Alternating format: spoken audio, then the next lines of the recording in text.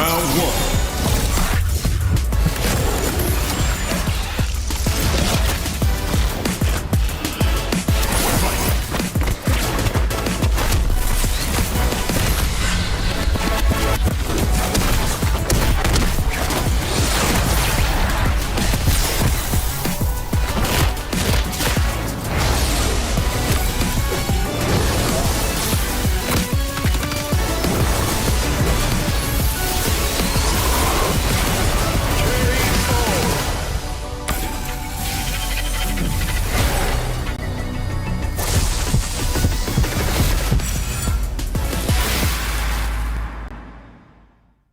Everyone is playing, you're not yet. EWC Play is your all-in-one platform to compete in fantasy, pick'em, and quests for a grand total of $300,000 in prize pool. Build your dream fantasy team in 5 different games and track your score with live results tables.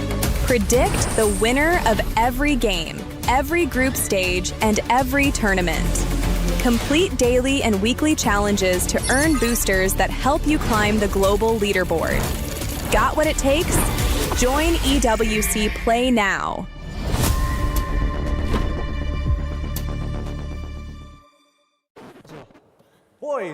Boys, relax. Let me do the introduction first. I didn't know, sorry. No worries, of course. Welcome, everybody. We are playing Don't Press the Bell, a simple game that we've already played so far. Today, we have ND7's very own Akashi facing off against the one, the only Lutpi coming in from Onyx. Boys, I will give the countdown. You've already decided who starts. Are you ready? 3, 2, 1, go!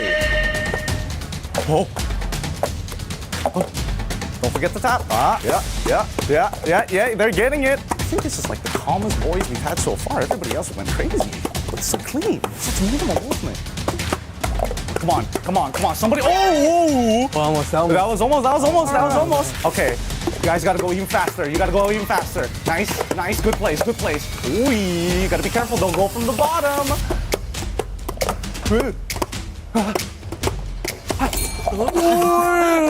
Oh no! I'm so sorry. That was a great game, but it came down to that DQ at the end. The bell accidentally rung. I'm so sorry, man. Well done. Thank you so much. And hey, that was us here in our Flex studio. Guys, remember, don't press that bell.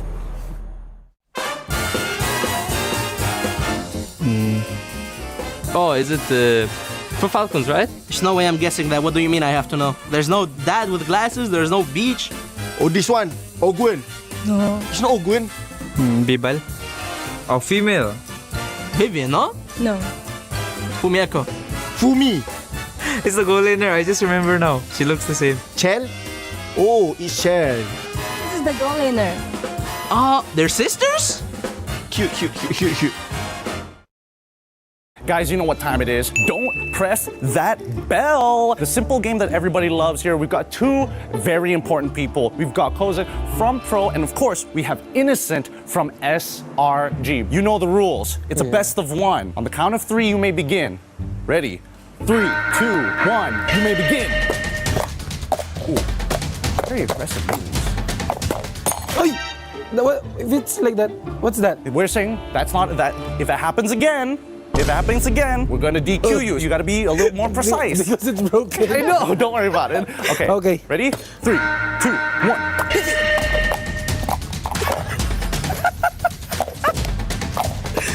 You're so scared. Why are you so scared of it? The hesitation.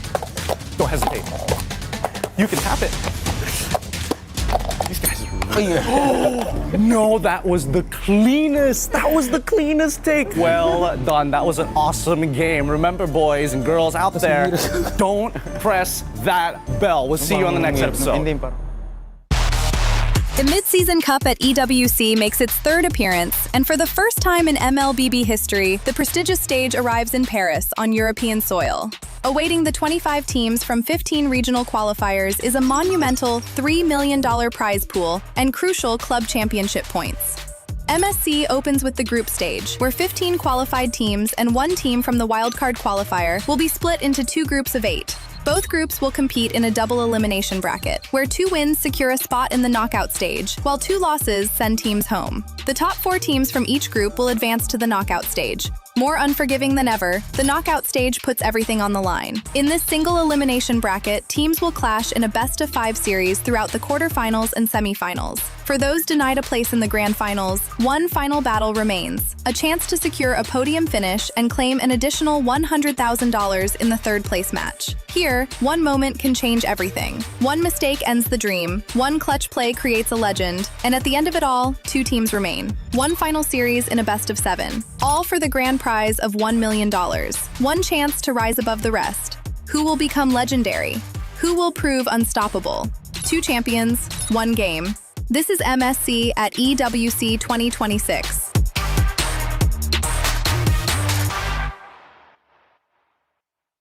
Hello, I'm Stanji from Team Falcomena, and I love anime. I started to watch anime when I was a kid, like around 14, 13. I kept watching anime because like the new animes have better story, better animation. It's just more fun. The one thing I can get from anime is you always never stop, because in the end you can do it. The biggest lesson I learned from anime is like you're not very strong and early, because there's always someone stronger than you. That's why you need to practice every day. Whoever say anime is for kids, most likely they haven't watched an anime in their life. Some animes are for kids for sure, but for others are for adults. Some anime for adult because of the animation, like more to the blood style, more bloody, not the high school anime for the kids.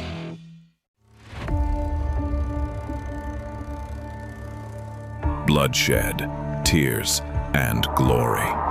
The Land of Dawn calls for contenders once again. Against all odds, GK Esports is here to win MPL MENA Season 9. Guangzhou Gaming! They go straight to the main stage. Ignite Gaming! MPLSG Season 11 crowns a new team. True Rippers are your champions. The place where a new chapter begins. The newcomers. MSC at the EWC, Paris. For many of us, this is our first. We may be the underdogs. We may have sacrificed everything to come this far. We will prove why we belong here. It's the first MCT Grand Finals, and Entity will be your first champions. Bro! Esports is the reigning champion! Team of Falcons will push forward to the main stage of MSC. Congratulations! Vamos, as you punched your ticket to France for EWC! Breaking barriers, defying limits. The aggressors come with nothing to lose. We carry the expectations of our country, our families. The fans who believed in us. This is the stage we've been working toward. Maybe this is where a new Dutch house is born. Aurora Gaming have wiped the Young Gun Galacticos out. Megatron have not merely joined the Kings, they have become the Kings. And the Dragons of the North defend their Empire spirit.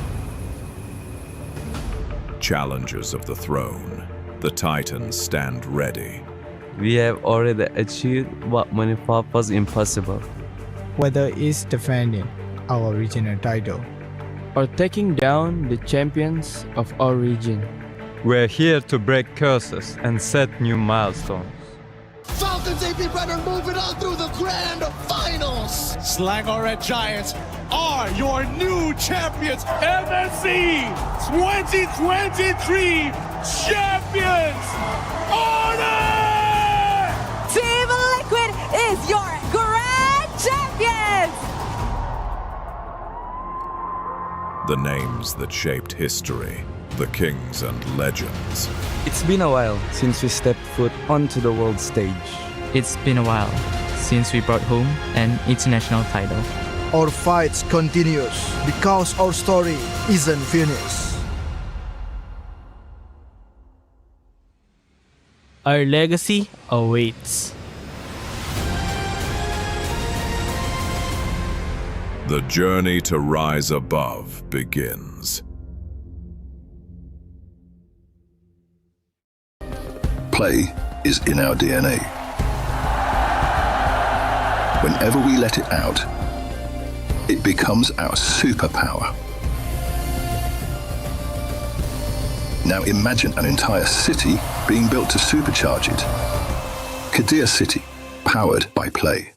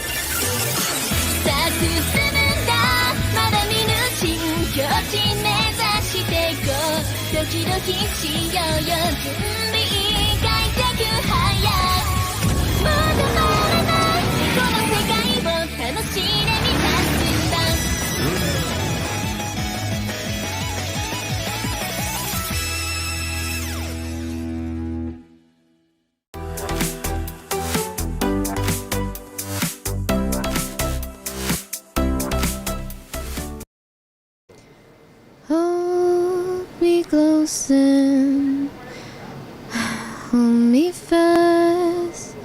This magic spell you cast. This is. Well, what's wrong with you? I hate this part of the competition. 2 teams are going to be eliminated today. But I mean, we've got a couple of teams that are going to be going through to the knockout stages, though, right? It's not all doom and gloom. But imagine the keys. That's right, we get to crush the keys of some losers today. They're going home. It's day 3 of MSC here at EWC.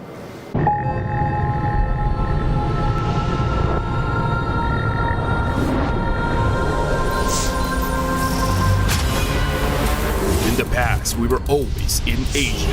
This year, we came to Paris. What stories are still left untold? Kami sudah membuktikannya, tapi ini baru permulaan. Tiada siapa akan ingat siapa nombor 2. We need the win.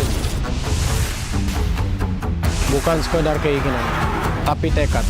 Hindi ang pag-abot sa tuktok ang pinakamahirap. Ang corona ang mahirap ipagtanggol. What happened last year became fuel for us this year. This time, we bring it to Paris and finish it. A new lineup, new chemistry, new fire.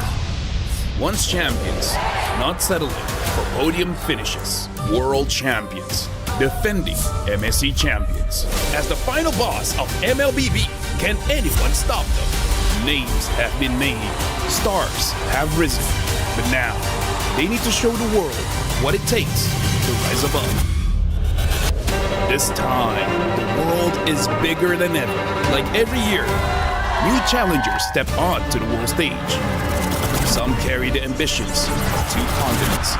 Some fight for the pride of home turf. Some have never stopped chasing the throne. So who will finally rise to clinch the title? This is where unresolved stories find their ending. A new shot at glory.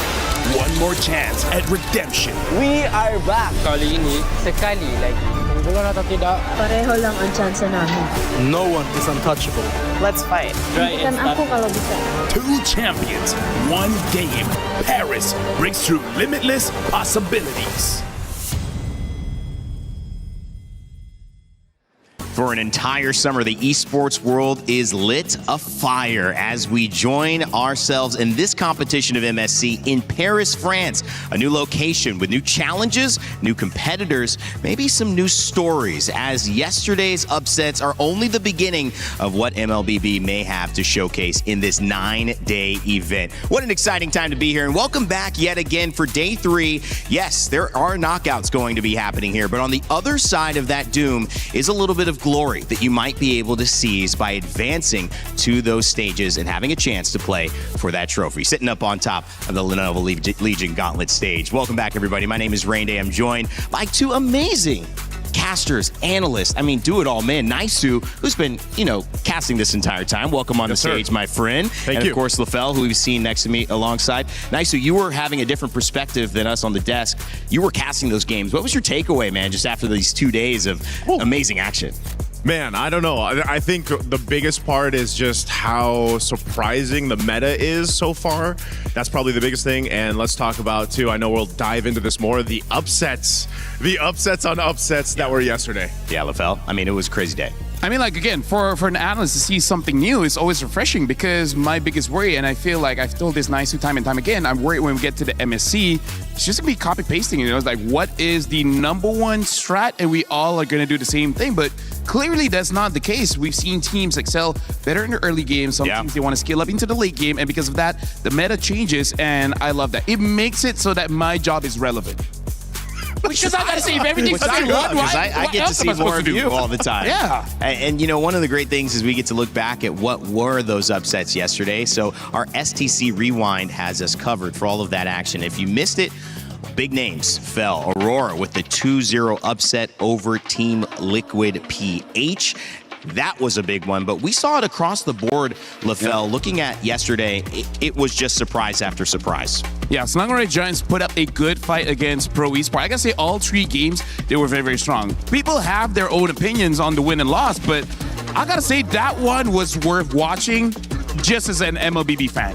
Oh, I love Gideon's reactions there too, because, in the talent room, we were watching that. And yes, in some cases, it looked like, again, it might be a repeat of what happened in the history with these 2 teams facing off. But I got to say, man, that when we got to that 3rd game, that was probably one of the best plays so far that we've seen of MSC. And you're going to see a ton of reactions from everyone, because everyone online was sharing their reactions for this match alone. Dude, Keely, man. Like, he, on both, I think this is the play. This is the one. Oh, my goodness. That does not need a speed up. That needs a pause, a slow. It needs frame by frame. That's how insane Keely was. Dude, even this one, like, I know they had that for SRG, the Malaysians out there, but then you have a big just kind of support for Team Liquid Philippines coming into this for MSC. And of course, Coach Midnight, you guys talked about it so much in the drafts. We got to he's pass a traitor. those games. Yeah, dude.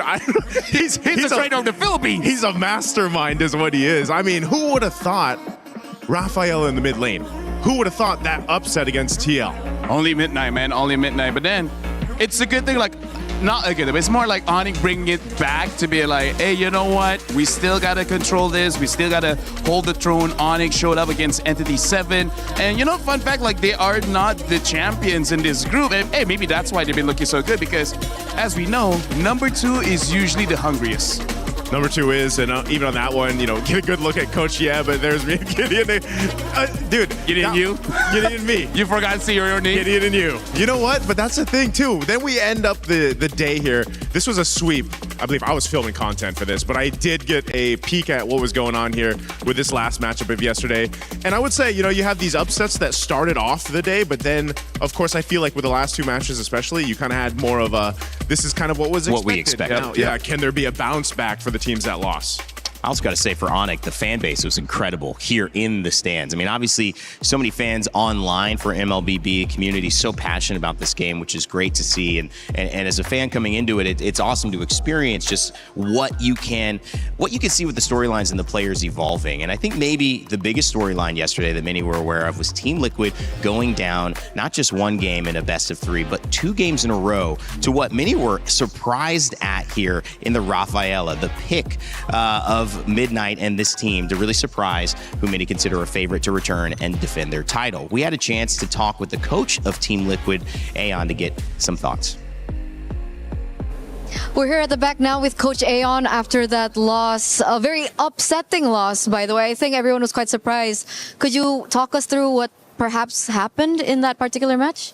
I think overall it's a mismatch of game plans. They are going all in on the early game. I think everyone can tell. And we are hoping that we can hold them off, because if we can hold them off, I'm sure we'll win the games. But obviously we didn't, and they snowballed throughout both games. Yeah, so wrong game plan by us, I guess. Okay, so coming into this, were you surprised with that early game plan coming in from Aurora? Actually, no, because we saw their games and this is what they always like to do. But it's just that, we felt that it was something we can handle, but obviously they played better today. Yeah, okay. So, so we will have to revisit our game plans and let's see what we can fix. Were you surprised though? I mean, obviously they play early game, but like Rafaela mid, we saw Barat's EXP. Was that something of a surprise to you? A little that they will take it out so soon, but at the same time, we always knew that they had these pocket strats. Okay. Because they also bring out Angela mid, I think, in their region. Yeah.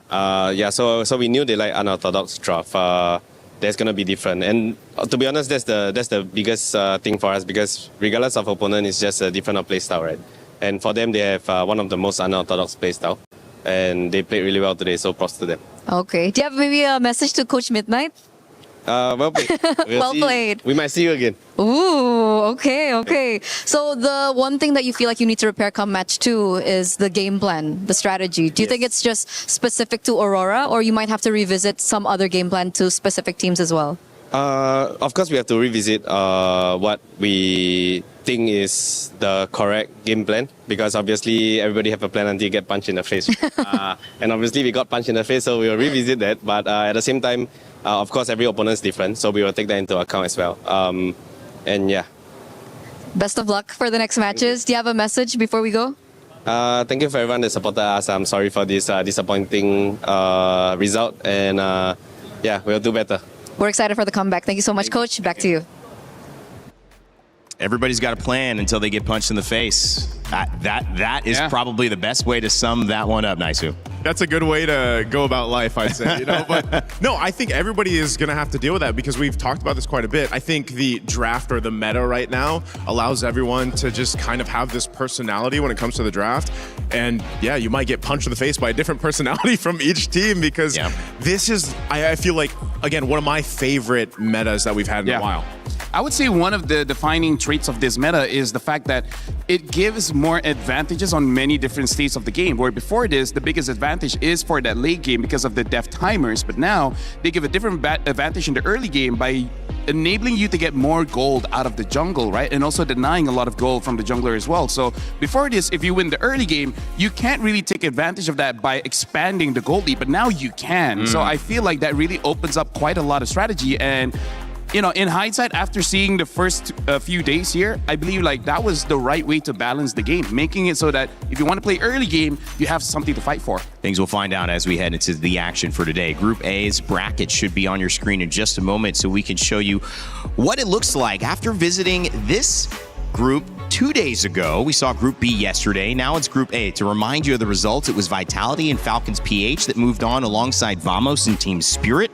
We will see those games today as well coming up. But we're starting off True Rippers and Guangzhou Gaming. That will be our first look at Group A. This is a knockout game. This will send somebody home from the tournament. So it's a scary day, but it's also an exciting day. You've got to bring your best MLBB, Naisu. Yeah, I've got to go ahead and agree with Eterna, on the feels of this. this, that you get to this point in the competition, eventually teams have to start going home, you know, and for this, it's going to be that first match opening up today, True Rippers or Guangzhou Gaming.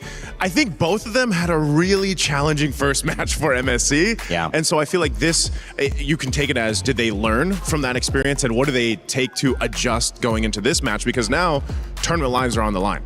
I gotta say, between both teams, I am very much impressed by Guangzhou Gaming, even though they lost against Team Falcons, but they made Team Falcons really fight for it, especially when it comes to the early game. The reason why Guangzhou lost was because they couldn't extend that lead. They got kills, but they didn't get turrets, they didn't get anything in the jungle, they didn't get turtles and such like that. So I'm wanting to see, yes, you can win early, but what do you do with it? That's the maturity I want to see from Guangzhou. I want to add real quick too, I was impressed. Game 2 of True Rippers, because game 1, it felt like they were kind of nervous. You know, I feel like they first time on the international stage, they got a huge community behind their back. And then game 2 was rather impressive. They held a lead against a team like Team Vitality, and then they lost it. It slipped through their hands. Garcia had an amazing game on the Mozkov, so maybe they can take what they did best in game 2 and then bring it into this matchup against Guangzhou. Well, let us know what you're leaning towards. Both signs of life for both teams who had tough matchups, but now one is going to prevail, one won't. So make sure to get your pick'ems in. You have a few minutes before it closes, so let us know. You think True Rippers are taking it? Is it GZG that's going to stay alive in this tournament? You let us know with the pick'ems. We'll tell you the results in just a few moments before the match, but get those in right now. Conversation in the green room. We kind of start the days with these conversations. An incredible shout out to Maui as well, who's helping us with the editorial side of things, helping me get caught up to speed. International tournaments are difficult for anybody, but for your debut, and a lot of the players on True Rippers are debuting in an international tournament here, feeling like they're doing pretty good? Oh, it's tough to say after one match. It's not enough time to see. It's not enough evidence. You know what I mean? I feel like any team, any players that first make their way into the international stage, and it's the first time for a lot of people really to see them, it's just one game's not enough. And a game against a team like Team Vitality, like you want more from them. And hopefully, again, we get to see what that case is going to be here. It's just unfortunate that it's so brutal, this stage, where it's like, if you get 2 losses, you're pretty much done for, you know, for MSC. So hopefully they can make it come together here, but I think that's one of the things. There isn't enough evidence yet to really put them in a perfect place. And when we talk about getting punched in the face, you just hope that a game like this for both these teams who haven't had too much time, it gives them a little bit more time within game, right, LaFell, to learn some things and to not just have to react so heavily in game 2 and risk going home if it's a bad reaction. Yeah, I gotta say, since we're looking at Guangzhou Gaming just now, I want to talk a little bit about Recall, especially game 1 when he was using the Nolan, where Nolan is one of the top junglers now, but the only reason we haven't seen him just because Ling is open and Hirara is still open. So we'll see whether they will go to that again, because I gotta say, their draft was unorthodox, but based on what Aurora already did, I feel like for now, the draft is in a state of limbo where there's no tier list, but it's really about interacting with what the other teams want to do. And it's not even a hero-hero interaction. Sometimes it is just a hero-team reaction, right? You want to go late? All of our heroes are early. We'll win the game before you get a chance to fight back. This is a great talking point. I'm sure we're going to hear it a lot today, especially as True Rippers get ready to take the stage. This is a team that is, like I mentioned earlier, got not so much international experience, but is performing, at many would say, very well. Can they continue and get a win? Can they actually win this set? That's the question I think True Rippers are going to be asking themselves. Their road to get to EWC also hadn't been easy, but it's one that we should pay attention to before they maybe play their last match.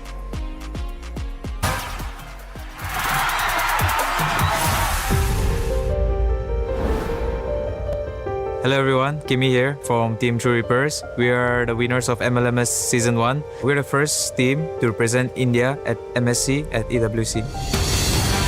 History has been written, ladies and gentlemen. India's international journey has finally begun tonight. True Rippers are your champions. I guess it was the start of 2026 January. Everyone was so hyped, like they were saying, guys, we might get an international slot at the EWC. We need this. For me, like I was really hyped up.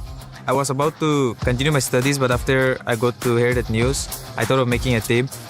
So then I texted some of my friends, some of my well-known guys, and then I asked him if there any other orgs, like our organization, that need a team or something. Then I started looking for players.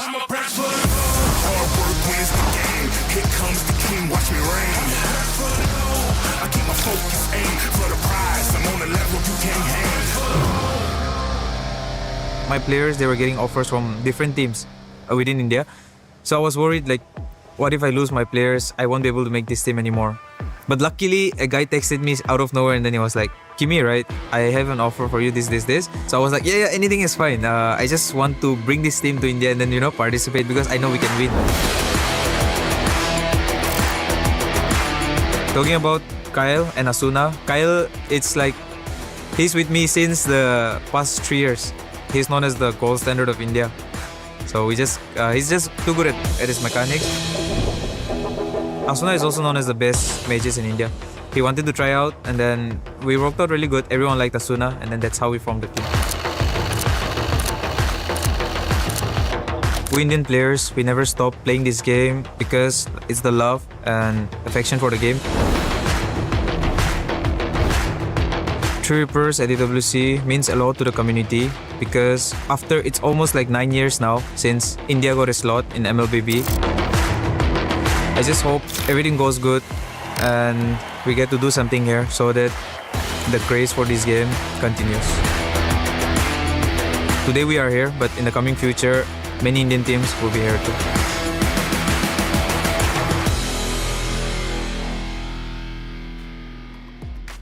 The start of many more, says Rahancia, as he talks about representing India for the first time on an international stage. And this is truly an opportunity to not only do it for his country, but also to do it for his teammates, who he promised they would be able to make something happen if they could all stay together. Well, so far, so good. Let's see if they can put it into execution here as they face up against Guangzhou Gaming, who have had a different road here, representing China, and obviously a team that played well and had glimpses of figuring this meta out and prolonging their games. Can they finally get the wins that they need over True Rippers? It'll be a battle for sure, but their road to EWC was not easy either. They are here and they mean business.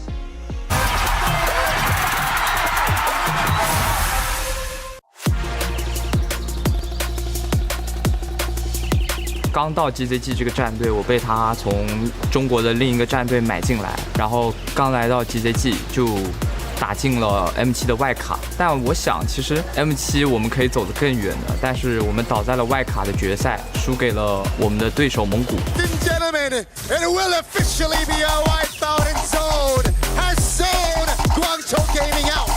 所以那场比赛结束以后，我觉得很可惜，抱着我的教练哭了。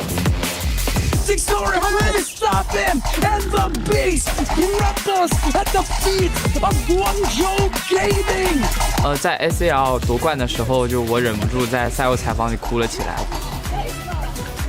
我很想赢，每次赢了我都很开心。但以往经常了解我的观众知道，就是我哭经常都是输了才哭，但那一次是第一次赢了才哭。我觉得我们做得很好，就是这种情绪在我心里涌出来，就使我落泪了。我觉得这是给我们训练，就是我们在训练里付出的努力，我们比赛里。我观看了这次在巴黎开赛的 MWI 女队拿到了8强，其实我有一点难过吧，因为虽然他们拿到了很好的成绩，我本来是开心的，但是我难过的是中国赛区的男队一直都没有很好的成绩，反而是我们的女队先做到了，所以我觉得我们男队需要一点突破的力量。我希望中国的粉丝能看到的是中国队伍热血的一幕。我觉得我们可以创造以往没能做到的目标，所以我想跟我的队友说，放轻松点打，对面很菜，随便赢了。What a story there, knowing that the women's have broken through, but yet to see that same result on the men's side. Looking to get it done here is Guangzhou Gaming as they head into a knockout game versus True Rippers. Guys, this is two countries, two teams, highly motivated, highly emotional. Oh, wow. Naisu, and it's Guangzhou Gaming who get the pick'ems results in their favor. Doesn't necessarily mean that they're going to take it, but yep. Naisu, that's a strong side. The audience is with Guangzhou this time. Strong prediction there. Again, give True Rippers some more time to prove themselves.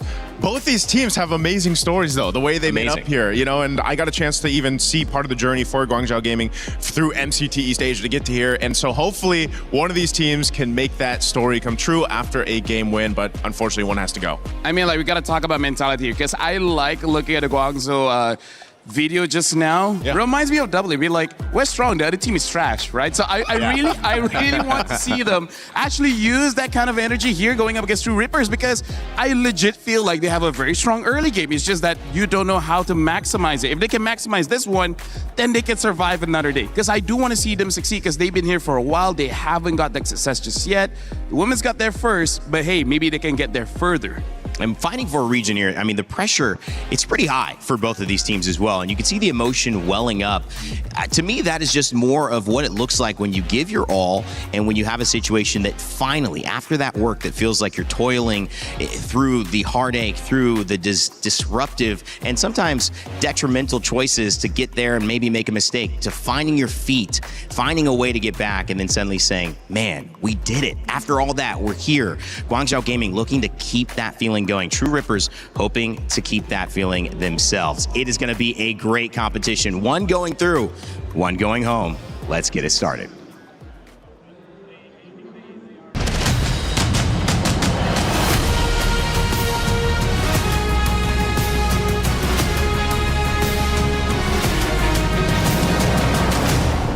It's crazy how fast time flies, and today things heat up here, the elimination day of MSC.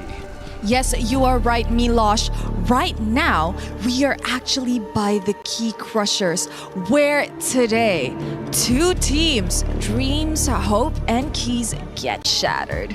That's the beauty of it. Every single one of our 16 teams here at MSC at EWC 2026 have come in with a set of these keys. This is the heart of these keys, Rose. Yes, now these heart of keys is the main reason why they are still here and competing, because this is their ticket to potentially the grand finals. And there's only one that can remain like this, because at the end of our tournament 10 days from now, they will look like this. Everybody, 15 out of 16 will be completely crushed in this way, and today will be the first day where we get to crush two of those sets of hopes and dreams here in our beautiful crusher. She's strong, she's bold, she's beautiful. She doesn't have a name, unfortunately, so we expect you to help us out with that. Okay, Milosh, now my question is, before we get into the game, we kind of need to get out of here, but how do we do that? Don't worry, I got you. Momo, door! Oh. Oh, Hey. There we go! Ladies and gentlemen, welcome back to the third day of MSC at EWC, where today we will be witnessing 4 best of 3s and 2 teams and their journey here. It's a lot on the line for our squads, because two of them, in our middle of the day, they'll be playing to qualify on and move on to the playoffs. Two of them will be eliminated, however, as that attention will be on the lower bracket, which is exactly where our first game is going. You are right, and to kick off the first elimination of MSC 2026, ladies and gentlemen, join me in welcoming True Rippers! In their first international debut, True Rippers has to do whatever it takes to come out on top. Previously, they went up against Team Vitality, and oh boy, was game too close. But the question is being close enough to stay in the game? When there's a lot of pressure on the line, it can really get to you. Let's welcome their opponents, Guangzhou Gaming! Although they faced one of the toughest opponents here at MSC 26, they still showed massive resilience during their clash. They left even Super Marco shaken. So can they pinpoint Ripper's weak points and live to fight another day? This is the match of the underdogs, two regions that are quite new to the MLBB scene, battling it out, and only one can remain on top. All right, it's time to get the show started. Please, Guangzhou Gaming, please, True Rippers. My friends, you may place your keys, and captains, remember to shake hands or fist bumps or even do a little fadeaway before you get over to your seat, because this one is about to heat up. There it is, respect between our two teams. Let's get our first elimination match on their way.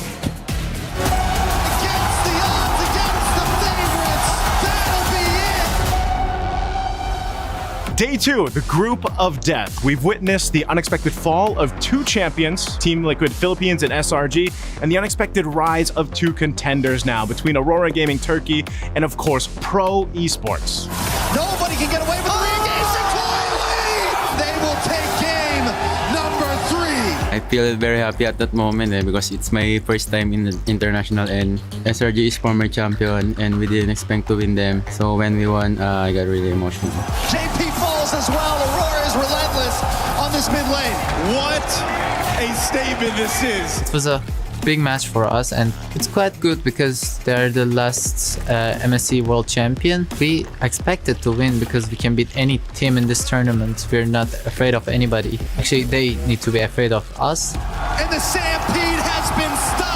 So the loss is unexpected for us, for sure. We know that coming into today we are the favorites and we know that we are the better team. My thoughts on us and SRG both losing the first game of our bracket. Of course, it's a surprise to most, but at the same time, this bracket is so stacked, right? Anyone can beat anyone in the current level of competitiveness. Going into Day 3, we have 2 teams securing top 8 spots. Will it be between Team Spirit and Vamos or Vitality and Falcons BH? And then we'll also be sending 2 teams home. Will it be between True Rippers and Guangzhou Gaming, or will it be Falcons Mena and Ignite Gaming to be sent home? Well, it is a battle, to say the least. Representatives of India and China going head-to-head. True Rippers versus Guangzhou Gaming, guys. This draft is going to be interesting, and the question I want to raise to you is, if you learn, are these losses okay? If you can take something from these losses, is it okay to be here to bounce back, or are you looking at today with a different sense? Is there cynicism? Is there optimism? What's the approach to this draft, and how are you looking at these 2 teams? Naisu. You know, that's always something that we think about. Like, what do the coaches say to the players here? Let's say they had a devastating loss in whether it was the game or the series. How do you approach that? You know, how do you get your players to reset? And the champions, the multiple champions that have either won MSC or the World Championship, all have to go through that, right? You face losses. I mean, even last year's champions here at EWC faced a loss, a devastating loss. So the reset has to happen. And I think the best of the best reset quickly before they jump into the next game and they just go in with a new mindset.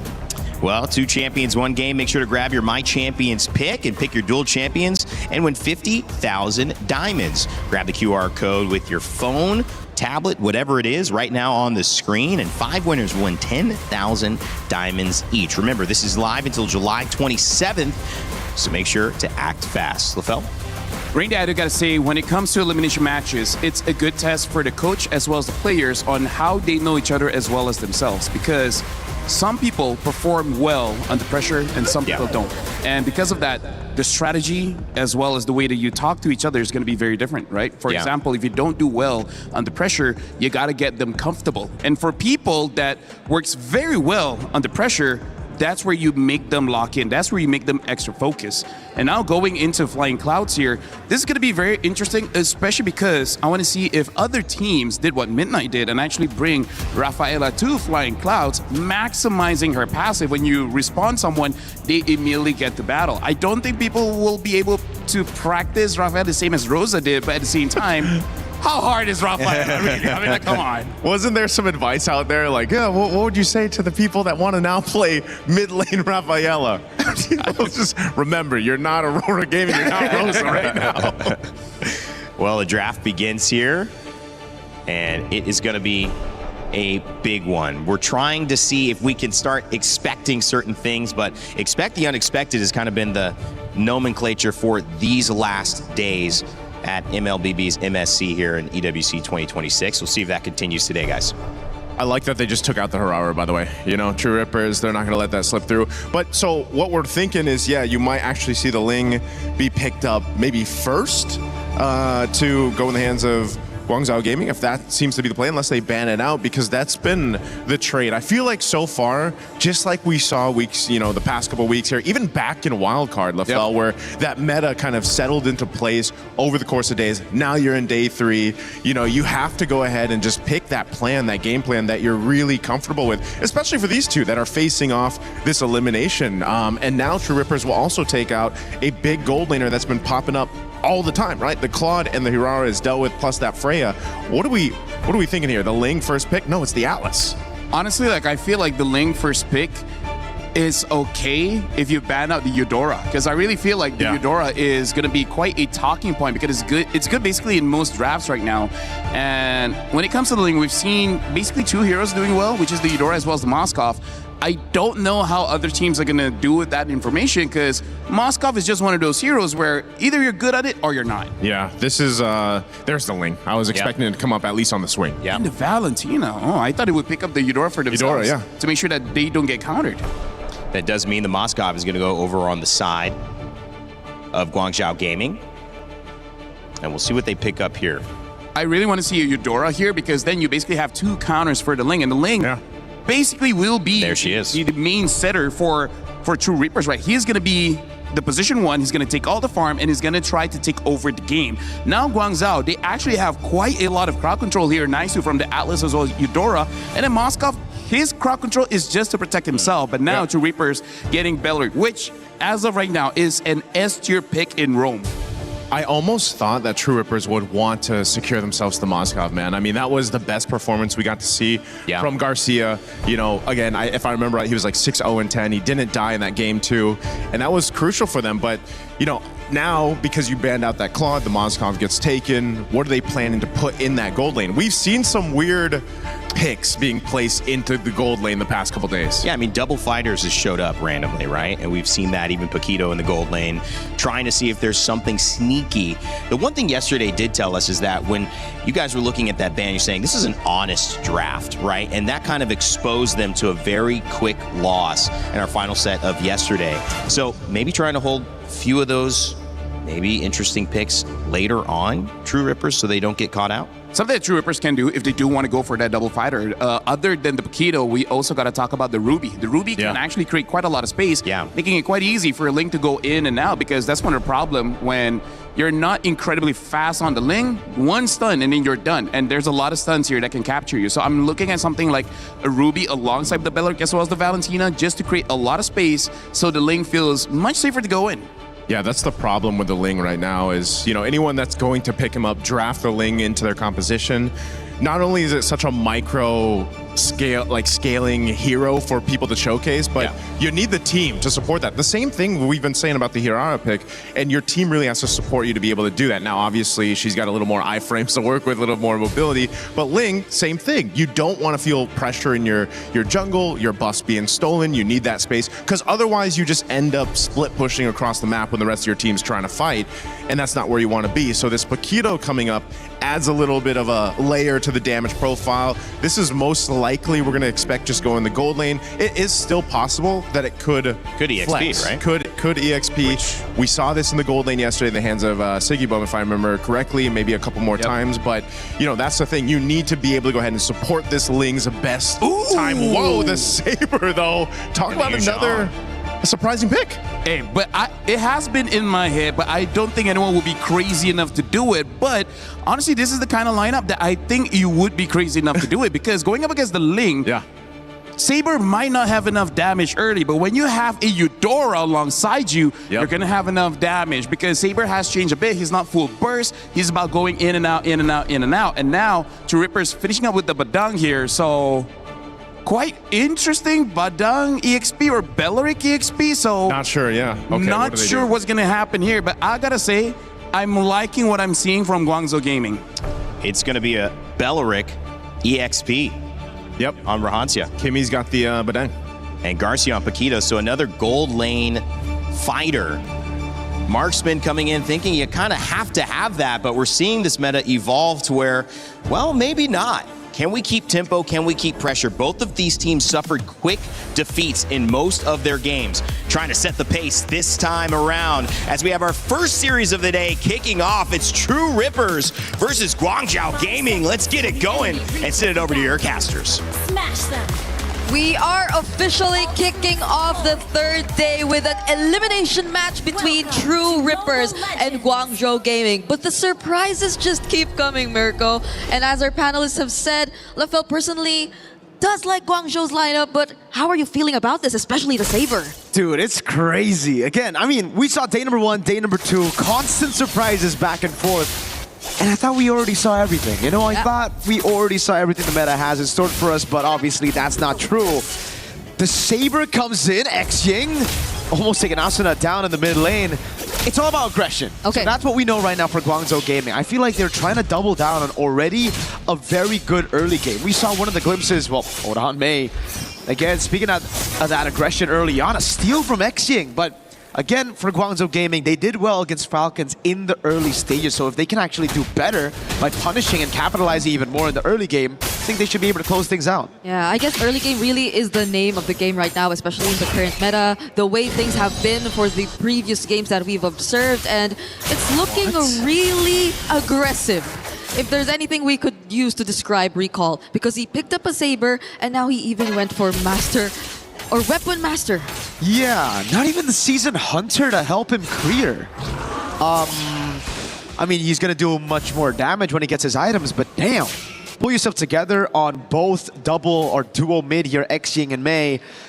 Good read by Garcia. Yeah. Could be a really bad spot here. And honestly, you look at this composition, you just look at the Saber and you're thinking, why go Saber? But if you look at a double fighters or just the fighter in the gold lane, Garcia should be very easy to pick off by Recall on this Saber, so that's a big question mark already. As you can see, Garcia having to sacrifice a few of those waves. Which is great. At least he's being very careful. You know for a fact that Garcia too, even when he gets his hands on the more vulnerable heroes like the Moskov, is not really the type to put himself in dangerous positions. But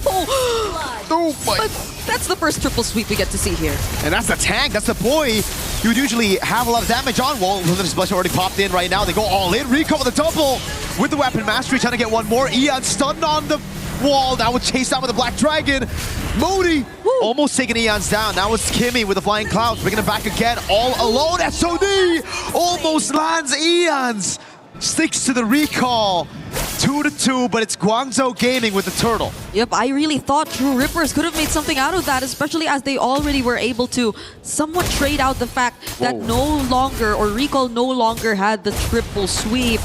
But it's still somehow a bit manageable for True Rippers nonetheless.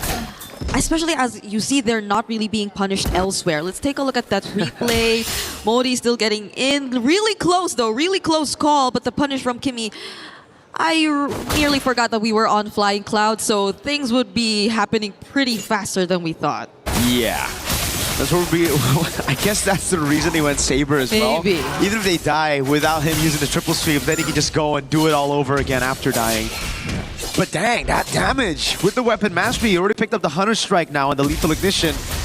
Even Kimmy wasn't ready. He's going to have to go straight into a Dreadnought's armor at this point. Yeah, so it's probably really just they want to go for the kills, always the kills, and that's where they start converting eventually. But it's also them on a Moskov, so I feel like they will have ways either way of dealing with the macro, even if, let's say, they just try to focus on the kills. If we're talking about the mid trio, who, by the way, have been doing a great job here, really keeping Kimmy and Asuna in check. Folks, you gotta remember, this is an elimination match between Guangzhou Gaming and True Rippers. Loser goes home. They're gonna go straight to the airport, out of Paris, back to their hometown. So it is brutal. Yeah. The fact that Guangzhou Gaming decided to bring out the Saber in an elimination match shows you just how confident they are at, again, capitalizing on early game advantages. Yeah, and you see, oh, hold on, that's a flicker. Yeah, a bit disconnected. Oh, big Fatal Links by Mei. Another Fatal Links as well. As now, Time of the Blaze gets locked in. Ian's running down the wall. Now it's Rahansha isolated against the rest of the team as Modi picks him up, and it's an all-out win for Guangzhou Gaming. Yep, the disconnection is something kind of punishing there for a True Rippers, as we saw Rehansha engage, but Garcia all alone here. Okay, will at least be able to regain positioning, but Recall, will he contest? Oh, big ult already down. Mei comes in with a perfect match. Kimmy trying to stop it now as Modi pops in a furious dive and the red tree goes in. Garcia with the secure now as they go all out. Eon's picking up the kill, but gets caught in a triple sweep again as X-Ying takes him out of the fight. And again, it's a turtle to TRX, and Guangzhou Gaming with a trade as CY gets a tier 1 down below. Yep, that's all CY has been focusing on for now. And Garcia, the fact that he was really there, the participation he had in that team fight was really massive for True Rippers at least. Oh, was that the... Recall got it, right? Recall got it, yep. Okay, he did not even have to get up close. But at least for now, True Rippers, they're really trying to minimize this lead. The damage that you would assume would really be massive right now. It's not really happening just yet, but May is not going to go for the set. Asuna has the Fatal Links as well. That's been a way for TRX to actually respond to the Fatal Links from May, but the thing is, it's just Asuna, right? Everybody else who gets caught by the Fatal Links, they're locked down, so Asuna can purify and get his own Fatal Links, but there's just no damage coming through. Meanwhile, Guangzhou Gaming, on the other hand, they have the combos ready. And it's also that disconnect that TRX really got to fix. Rehansha, I feel like at this point, just wait for Asuna to get a set. Wait for the Fatal Links first, then Rehansha can go in with the Wrath of the Dryad, or just use it as a counter-engage tool. Which is... I don't know if it's counterintuitive, because they want to like go for team fights based on their composition, but you want to look for the damage too. Oh, hold on. Triple sweep. Eons gets away with attempts of blades. Interesting. I thought that was going to be a one-shot by Recall. The Fury Siphon to DOT. Taking down on Eons. He gets the Finch poise, but it's not enough to keep him alive. Why did he walk back? Oh, no. Did he not see that Modi was actually there too? Modi got him good. That was a surprise and very unfortunate for Eons right here, because we were talking about where the damage would come from True Rippers. May? Good peel by Kimmy, but now he's going to be the sacrificial lamb. Straight into Modi, back-to-back kills for Guangzhou Gaming's XP laner. Yep. So at this point, it's going to be really tough to just stop Guangzhou Gaming in terms of what they want to do now. They're just bursting this objective.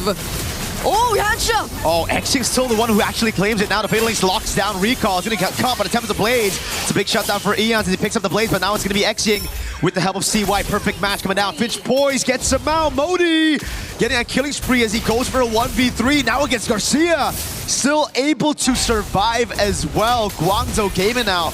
We're going to siege down the mid lane. A stun coming out on Kimmy and the Spear of Misery. Doesn't connect on the wall. Doesn't pin Kimmy. It's just a tier 1 in mid. It feels so weird to think that the extended team fights seem to be favoring Guangzhou a bit more, because you would assume that they're very ult-reliant heroes, but at the same time, they have a hero like the Moskov. They have someone to just put out these sustained sources of damage, whereas True Rippers, on the other hand, I feel like it's mostly sustained.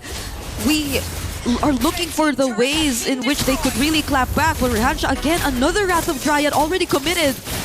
Oh, Garcia in the back, already using the Flicker as well. Make it go for the Fatal Links free.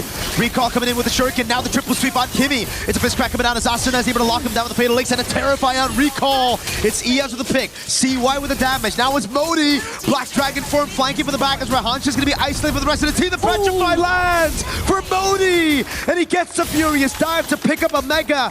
Garcia's all alone. Guangzhou Gaming going to go for the chase. A stun from Xing. Modi trying to cut him off. Garcia, can you get away? If he actually gets away from this, I don't know, but he won't. It's a killing spree for Xing, and these staggered teamfights are just not helping True Rippers at all. You don't really get to see them maximize the potential of their lineup. Even this moment you're seeing right now, it was the Fatal Links that Asuna got, which could have been the turning point. But the fact that they also had to take into consideration that GCG were just so good at kiting, and that there was also a follow-up Black Dragon form punishing Eons. It was just not looking good for True Rippers. They really have to solidify their coordination in this game. I think in this game, it's looking just very tough already. They don't have a marksman. They don't have scaling aside from the Ling. Eons can still be a threat later on, but again, with all this CC, with all this lockdown, with all the tanky members that Guangzhou Gaming have, it's going to be extremely difficult for TRX to find another opening here. Yeah, because maybe you could rely on Kimmy to find the target, but who? Because you don't expect Sai, you don't expect Xing, you don't expect Recall to just be in the same spot at the exact same time. Oh, but they don't know Kimmy's here though. Oh, now he gets spotted. Now they know. My goodness, True Rippers, how are they going to play around this? Kimmy's trying to look for positioning again. But GCG. Oh, that poke. Yep. They can't. They can't. Look at the far lane up top as well. Ian shows himself this is a bad time. Guangzhou Gaming know that it's been a bit too quiet for Ian. He hasn't shown himself on the map. Most probably sent up top, so it's them committing onto the neutral objective. True Ripper's not given a chance to actually follow it up. Rehansha with a flicker in the top, but doesn't land on anybody. Now it's Modi who's trying to look for capitalization. Oh, furious dive and a petrify from Modi. The SOD lands. May's trying to follow it up, but it will not be taken. Garcia with the recall in that bush. Modi, what? Reads out the position. Garcia's recall has been compromised. And now he's all alone, running again against Guangzhou Gaming. Oh, okay. This will take a bit of time for True Rippers actually get to track him down. It's only May assigned to do that. Look at recall, triple sweep, bang. Fatal links the combo as well. Garcia was knocked up for a whole 2 seconds. Yep, Ian's is just gonna settle with these trades. This tier 2 up top, but the Holy Shields are looking to go down now, and there's a Black Dragon form 2 coming in from Modi. But at least True Rippers can defend for now. At least for now. Xing, okay. Luckily, Xing didn't have the ultimate. Kimmy concealed right in front of the faces of Guangzhou Gaming. A pin down as well. The fist track defensively. Asuna is able to find a fatal link, but Xing flickers out of safety, and now the Temps of Blaze comes in for Ian, but he gets stunned up. The Spear of Misery as well. It's a shutdown, but at the price of Ian's life, as CY continues to push in towards this turret. It's so unfortunate. It's so unfortunate because even in that last sequence you saw, they had different targets, each of them. Oh, but they just went in! Full combo, triple sweep, fatal links, furious dive. Kimmy is gonna go down to Modi, and now the Black Dragon comes around again onto Rehansha. The furious dive lands onto Rehansha. Recall will walk up the SOD as well. Finally, a 3-man taunt that takes Modi down, but it's Guangzhou Gaming who gets game number 1. 20-6 on the board in terms of kills. We were thinking that they really wanted to go for kills, and they lived up to it. It was just them constantly on the lookout for potential targets across the map. And you barely saw True Rippers able to answer back, able to achieve anything, but also at the same time, they're just constantly being disrupted so well. I think one of the players who had probably the hardest time there was also Ian's on the Ling. He was the target all the time in that entire game. How could you escape from it? I mean, as Eons, you were the only dude there that could actually make a play, that could actually look for a trade around the map. And all the way from the start, it really comes down to, I feel, picking up this Paquito. This Paquito was a massive mistake because they picked it up into a Moskov, right? In usual terms, when we see it from Hiko, when we see it yesterday as well, it was a Paquito into a Claude. It was a guaranteed winning matchup so that the Link can capitalize on it. But against someone like a Moskov who has that Spear of Misery to keep him safe in lane, and even against this XP of Modi on Yuzong who knows how to play it safe, Eon just could never find a way to punish. It was, on the other hand, Guangzhou Gaming who constantly punished True Rippers. On top of the fact that they also prioritized the Valentina instead of the Eudora, which was also actually available alongside the Ling that they decided to prioritize in red side. Oh no! Oh my gosh, yeah, that's exactly the kind of emotion you probably would have for this entire game. It feels bad. It feels bad for True Rippers, but we hope to see them get back on track as we have to break that down, so we're throwing it over to our panel. As well, a quick game and a good game if you're a Guangzhou Gaming fan. 75% of you thought that was going to be where it ended. Naisu, they were certainly right. That was a tough one, man, for True Rippers, everyone rooting for them, because, yeah, I just feel like this was reminiscent of what happened in Game 1 for them yesterday. They weren't connecting, they weren't working together, and also there just wasn't a chance. I mean, Guangzhou Gaming, they knew the game plan, they went with it. This draft, again, it's nice to see where we are with our meta. You can bring something like this, make it work. I mean, we're talking about Eudora and a Saber in the jungle, man. I gotta say, Naisu, like, for the 3 days that we're here, I hope my sentiment stays the same. This might be my favorite international so far. Not 100%. Not favorite MSC. Favorite international of all that we've had. Yep. This has been the best. I love the meta Help we're me at out. now. I got you, bro. I got you.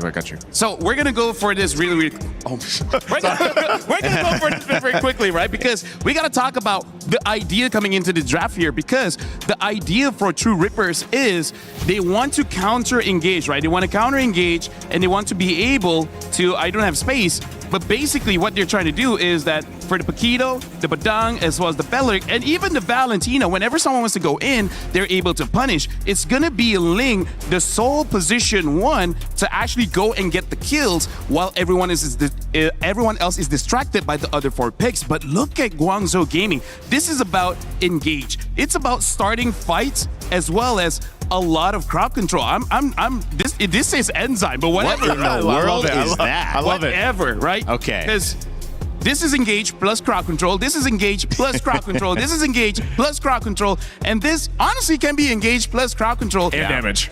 And then when it comes to the Moscow, we've seen this happen yesterday where the Moscow can 1v1 the Ling and it's not that big of a problem. We're going to be looking at some of the clips here where at the start of this game, we got to look at this. Okay, we're going to rewind just a little bit. And then this is what I want to show, okay? We're going to be zooming in and we see how the members of True Rippers, they're ganging up because this is how they want to form their formation. When you want to go in, we can counter engage. But look at all the different angles that is coming up from Guangzhou. From the side here, we see Saber is about to jump in, and from this side, we see that the Atlas is gonna jump in. So there's layers to who goes in first, second, and third. There's an order, okay? So 1, 2, and then 3. This makes it so that no one is completely punished when someone makes a mistake. We're gonna be playing the clip here and see how Atlas immediately gets onto 2. And then when he brings them together, they're all bunched up, and yet Saber is still able to get the proper target despite everyone clumped up being there. And this is what we like, that whenever they fight, there's always a chain of crowd control and there's always chase. No one can get away, as we're gonna be looking at the second clip here, where this is again showing how devastating it is when you have one basically win condition, and the win condition here is going to be Ling. At this point, you can see the Ling is safe, and I feel like even Guangzhou Gaming is like, we're going to be happy with that. We're just going to be taking the camp here, denying him off his farm. But then, as the fight goes on, even Mirko was questioning why did he stay. And this is also another dangerous thing about the composition of Guangzhou. Even when you escape, you don't really escape. There's all types of DOT damage coming in from the Eudora, from the Yuzong, and honestly, even the Moscow can have some too. And then the last clip that we do want to show here, this shows the layers of crowd control that we've been setting up. And this is the number one thing why Guangzhou wins. When they want to fight, they can fight. They don't have to wait for the stars to align. They don't have to wait for Atlas to have a perfect engage. Anyone can start a fight. They on go. Yeah. They on go, yeah. We're just going to be finishing the clip, but essentially, why I love this draft, it's easy to execute. There's multiple ways for you to start a fight. More importantly, multiple ways to end the fight. Thank you very much, Naisu. That was awesome, LaFell. Thanks, Naisu, for that as well. We had a chance to catch up with Guangzhou Gaming's Coach Sunday before this match. So far, so good for Guangzhou Gaming. Can they keep it up? I am now with Coach Sunday from Guangzhou Gaming. 那我们现在呢是有来自于广州 Gaming 的这个教练 Sunday。 How are you feeling coming into this elimination match? 那么今天呢，在这次淘汰赛当中的这个比赛感觉如何？是指比赛里的表现吗？比赛。Do you mean how I feel during the match? Going into it, going into the match. 你进入到我们这个比赛，进入到这一个场次，感觉如何？感觉还是就感觉还好吧，因为我今天比赛我还是很想赢下来的。Well, it's okay. Actually, I really hope our team could win this match. For sure, for sure. Because I've been hearing that you have a lot of experience in MOBA. And, you know, with that sort of experience and that sort of knowledge, what is the strategy coming to this next match? 是的，那我们可以理解。然后我听说你在 MOBA 这个 game 当中呢有非常多的经验。那么进入到这样的一个场次之后，你觉得还有什么哪些您的经验、您的这些战略策略，可以带到下一轮的比赛当中来？我觉得 MOBA 游戏的整体的风格都是差不多的，但是有一些细微的东西是很关键的，特别是在这种高强度的比赛里面，越是那种细枝末微的东西，然后越能决定比赛的胜负。Well, I think lots of mobile games are quite similar. However, I really needed to pay attention to details, and those small details sometimes are crucial. That determines who wins the game. Okay, so was that one of the reasons why, unfortunately, you had to lose your first match up against Falcons PH? 那么这个是不是有一个你就是在第一场比赛当中输给 Falcons 这样的一个原因呢？我觉得是的。你们看，我们比赛第一局前期拿到了很大的优势，但是因为中间的一些小失误，导致我们输了比赛。Yes, that's right. That's what I think. Because at the beginning of that match, we were in a more advanced position. We were in a better position, but unfortunately, because of some small mistakes, we lost the match at the end. Okay, were there any other challenges in that match? 那么在当时的那个比赛当中，还有没有一些其他的挑战呢？主要来到这边之后，我们的训练时间也比较短吧，然后训练赛打的可能比较少，然后可能选手当时没有进入状态。但是我们前天输完比赛之后，昨天又打了一整天的训练赛，然后现在大家的状态应该还挺好的。Well, I think we got here and we didn't do enough preparation. The time was limited. So after we lost that match, we practiced a lot yesterday. Now I think all the team members have got this confidence. They are kind of getting into the competing mode now. So hopefully we can do better. All the best, all the best. But what do you think about the meta right now? Do you think it's like a little bit difficult? Do you think it's flexible? Do you think it's more rigid? 那你觉得目前的这样的整个的游戏的状态，它这个方式是怎样的呢？你觉得是可以的吗？是很容易适应的吗？还是说整个的比赛这种形式就是让你有点无法适应，会觉得很激进呢？不会，我觉得我们可以适应这种问题，无论是我还是我们队伍。Yeah, I think it's fine and it's flexible and we just need to adapt to these methods. Okay, they just need to adapt to the meta. That's amazing things to know. And before I let you go into your next match, I do want to know, what do you say to the players before you get into this elimination match to motivate them? 那么呢，我们非常期待。那在我们正式进入下一场这个淘汰赛之前呢，你对你的团队有什么想说的吗？让给他们更多的这样的这个精神激励，让他们能够更好打好比赛。今天的比赛我们一定会赢啊！不光是今天，后天的比赛我们也一定会赢。Well, today's match we definitely will win. Not only today, for the match in the future, we will win too. Amen, amen, and very much good luck. Coach Sunday, thank you so much for this interview. Thank you for the translation, by the way, because we're going to throw it over back to them.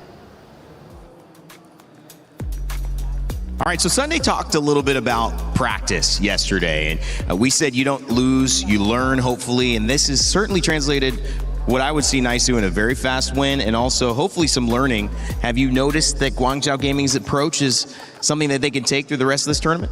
You know, I think they can take the approach from Coach Sunday. You know, basically, we're going to win this match, we're going to win all the other matches, and we're going to go from there. I think that's a great way to look at it, especially when you need to go ahead and bounce back and your back's against the wall right now currently with your life on the line for this tournament. So, yeah, you go with that mindset, and maybe they replicate it and they get a sweep here against True Rippers. Sometimes when you stumble, too, you pay attention to walking. Walking, normally, you don't have to think about it. You just move your body. When you do stumble and you then correct yourself, you're much more concerned, LaFell, of the little things. Maybe that's going to help GZG. Oh, yeah, for sure. Looking at the little things makes you appreciate as well the timings when we're talking about in-game here, which, by the way, just to add on to that interview, I really feel like if anyone is interested to play Mobile Legends, this is probably the best time to play because this is such an open meta where if you're from other mobile games, whatever logic you have there, you can actually transfer it here because in just the 3 days, we've seen healers work, we've seen counter engage work, we've seen split push work, we've seen strong engage, strong dive work, we've seen siege work, basically all the draft philosophies, everything has been working so far. Only the scaling late game one hasn't done well, but I think that's more on Aurora showing how strong early game is. And maybe that's the biggest thing to look at if that continues, because teams trying to buy time, well, it's like that card is declined. Time is expensive, man. There's no time to buy, you know? And so at this point, we'll see if True Rippers changes things up. Certainly the first two bans are similar to the other bans they had, taking away the Freya and the Harara. I like this too. Ling's not going to come into contention, at least for this one. Banned out here. And also, again, if the priority is just going to be the Atlas, again, this is at least one way up to fix it. Take out the Eudora. Maybe this is the Atlas still for GCG, and then True Rippers, if they want to. Again, they can get two great picks to bounce back. I mean, if you look at what they had last time, yeah, there's the Atlas. They lacked a lot. Like, yeah, the concept of that draft lacked a lot. And I think, you know, so he starts here with these first two picks. Maybe, again, you pick up the Moskov early. I'm not sure if they want to go ahead and take that or not, but it's going to be a Valentina right now. And, you know, Valentina's been in an interesting position. You usually kind of have to do that when you see an Atlas across from you, simply for the Fatal Links. And as I expected, this time, they'll take that Moskov. Yeah, but here's the thing. I like the Valentina better now than before, because before they had an opportunity to pick up the Eudora. Eudora in this current meta is a great position 2 or position 3 because she has great disruption in her kit, and the best thing is that it's so easy to do. Even if you're distracted, somehow you make a cool play. Now opening up though, with that Moskov, I do want to see whether Guangzhou, they will change it up. I feel like they need to pick up the Nolan now, because if not, the Nolan will be banned out. Unless, again, they want to go for something like a Saber. But the thing is, going up against a Moskov is more comfortable dealing with that Saber as compared to something like a Nolan. Even though he gets pushed back, he can just jump back in. But now Guangzhou picking up that Zhu Xin, and it looks like they have this philosophy, we want a lot of crowd control. It's the same thing from last game, man. You know, I think they said the same thing last game. We want some crowd control, and now that's the same case here with these first two picks. Plus, they got themselves the Claude, which again was banned out in the previous game. So this is already, it looks good on both sides. Harley comes through though for True Rippers. Okay. This is one of those cases where, again, similar to the Ling and the Harara, you need to make sure that your Harley is able to go ahead and scale up. We've seen it before already in MSC, where if you get delayed hard enough, you can't really do too much. Zhu Xin banned most of the time. Finally let through here as well. I mean, wow, Saber banned. Although respect though. Yeah. Because the Harley's gonna have a hard time. He jumps in and then suddenly, oh no, Saber. Belleric too. What do you think about?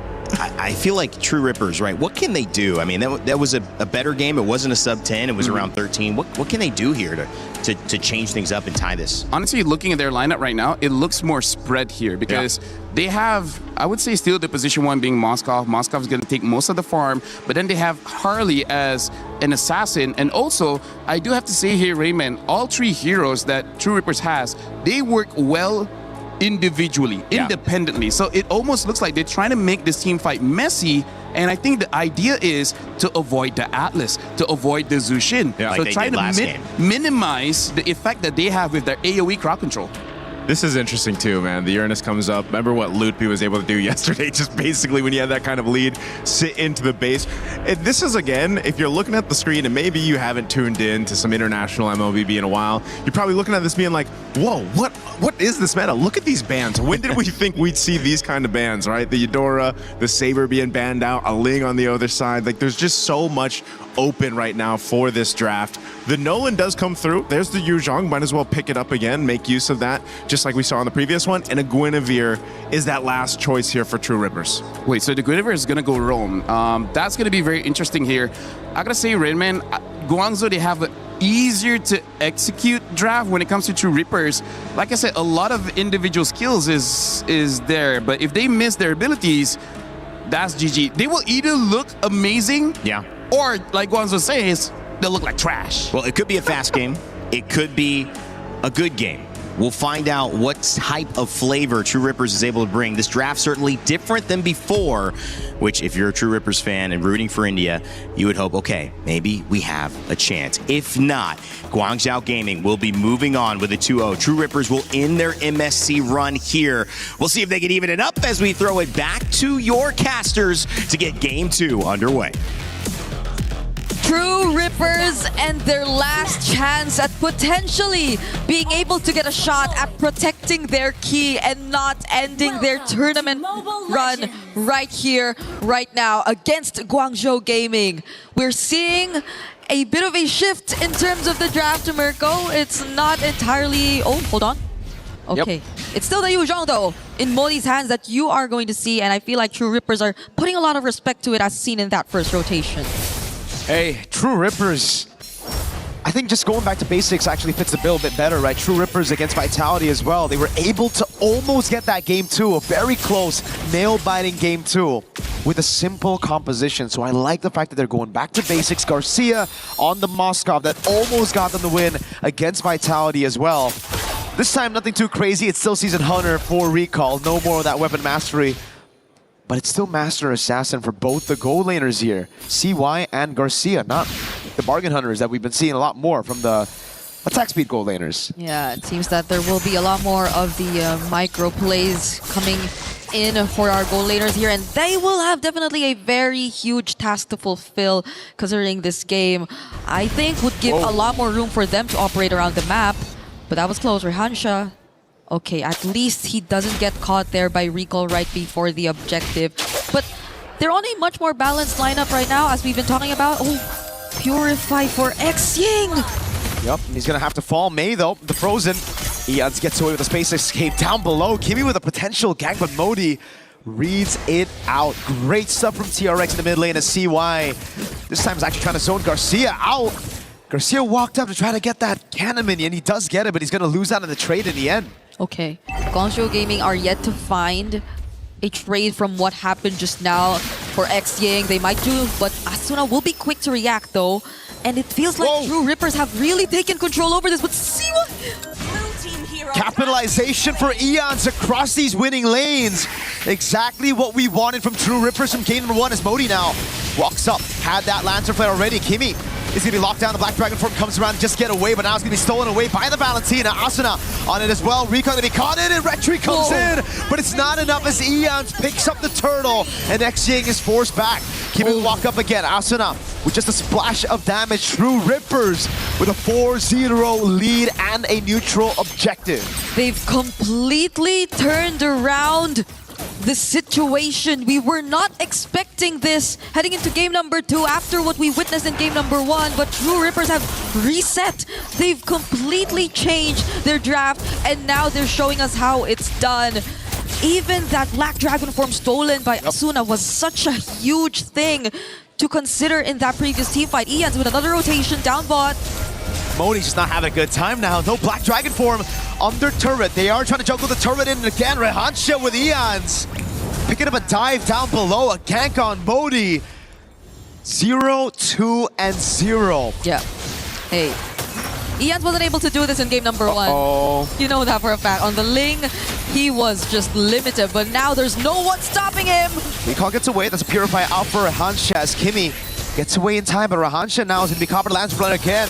Recall with the walk up, but not enough damage by Recall to take Rehansha down. This is starting to become a problem for Guangzhou Gaming. Yep, it seems like the slower games recently that we've been seeing so far, you do have to expect a bit more time for the club, but the fact that even the Yu Zhong's pretty much shut down in his lane is really not helping Guangzhou in this particular scenario. You would really expect them to have the slight upper hand, especially in that first turtle objective, but that was not the case at all.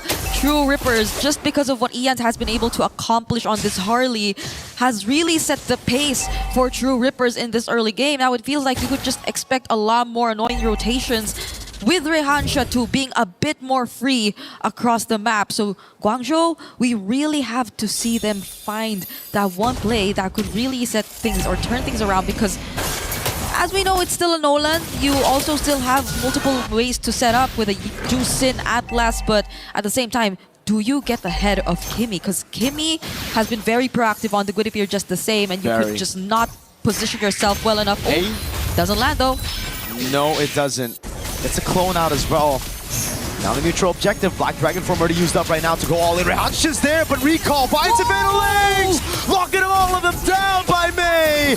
Guangzhou Gaming on the back foot the entire game, and they find one opening. And it turns everything around. Garcia is trying to find some compensation in the mid lane, but it's going to be shooed away by XYing and Mei.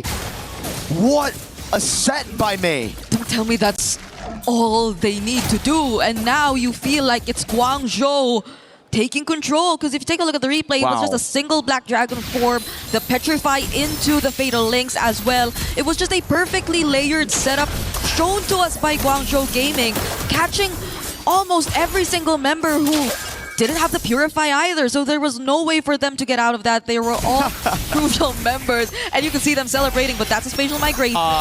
Wait, spatial migration on May? Modi gets away right now. Oh god, Rehansha walks up and the SOD lands on Modi, but it's under the tier 1. Rehansha can be caught by the Lantern Flare. That's about it. True Rippers back in form somehow against May. They were able to make it work now. The clear from Guangzhou Gaming onto those turrets, or onto those minions to stop the turret from being taken away. But Garcia stays true in the bottom lane again on this Moskov. Okay, be careful. You gotta be careful, especially if you're CY. Okay, Kimmy and ENG are gonna let go of that push though, but it could have been really dangerous. Now we're taking a look at the gold difference. It's not as significant really if you take a look at it.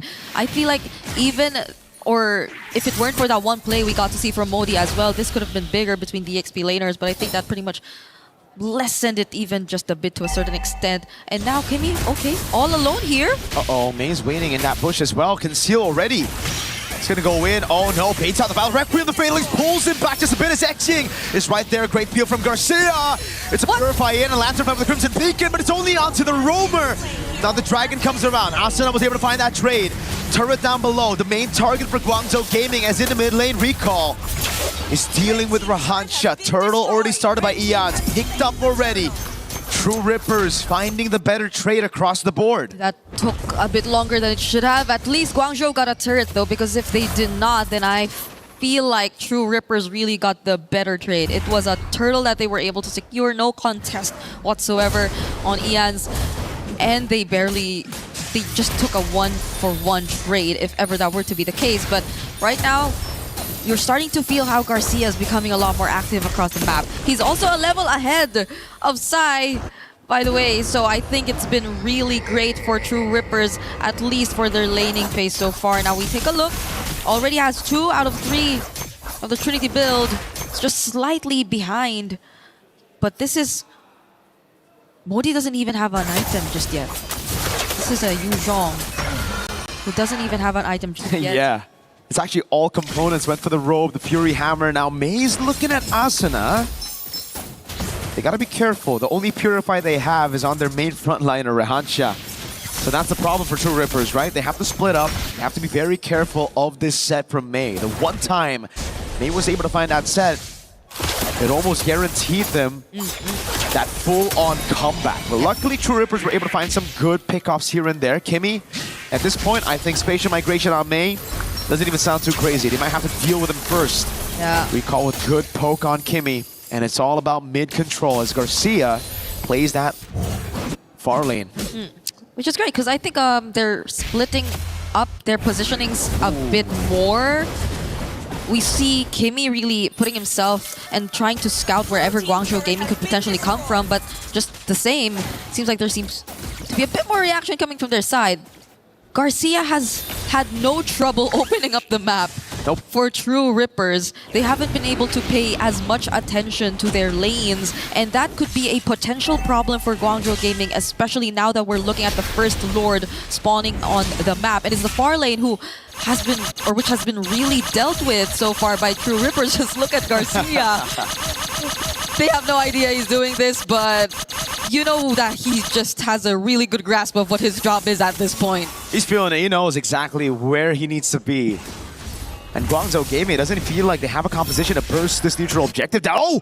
May with the Fatal Links into Kimmy as well, but he's able to escape, and now it's all the resources burnt. The Dragon down, the Fatal Links as well. Garcia already dealing with a wave in about top lane. Rehansha knocked up. Oh! Fatal Links from Asuna! Takes them all into the Vile Requiem. Now it's Garcia to miss it all with the SOD, tearing them apart as Asuna picks up a double, and TRX take full control over the game. Was that actually worth it? They were only able to zone out Kimmy. Now they lose tier 1 in mid, but at at least Guangzhou have secured the objective. But now it's at the expense of almost all their outer and inner turrets, and this is true Rippers, I feel, being much more happier with the exchange. They get so much more map control, they only lose an objective, and now they might also get recall. If it weren't for that one dash, it would have been really close. Big spear of misery. I agree with you, this is definitely not the trade that Guangzhou Gaming were looking for, but it's the trade that they need to take. They bursted, they used all of their resources so early, and they couldn't even find Kimmy, which led to them having a full commit onto the neutral objective, right? Because if they backed away, it would have been completely chopped. Spatial migration of the Battle Requiem now on Mei. Eons with Deadly Magic. Mei is gone. Or Modi can't even find the Petrify. Eons got away, now the Blazing Duet doing nothing. CY taken low. Eons taken out by Modi. But in the back line, it's the SOD. Garcia with a double. Trying to get that triple. Great Lantern Flare to escape by Xing with the Crimson Beacon. But Modi, here, it's just a delayed pickoff. He's going to try to buy as much time as he can with the passive procs, but it will be inevitable. Modi, good night. Asuna walks up. The Furious Dive again. Wait a second. Wait a second. Uh-oh. Asuna with the melee range again. Now it's 3 against Modi. Dude, he bought so much time. He did. That was initially a highlight for Garcia that we were just about to talk about, but it's been all Modi from that point onwards. He was just sustaining 2 members at the same time. They had to call in another member from True Rippers just to finally take him down, and that's only being on the Radiant armor as well. But I take a look at this team fight once again, and you kind of worry as to why the Blazing Duet didn't feel like it dealt as much damage as you would expect it to. At this point, you would assume Sai already has the Trinity build in his hands. We can take a look at the items just to confirm whether or not that's actually true, but he already does. It's because these frontliners from True Rippers have gotten such a massive lead. I mean, take a look at that 2,000 gold lead between the XP laners. That Sai is gonna need the Malefic gun before he can actually deal damage, or before you can actually see it. Yeah. Like, look at this. He walks up, he's doing some damage actually, but Hansha doesn't have the consecration. That's the main reason for it. Already having to purify out, which means, again, now it's all up to Mei, who has the Fatal Links. True Ripper still got to be very careful. One set can literally set them back. Yeah. That's also the Justice also already picked up by Rehansha, and not to mention Garcia having the Wind of Nature. So I feel like he will be a much more difficult target to deal with for Guangzhou Gaming if ever they do want to find him in the team fight. There you go, that's the gun. Okay, finally does or should have a bit more damage. Let's see how Guangzhou eventually deal with this, because Garcia is on the opposite side of the map again. But as mentioned, has the Wind of Nature, so if he does show up in a more dangerous spot, then at least he has a way to survive a bit longer. But it's just Rehansha holding this down. Now there goes the Black Dragon form. Zoning in the back, Kimi looking for the opening again with the face migration. He finds it, but recalls, able to go for it. A retreat straight up onto the neutral objective. Nothing Eons could do to walk up. And Guangzhou Gaming stay afloat in this elimination match while being a game up in the match. Okay, that was a more step-by-step approach that they took, which is great for them, benefits them a lot, because they had a lineup who could really just be just as strategic when it comes to the objective takes. So you saw how they just slowly took control of the Lord Pit. There was a Black Dragon form to start things off that was not used as early, by the way. So it was just perfectly set up, and the SOD not landing too allowed for Guangzhou to just commit to the bit. They were not forced to think twice about the engage. Hold on! Fatal Links, but Rehansha has the Purify back up. The Deadly Magic comes around. Sai in the back line with the Blazing Duets shuts Asuna down. Mid lane out of the skirmish already. Lord still up and very healthy. Guangzhou Gaming are looking to completely wipe this gold lead from the map. And that's the Blazing Duet, which dealt a lot more damage than we thought. Spatial migration, but Kimi gets bursted! Xing in the back now with the Crimson Beacon and the Lantern Flare. Garcia with the Wind of Nature, the Purify out, but Xing will still fall to the Deadly Magic. Just a matter of time. Modi almost trying to get that Furious Dive and the Petrify, but Eons spaces out perfect, and now it's Rehansha who is holding the Lord, able to defend for now. The mid lane coming out as well. Modi gets taken out by the Carge of Eons. They should have went back a bit more earlier, but no! With a shutdown, the Spear of Misery Sai shuts Garcia down with the BMI and the Blazing Duet straight to the face. So was that bait all along? Were they just setting up for that play? Because as of the moment, it seems like Guangzhou Gaming have gotten back in this siege. They will at least take down one or more turrets down bot. When in fact, you would think that True Rippers already could have just successfully defended it from that point onwards, but that was the play. This was Recall and Sai working together to make it look like it was still Guangzhou getting the better trade. And True Ripper's worst nightmare is the reality right now. The gold lead is completely gone. Everything they've built from the start of this game to that 14th minute, they gotta try to rebuild it again. But the thing is, Guangzhou Gaming, they have the momentum, they have that far lane control now. They've already taken out some of those win conditions from True Rippers. And they're up a game in this elimination match. Yep, and the only immortality that True Rippers had too, I think will be down for a bit longer, because that was on Kimmy, and you saw him just get bursted down earlier in that fight. So Guangzhou Gaming, I think there's less to think and worry about apart from maybe just the Winter Crown for Ians and the Wind of Nature from Garcia, if they're just really gonna focus down on these specific targets when it comes to the fight. But I think they're expecting for True Rippers to replicate the same. Look at Modi. That's a crazy position to hold right there, Ians. Oh, Kimi in the back, finds space migration, but it's only onto Sai with the Purify. Burst out with a Petrify from Modi! It's even lock Ians down! Lord's Recall secured, and now it's Rahancha in the midst of it all. Taken down, bursted out, everybody from True Rippers taken out of the map. It's a massive wipeout for Guangzhou Gaming. They each had their own plans, creative angles, plans to surprise, but in the end, it's Guangzhou Gaming who will stay in this tournament, sweeping True Rippers 2-0. A bitter start to the international debut, to the international run for India, for True Rippers. But it's the experience that they will bring back home to try to learn from this beating at MSC. Back-to-back losses, up and down below.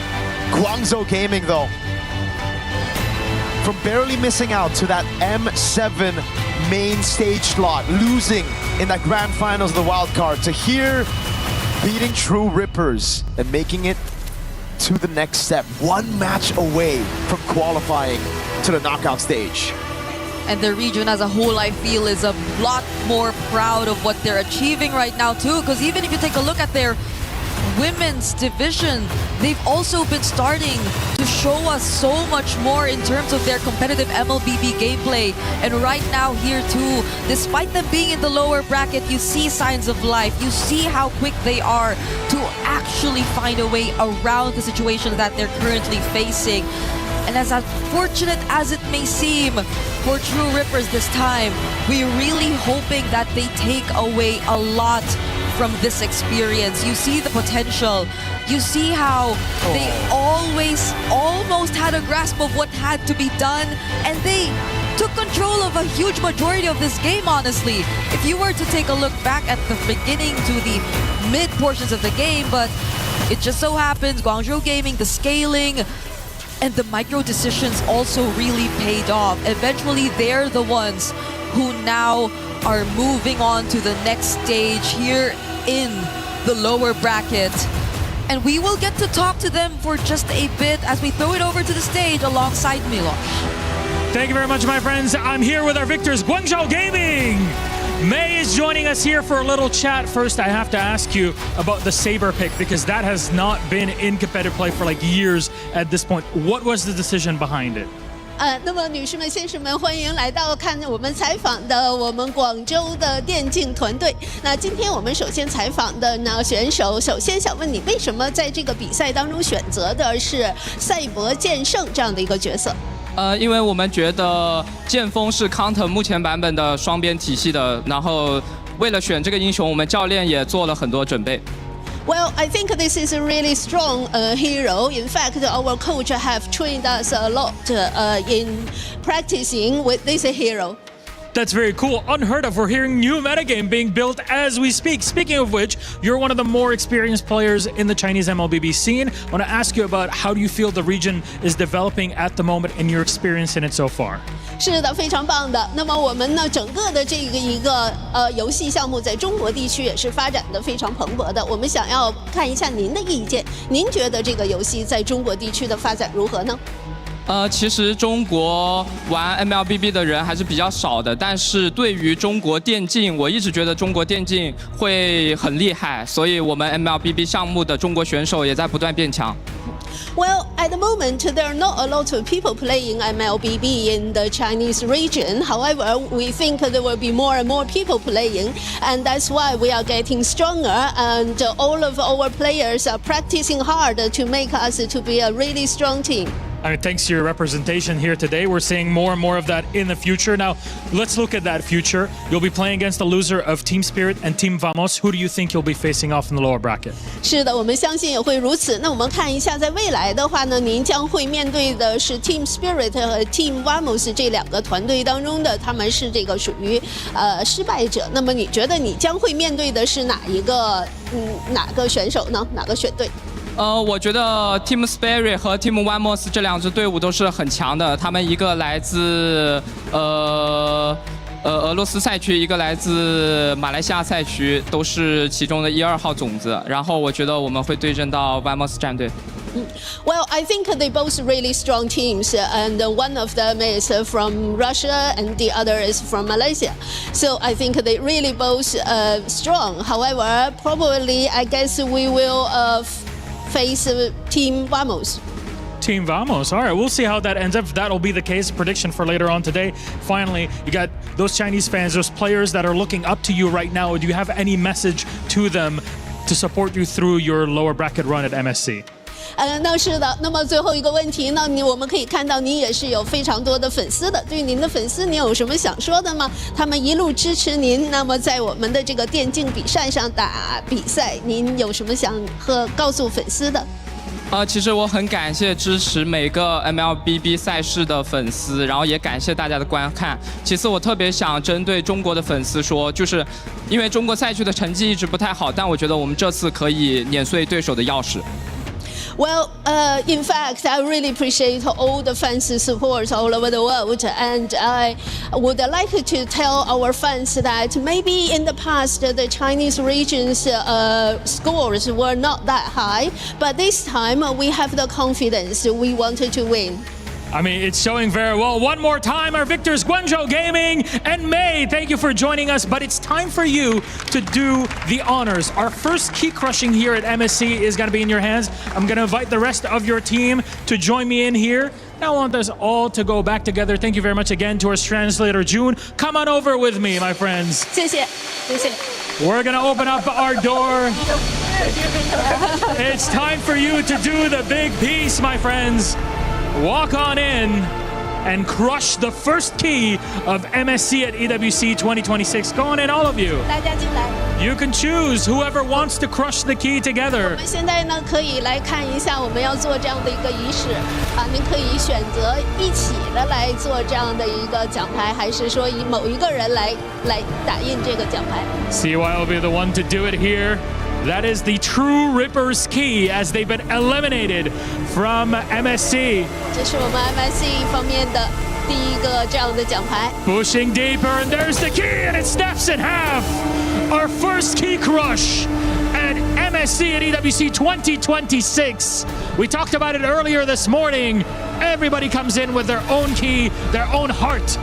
And at the end of their run, should it end early like here in the group stage, their key, my friends, will look exactly like this. Feast your eyes upon it. Destruction has come, but that's only the beginning here for Guangzhou Gaming. Back to our panel. Yes, it is only the beginning for China here at MSC, and with $65,000 guaranteed at this point, even if they lose, against their upcoming matchup. They've got to be happy with what they've done so far. Welcome back to the panel. I'm Rain Day, joined by my boys Naisu and LaFell. Guys, that was a great showing. I think if you're GZG, you had a loss, you come back, you win 2-0. What else can you ask for? Yeah, that was, they had to come back in that game. It's tough to see, man, again, for True Rippers. You know, this has happened a couple times now for them, but I guess you chalk it up as a learning experience. It's the first time on the international stage. We even saw this before, you know, with our new teams coming into internationals, and it seems to be just part of the process, I feel like, you know, and hopefully they come back stronger in the future. Yeah, there's nothing to take. I mean, to me, when I look at a team that comes here, their first time representing India at an international stage, you have to be proud. You know, you're representing so many people, you're representing so much accumulative effort. And to be able to be here, yes, you didn't win, but hopefully you're taking something back that improves the region. And next time, when you show up, you have that to lean on. I mean, here's the thing. I think they can do it because we've seen solid micro coming in from the team. When it comes to the draft, it's pretty solid as well. The only reason why they weren't able to get the win there is just because Guangzhou Gaming saw a hole. They saw the mistake where True Rippers were trying to set up the map for the upcoming Lord. They were taking it slow, but there was no one surveilling the area. And because of that, Guangzhou was able to take the Lord right under their noses and then re-establish the map for themselves. And at that point, True Rippers weren't really sure how to adapt to that. So it really is just becoming a thing where coming into the internationals, quite a lot of culture shock will happen here just because the way people play are very different. Regions clash, but that's the beauty of an MSC. And a moment like this, you get to see the best of the best going toe-to-toe. GZG, TRX, it was a close game, and True Rippers actually led in terms of kills, Naisu. Yeah, they had a lead for a better part of the early game and into the mid game, but I think that was the pivotal part, the moment in the game where, you know, Lord was started up by Guangzhou Gaming, and I thought with the lead that they had, that True Rippers would be like, hey, okay, we're not just going to give this away. And I think they expected a Lord dance, like we like to call it, but GZG was like, no, we're just going to take this from you. And that was a big swing in favor of what started to turn the tide in that game too. And if I may, this is kind of a Rome diff, but not because of the players, but because of the hero. Because Atlas basically does what Guinevere does, but much better. Part of it is because the cooldown on the spatial migration from the Gwyn starts off at 14 seconds. That's such a long time to wait for a set. That's kind of why we see Gwyn more popular in the jungle or the EXP, just because you get your levels faster, so your cooldowns actually get to a point where it's serviceable. And then we saw once Kimi jumps onto someone, if they have the Purify, it really doesn't matter compared to the Atlas coming in from Guangzhou Gaming.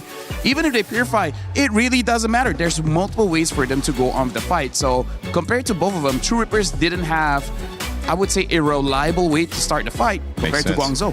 I mean, Atlas was picked twice. They led it through twice. And the issue was the Valentina came up as a response to that. But when you look at Valentina responding to Atlas every time, you're also saying, then we're not going to take Eudora. Yeah, no Eudora. Part of the play there through the draft, but I think also another part of that play that really worked out well, and we kind of wanted to see this because before that game, I think it was picked up once, was the Nolan.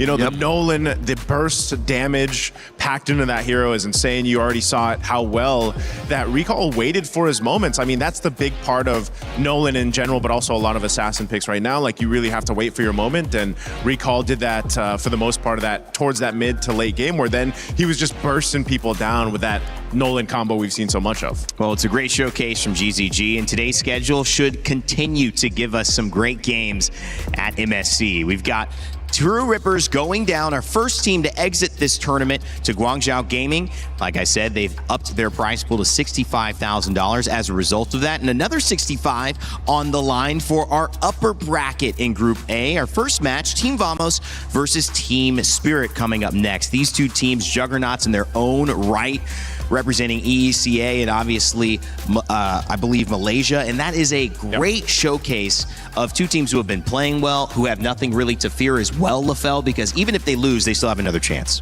And here's the thing. I feel like for all of us here, this is the match that's very difficult to call because Team Spirit, we expected them to be strong, and they are. For Vamos, we weren't expecting this kind of play, and then suddenly they just showed up. So the factor here that's making it difficult for us to call is how strong Vamos really is, because I feel like even going up against Team Falcons Mena, they didn't really show everything just yet. They showed they were strong, but they weren't pushed to their limit. So it really is going to be quite difficult to call between Spirit and Vamos. I like that even it was hard to call when they Milosh was asking, exactly who would you want to face up? Yeah, face up against. It's really difficult to call that because depending on who wins this and of course who loses and goes down to the lower bracket, that's a hard game to call because you also now in this one with Vamos and Team Spirit, you've got two promising young talents, young junglers looking to battle it out. And this is, people have been asking for, obviously the meta has shifted now where assassins seem to be more of the move for a lot of teams. And these two junglers that we're going to see here in the next matchup are some of the best on these assassin-type junglers. Yep, he's talking about Error 404 and Zauer Egoist, not just the young junglers, the third youngest and the youngest here in this tournament at MSC. An exciting matchup underway. And if you think you know who's going to win, make sure to get your pick'ems in. That's right, scan the QR code, take part. You will be a part of this broadcast. See if you can get your vote in right. For those who went 75% Guangzhou Gaming, you're already off to a great start today. So keep it up and make sure to get your pick'ems in. We'll show them once we get closer to the start of the match. We'll be right back in just a moment, but we want to remind you that Acecraft is a game, if you haven't played, there is a new way to play in We Fly Together. Some new co-op for those who want to get involved. Check it out.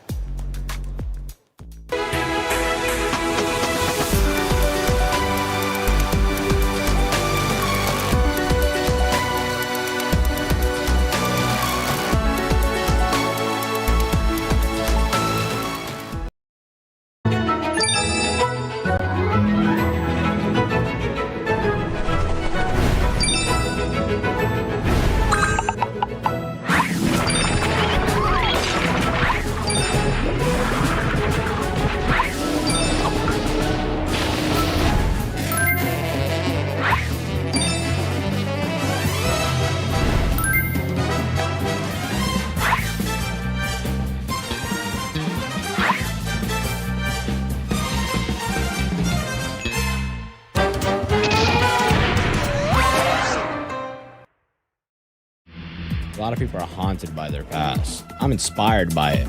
They're not just playing for themselves, they're really playing for their entire family. They have defeated their demons! They have crushed the curse! He thinks he can come in here and play my game! Let's go. He knows nothing! Let's go! Tyler 1, you're done.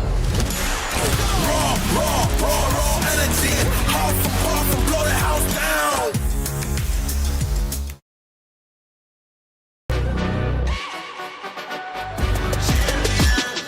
This ain't no regular thing. I came for the ring, you know what I mean. You see my name in the lights, better get right, champion.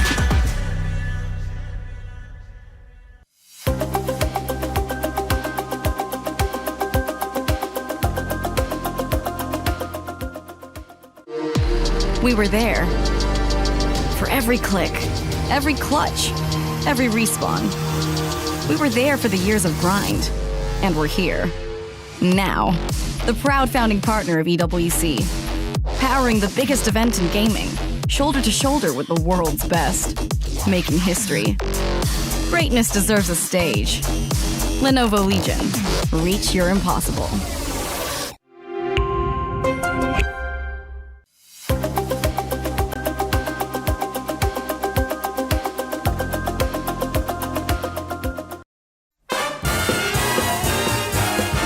Okay, man, right? Okay, this one look like Chinese. Kyle TZ? Oh, Club TZ? No. Hogwen? No. Carl TZ? No. Asaji? Sanford? No. My team? Sansalap? I think Hiko. Ah, that's crazy. But Hiko looks so different. Very cute.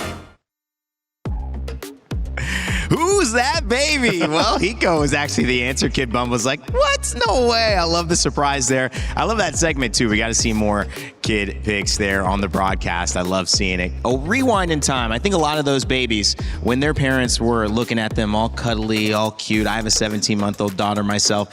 They probably didn't imagine them at MSC a few years later, which is pretty exciting. I'm scared of babies. Are you? You're scared of babies? I don't trust them. Something about them. Yeah. I don't know, man. Nefarious. Every time I look at it, I was like, hold on. And I've seen enough Yeah. movies to confirm my suspicions. Boss About baby. what? Boss Baby. Boss Baby. I knew it. He knew it. Yeah. Rain Man knew it. The Rain Man. Come on, man. Don't get me wrong. It's Rain Day, man. Come on. Come on, man. Hey, come By the on. way, let me just say, I think they could have gotten Hiko if he was wearing glasses. Yeah, That's the big difference. You know, the baby wasn't wearing glasses. See, deceptive. It is, and you got to watch out for babies. That's the lesson here from LaFell as well. I know I got to watch out for my baby, otherwise I won't sleep. That's the one thing I need to watch out for. Oh yeah, for sure. So I'm so excited to introduce this matchup because when you look at these two teams, I mean these are juggernauts, and the juggernaut matchup is really between the youngsters here. 17 years old in Error 404. Zaur Egoist on the side of Team Spirit, 16 years old, the youngest player in this entire tournament. Two future superstars. I don't know, Naisu, two current superstars. Yeah, right now there's something about, that gets junglers get excited for the meta, and then the audience gets really excited to see what these junglers are capable of doing. Again, that's why, Rain Day, I know you probably didn't get to see it too much, but we were back in the day. We were in this utility meta, and it was very slow paced, very tanky based. But now you have all the flashy heroes coming up, and you get these young stars like this to go ahead and showcase that, and that's what people get excited to see. And it also works really well currently with that adaptability or that flexibility of what you can do in the draft with so many different styles of play when it comes to the draft. Can I just say, I don't even remember what I was doing when I was 16. I don't remember 16. It was that long ago. 16 is literally, I'm literally double his age. Wow. You're double his age. Double his age. Wow. Has that brought you double the experience? Double the wisdom? Oh yeah, for sure. Actually, no, now I remember. I think at 16 is where I got my first friend. Wow. Because at 15, the first of many, because at 15, how did it take so long, man? Because 15, then I learned how to talk.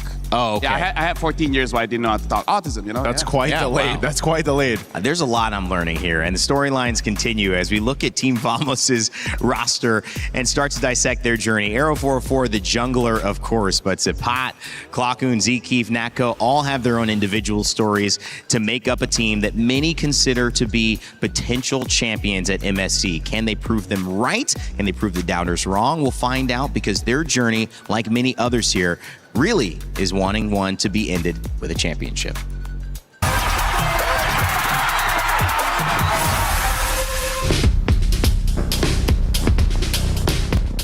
So firstly, Team Vamos started at season 14 Empire MY, and then we qualified to M6. When I left, they never qualified to international tournament anymore. I'm joined back to Team Vamos middle of season 17, and we made it. We go to MSC right now.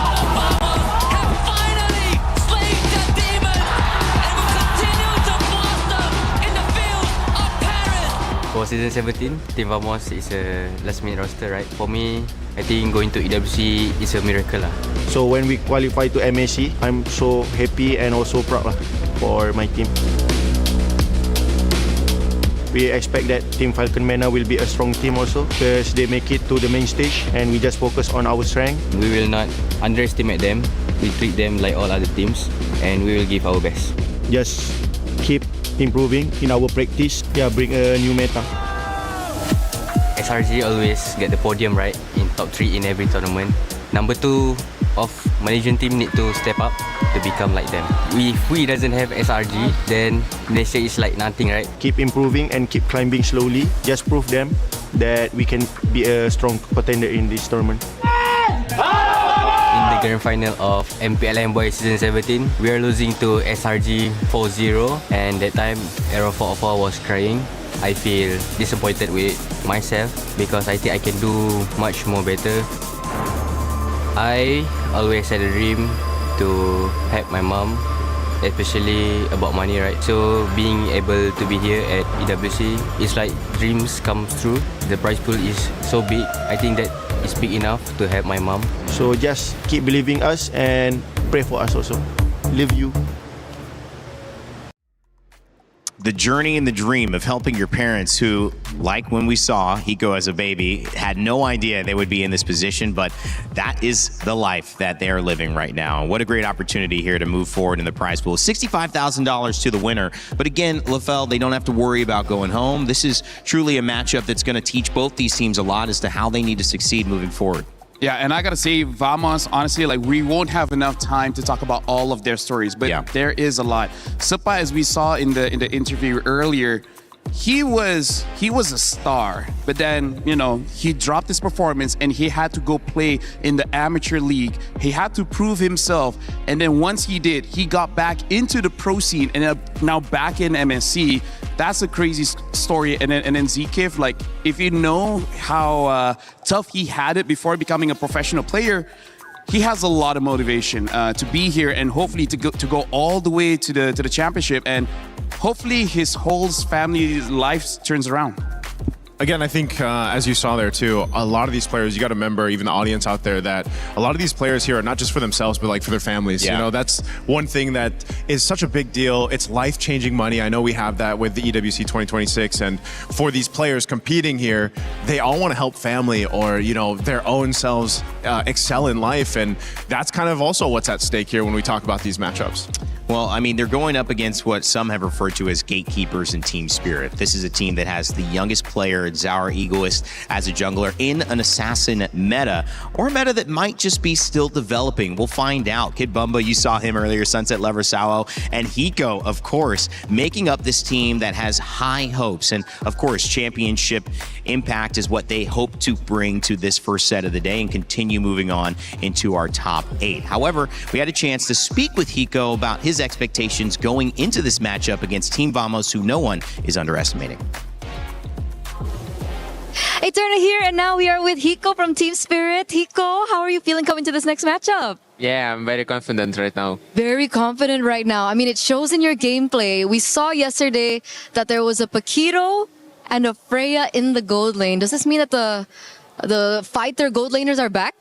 I think yes, because like yesterday, TLPH was beaten by Aurora, and Sigibum also was playing Paquito Freya, so that's it.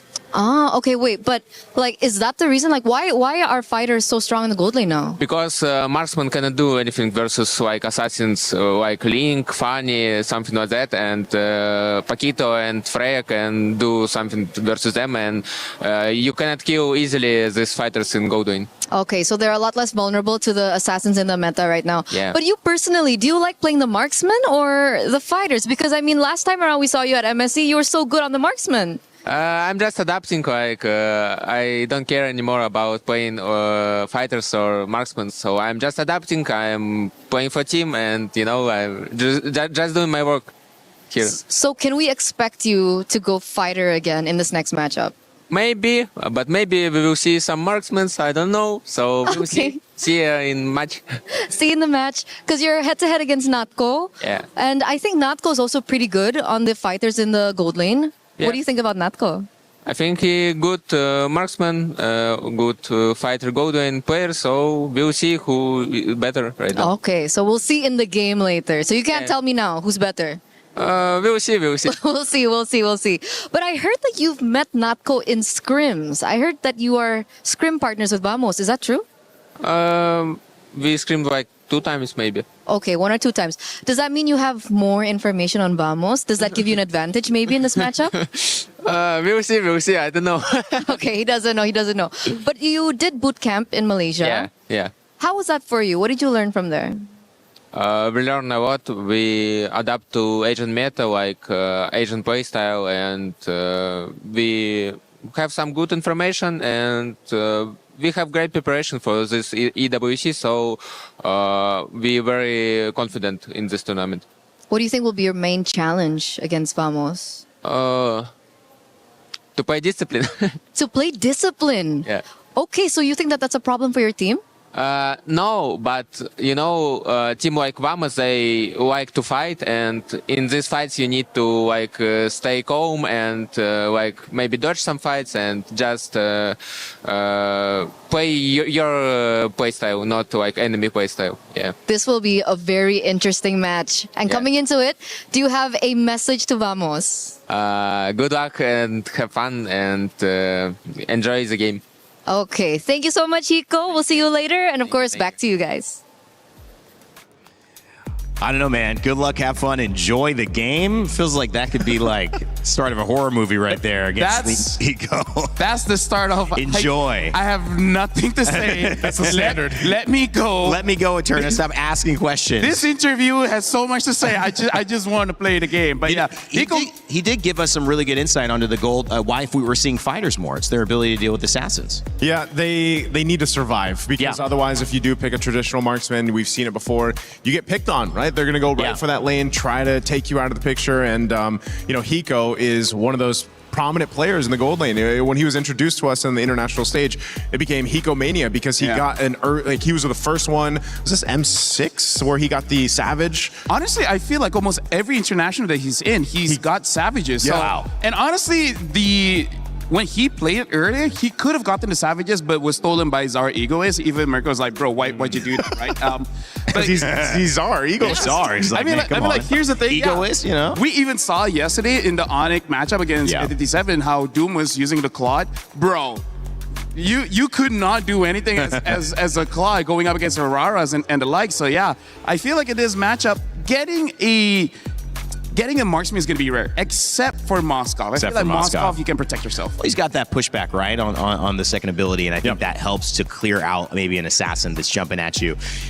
We asked you to get your pick'ems in. You got them in. 83% for Team Spirit. That is lopsided.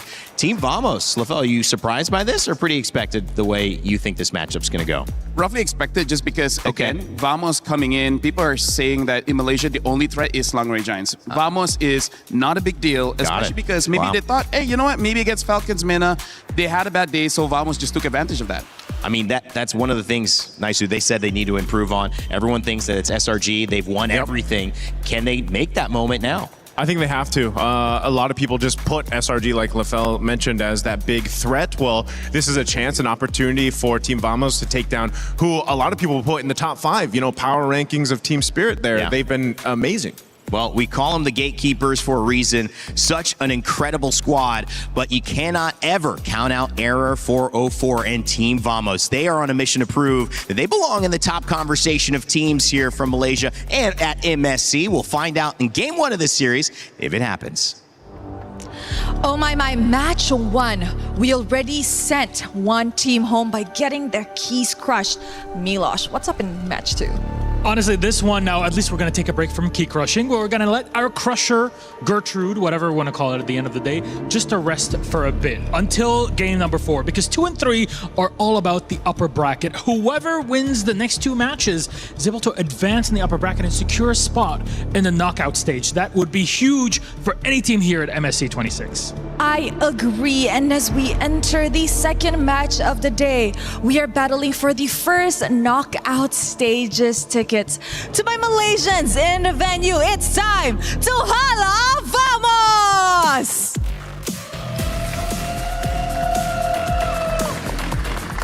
Back in M6, their journey got cut short by Team Spirit. And as they meet their former foes once again, can Team Vamos settle the score across the boards and make Malaysians proud by getting that first ticket? Oh, they're going to have a tough time because their opponents are Team Spirit! The Prodigy Czar showed off his skills on day 1 of groups, clearing Ignite Gaming as planned for and even expected. Today, the opportunity to advance to knockouts arises. Can they seize the moment against a tough opponent? And you know what, Milosh? I think that in the Land of Dawn, this will be a battle of the junglers. We have Error 404 and Czar Egoist, both the prodigies. I can't believe it. This is the head-to-head that we've been looking for, and you're only getting this here at the MSC 26 group stage. So please, gentlemen, Team Spirit, please go ahead. My friends, Team Vamos, place your keys. Captains, remember to shake hands. Let's keep it clean for this one because there's a lot on the line. I know there's a lot of respect, but still, there it is. Respect between both of our teams and our captains. Who can advance to the knockout stage? Our first one is up on the board. We'll send it back to our panel to get us ready. Thank you so much, Rose and Milosh, as we take a look at Team Vamos and Team Spirit. 2 teams with a lot to prove. and starting their journey here. Hopefully one moving on into the playoffs, one still having a chance, even if they lose. So maybe a little bit of lighter, maybe a little bit more learning as a feeling here going on, LaFell. It's just you still want to show up for your region, for your team, for your organization, and for yourself. Those bigger stories we talked about. And of course, if you are joining us, I want to remind you that there is a new interactive effect, Happy Rhino Day, brand new in shop. Make sure to check it out. Get those interactive effects. Those look cool. Rhino Day. Rhino Day. It's close. Rhino Man, Rain Man? Rhino Man, Day, Rain Man. That can work. It's something. It's close.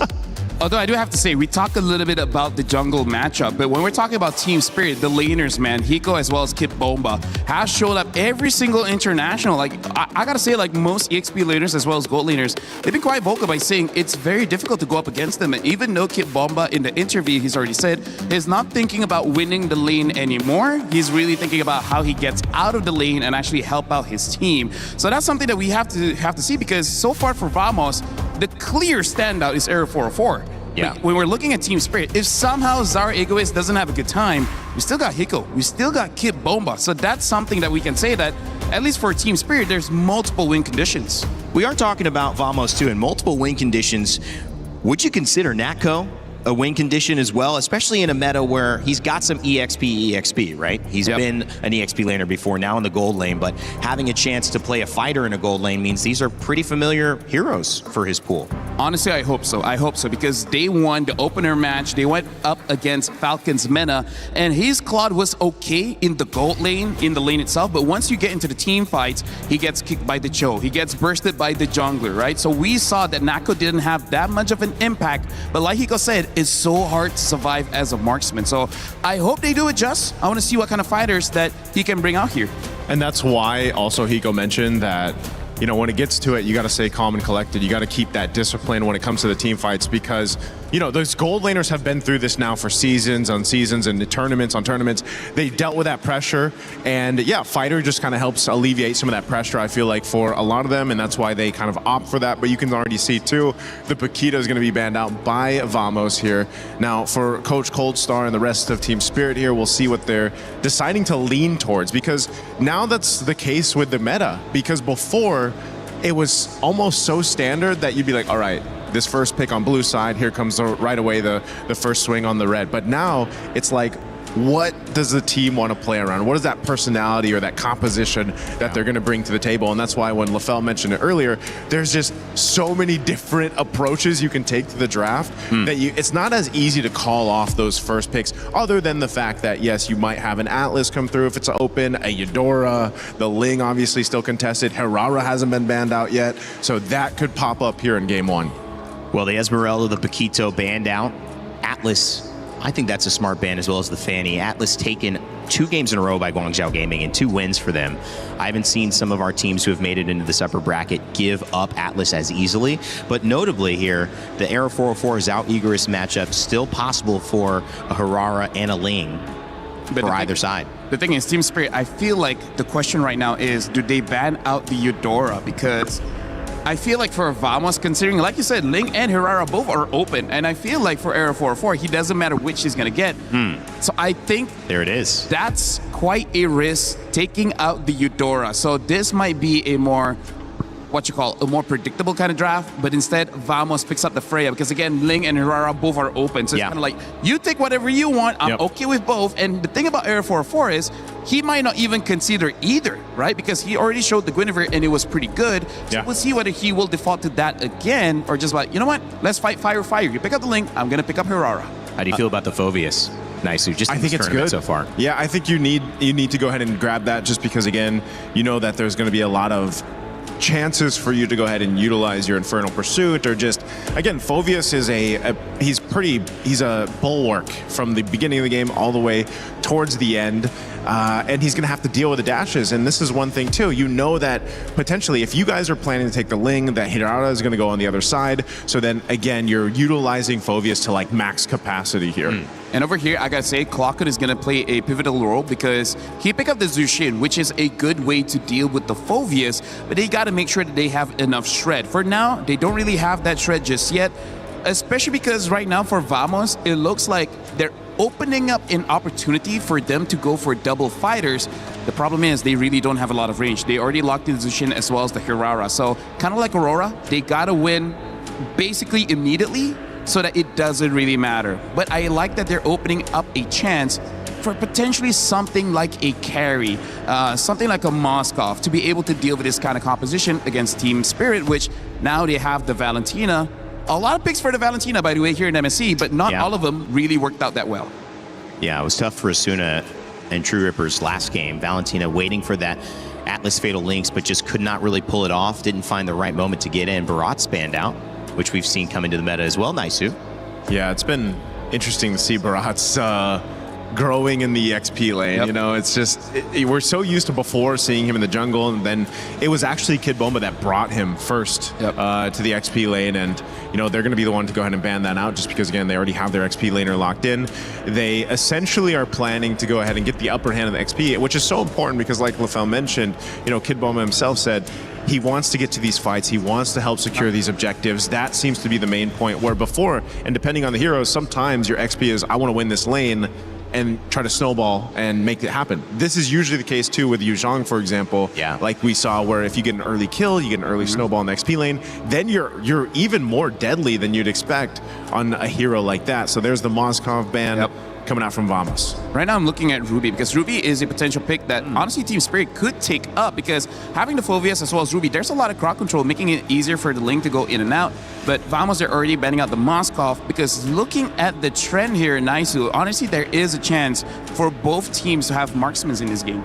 Beleric still available as well. Jerome been picked up and highly prioritized. The answer to the Ling or to the Hirara. It feels like if either one of those get off, who do you think feels right now has a better answer? What do they need to do, I guess, if you're looking at Vamos, to have an answer for what this Ling is going to bring on the side of Zhao Egoist? For Vamos, I feel like they got to pick up an Alice. If they want to play double fighters, pick up an Alice to deal with the Phoveus and basically everyone from Team Spirit. Because right now, they do have the Valentina. It's a mid-range mage. He should have a lot of impact there.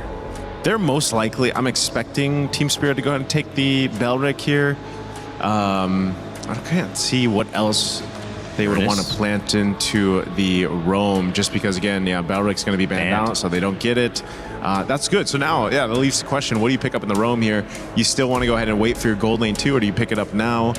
That's something they can play around. Something that Vamos has used before against Falcons meta was that Minotaur. So maybe that could also potentially be an answer in case they want to go for a lot of bursts. Then the Minotaur with the Flask of the Oasis is able to help them out, survive that initial burst damage, and then eventually just win out. Because looking at the Freya, the Zushin, as well as the Hirara, this is telling me in a prolonged fight, we will win.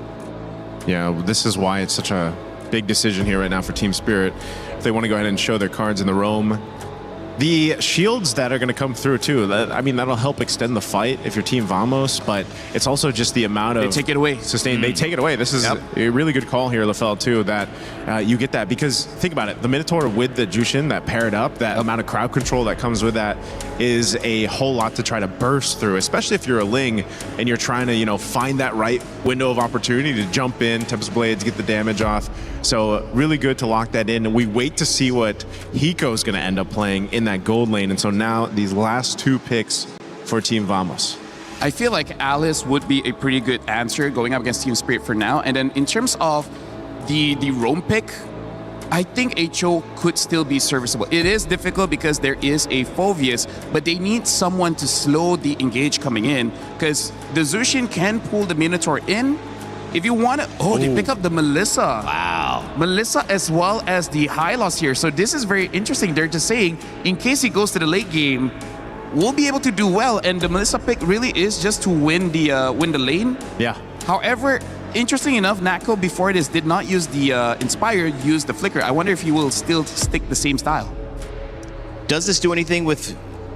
I don't know. This is me asking. I guess we see the Claude, so there's no longer any mystery to my question. But Melissa, in this kind of like bruiser heavy, approach where there's a lot of CC and stun, does she help to peel that a little bit? Yeah, honestly, she does. The go away helps a lot when it comes to dealing with picks like the Phoveus. Against the Ling, maybe not, because I feel like the Ling's range still gets into Melissa, and then 2 or 3 hits, she's gonna die. But I feel like part of the reason they picked this up is to deal with the Phovias, because the first 3 picks, they don't have an answer for the Phovias. The Hylos as well as Melissa does. They do have the range damage now as well. 2 undefeated teams so far in their first series, now looking to stay undefeated or see if they will drop out to face the eliminated team, or at least the team in the lower bracket side, Guangzhou Gaming. We'll find out in just a moment as we kick off our Series 2 of the day, Game 1 versus Team Vamos and Team Spirit. Thank you so much, Rain Day. Here, we're going to see our second best of 3 play out. Luckily, no pressure. None of their keys are going to get destroyed, but truly looking for that qualification spot has put enough of a spotlight on both of our teams here today. It's going to be Vamos on the blue side facing up against Team Spirit. For anyone just tuning in, welcome. Hey, even though there's no pressure of being eliminated, that qualification spot being the first one to knockouts, that's going to be massive for them as they get to watch everybody else with no pressure, having all the prep time in the world to make it to the knockout stage. Now, let's talk a little bit about this matchup, Gideon. The Melissa pickup there for Vamos, and I'd say really good move by Spirit. Just holding out for Hiko's pick all the way to the end. The Claude is a known counter against this Melissa.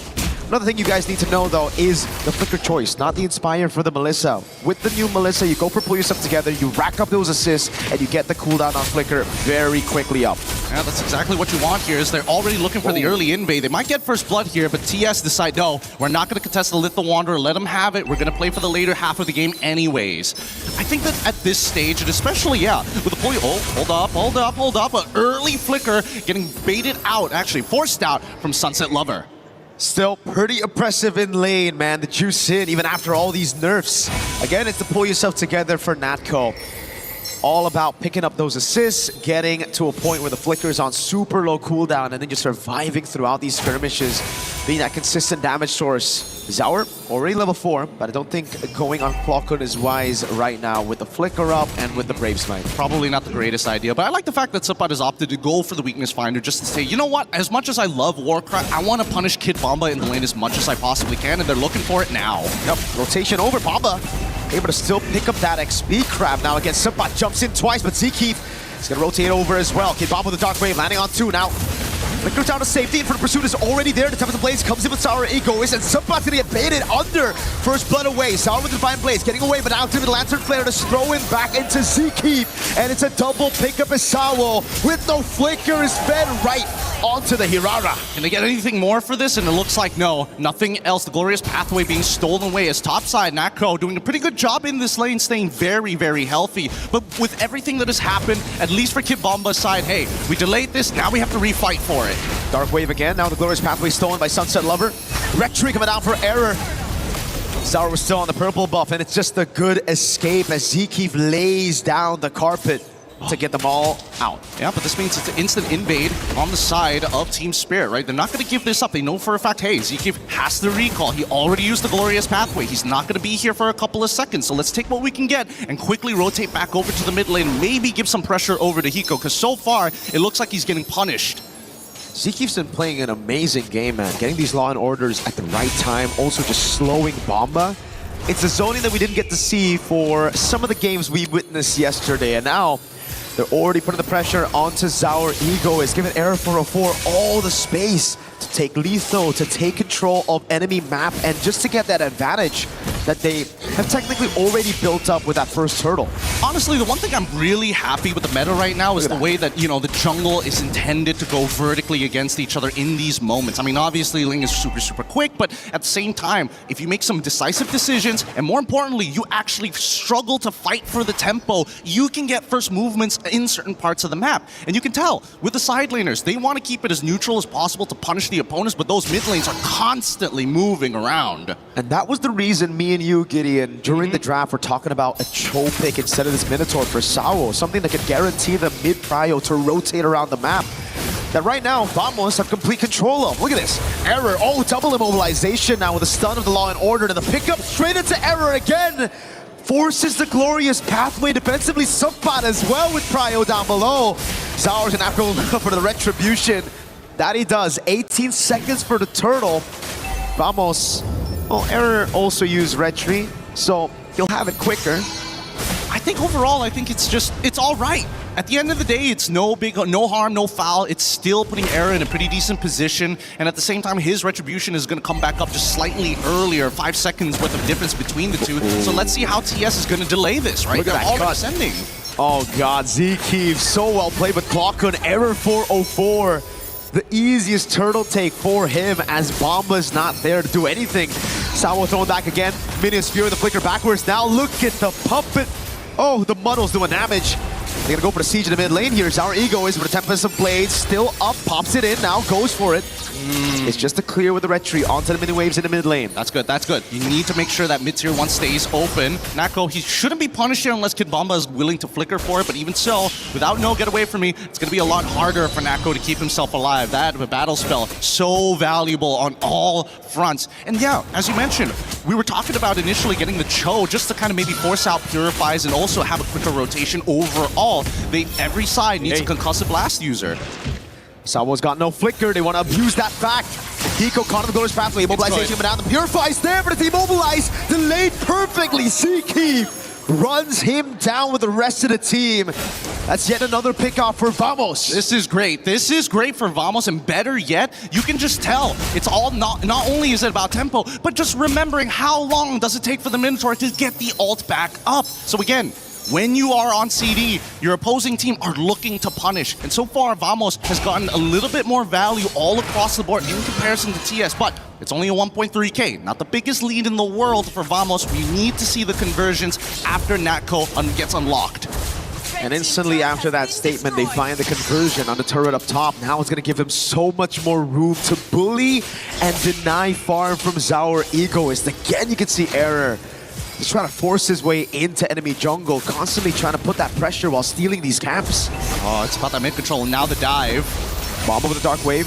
Those Muddles doing a lot of damage. Lantern Flare throws him back straight on. Sawo has him in his fury. Won't go for it. Hiko doing some damage right now. Sapa's able to pick up the turret down below. And look at the Muddles poking Spirit down. All of them clumping together under this tier 1. Error is going to get another free turtle.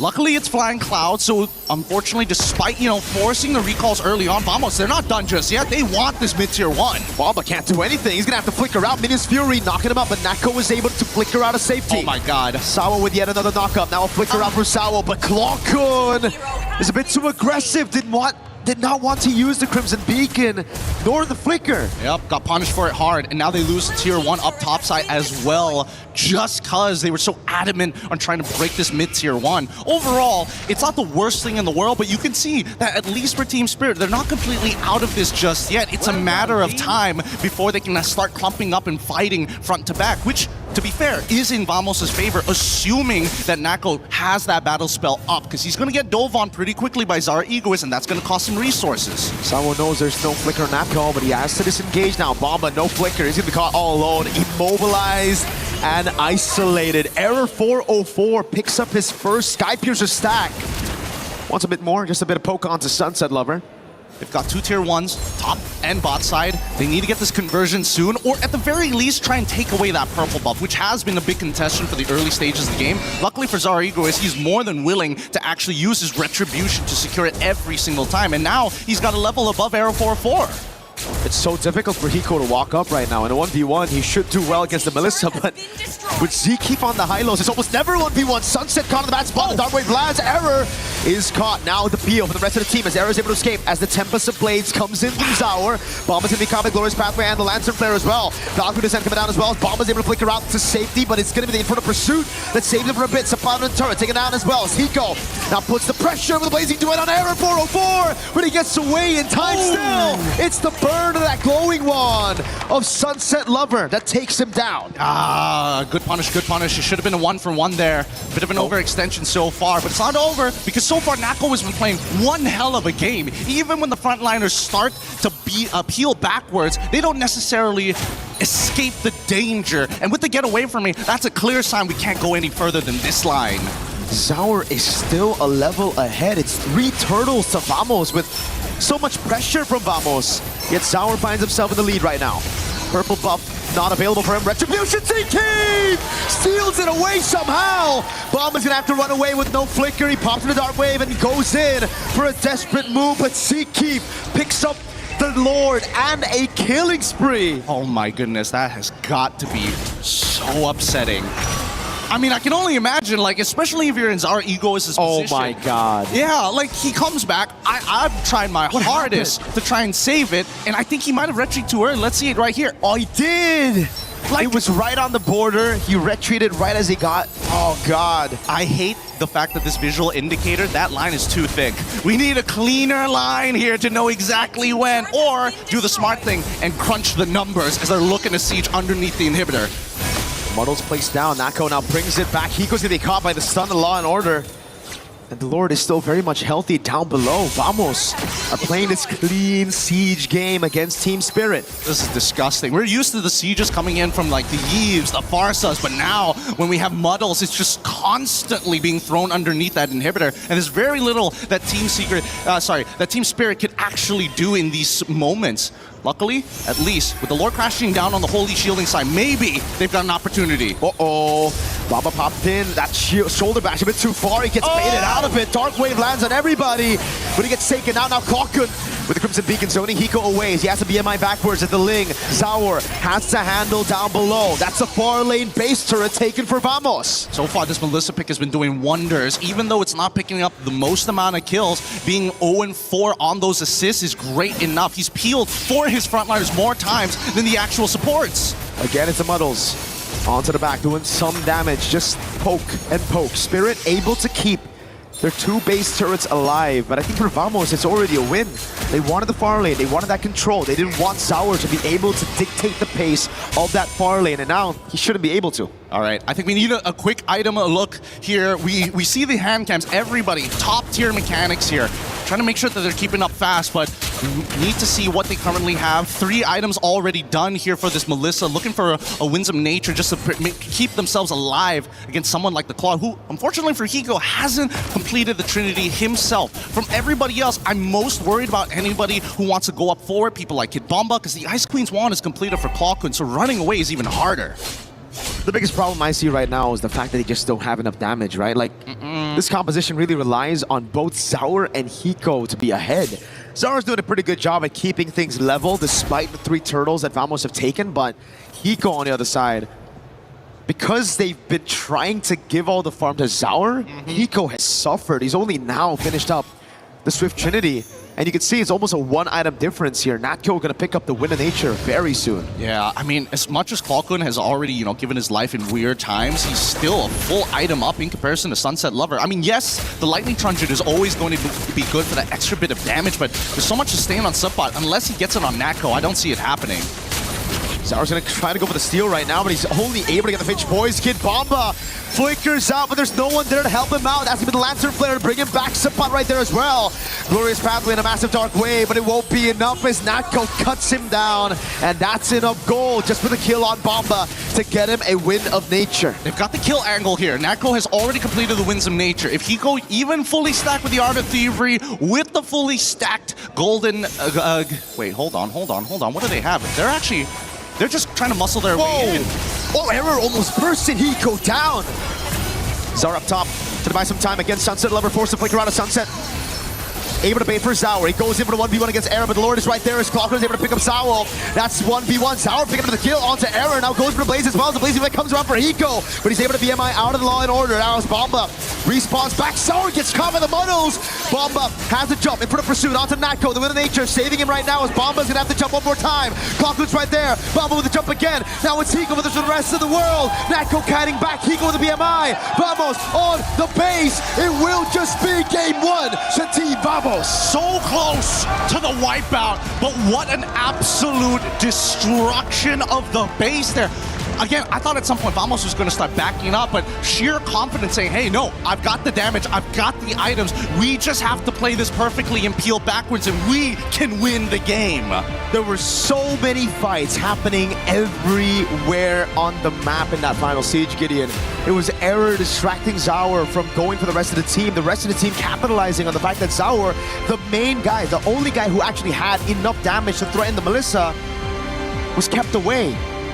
I think I'm thinking back on what Hiko said. We got to play discipline. We got to play discipline. But then when you look at these highlights, what has that discipline gotten them into, right? In these moments, I think it came down to that draft. Unfortunately, that Minotaur pick may not necessarily be that great. It's great in team fights, don't get me wrong, and it's one of Sawa's best picks overall in internationals based on the statistics. But when it comes down to running away, he can't help you. He's there for the engage, and that's about it. It just felt like they didn't have enough damage all throughout the game here, and this big red tree whiff is something that they're definitely going to have to fix for game number 2. These things cannot happen. Get our reactions there. Is that the red tree? I think it was the red tree. It was ZK stealing it away. It's one of those moments that you expect junglers to be always on the dot on when there is no retribution user on the opposite side. But there's a lot to talk about. But we're going to save those points for Rain Day and the boys up on the stage. Let's throw it over to the studio.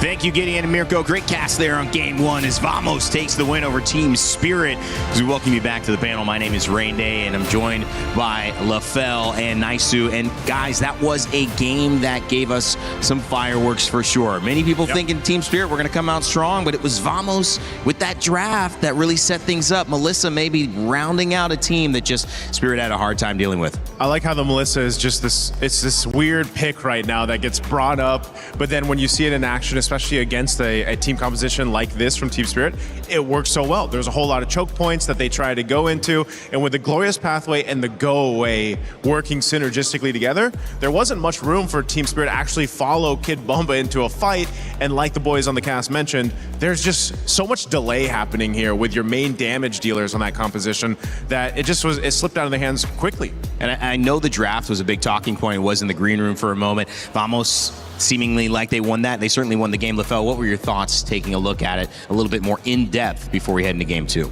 I mean, like, first of all, Vamos winning is already, like, quite the surprise, but it's about how they won, because Vamos was known as a team that's like a hurricane, right? They just come in with a lot of chaos, and yet over here, there's a lot of control, and that's where we're going to be seeing in the draft here, where, interestingly enough, we got to talk about this Melissa pick, because usually when we're looking at the gold lane, is usually position 1, but this is not a position 1 gold lane. It's almost like either 2 or 3 or 4, because this is the closest that we can get to a support marksman that we can really see, because not only is her job to protect, which is already pretty weird, but also to siege, because that's the thing that is lacking from Vamos, which is they don't have range, right? So that Melissa helps out a lot, where the rest of them, they just want to be there to protect. And then when we look at Team Spirit, this is the unfortunate thing, because the one that was heavily countered was both the Minotaur as well as the Phoveus. And funny enough, they're countered by the same pick, which is the Zushin. And this is one of those picks that, like you, Raindy, has said, Zushin has been banned out quite a lot. The moment that she's not banned out, we see the value here, because the Minotaur is good at engaging, but he likes to engage when he wants to engage, not when he's forced in that bad situation. And now we're going to be looking at some of the clips. Oh, hold on, one more other thing is that he has low HP. He has low HP, making it so that if he gets caught, he's dying. That's why the Minotaur didn't look good in the early stages of the game. And this is where I really want to look at the pick here for Nako, using this Melissa, where we're going to be seeing an engage coming in from Team Spirit. And then look at what happened here, right? Huge. As we look closer, we can see that the Melissa using the go away, making it so that whoever tries to get in close, she'll be able to push people away. In fact, let's actually zoom in and see that for Team Vamos, once they see the ult going, everyone tries to go away. We even see Clockwood making his way towards the go away. We see the Arrow 404 run towards the go away, making it a perfect defense, right? This makes it so that for Team Spirit, they want to do something. They just can't. They were stopped short. And then we're going to be looking at the second clip here. And this is, I would say, an important thing to look at as well. Look at the positioning of Team Vamos, but more importantly, look at Kid Bomba. Kid Bomba will always be the sole target, as we see him hovering around, trying to find some form of space, and yet Vamos just quickly engage. Look at ZK being the primary one, even though Kid Bomba flickered. Usually after flicker, you'd be safe, but look at the relentless pursuit. He was singled out, and the reason why this is so annoying for Team Spirit is, where's the front line, right? Once your wall is out of the picture, no one is there to protect you. When there's no protection, none of your damage dealers really can move forward. So right now, honestly, what Vamos did well is eliminate the Minotaur and eliminate the Phobius. When there's no protection, everyone's dying. And it's one thing to have a good idea in a draft. It's one thing to execute it. And they clearly saw those moments where they could take advantage of Kate Bomba and find a kill and then open up the rest of the game, finish off that Lord. It was a dominant performance from Vamos. It was a great draft. It was a great game. And one of the reasons why was that Melissa that went on to Natco at the end. We had a chance to actually catch up with the gold laner before this match. We're now here with Natco from Team Vamos. Hello. Natco, Yeah. how are you? Apa kabar? I'm very excited lah. Very excited. Why are you so excited? Because after we win this match, we're going to playoff. So Okay, you're going to the knockout stages. What does it mean to you that you get to go to knockouts? that's our goal. Yeah, that's our goal. for Okay, now. so that's your goal right now. But on the way there, you're gonna have to go through a very strong team, Team Spirit. Yeah. And I heard that you guys have scrimmed together a few times. Is that a few true? times, yeah. So is that something that you can, use in this next match? It could be, yeah. So Okay. let's see. Is there any insider info that we should know about Team Spirit? They're very strong at, I don't know, maybe at team fight. Yeah, they're very strong at team fight. Team fights. How do the scrims usually go? Do you usually win? Do you lose? Sometimes we win, sometimes we lose. Ah, okay. So 50-50. 50-50. 50-50. In this next match, how do you think the game's gonna go? What next match? Against Team Spirit. Against Team Spirit. I think we can maybe win, but maybe it's okay. close win. So that's going to be an exciting match, isn't it? Especially that you're going head-to-head in the gold lane against Hiko. Cool. Is that? What do you think about Hiko? Hiko, I think he's a great player also because he can use fighters, he can use marksmen, so it's gonna be a good fight lah. What do you personally like? Do you like the assassins or do you like the fighters in the gold lane? I prefer the gold lane fighter lah. Fighters. Why fighters? Because fighters usually I don't know, maybe the team fight will be very strong at fighters. Okay, so the team fights are going to be strong with fighters. But we saw yesterday that you picked up a Melissa. Melissa, yeah. Why did you pick the Melissa there? Yeah, we train with Melissa, and then I think Melissa also good against melee heroes.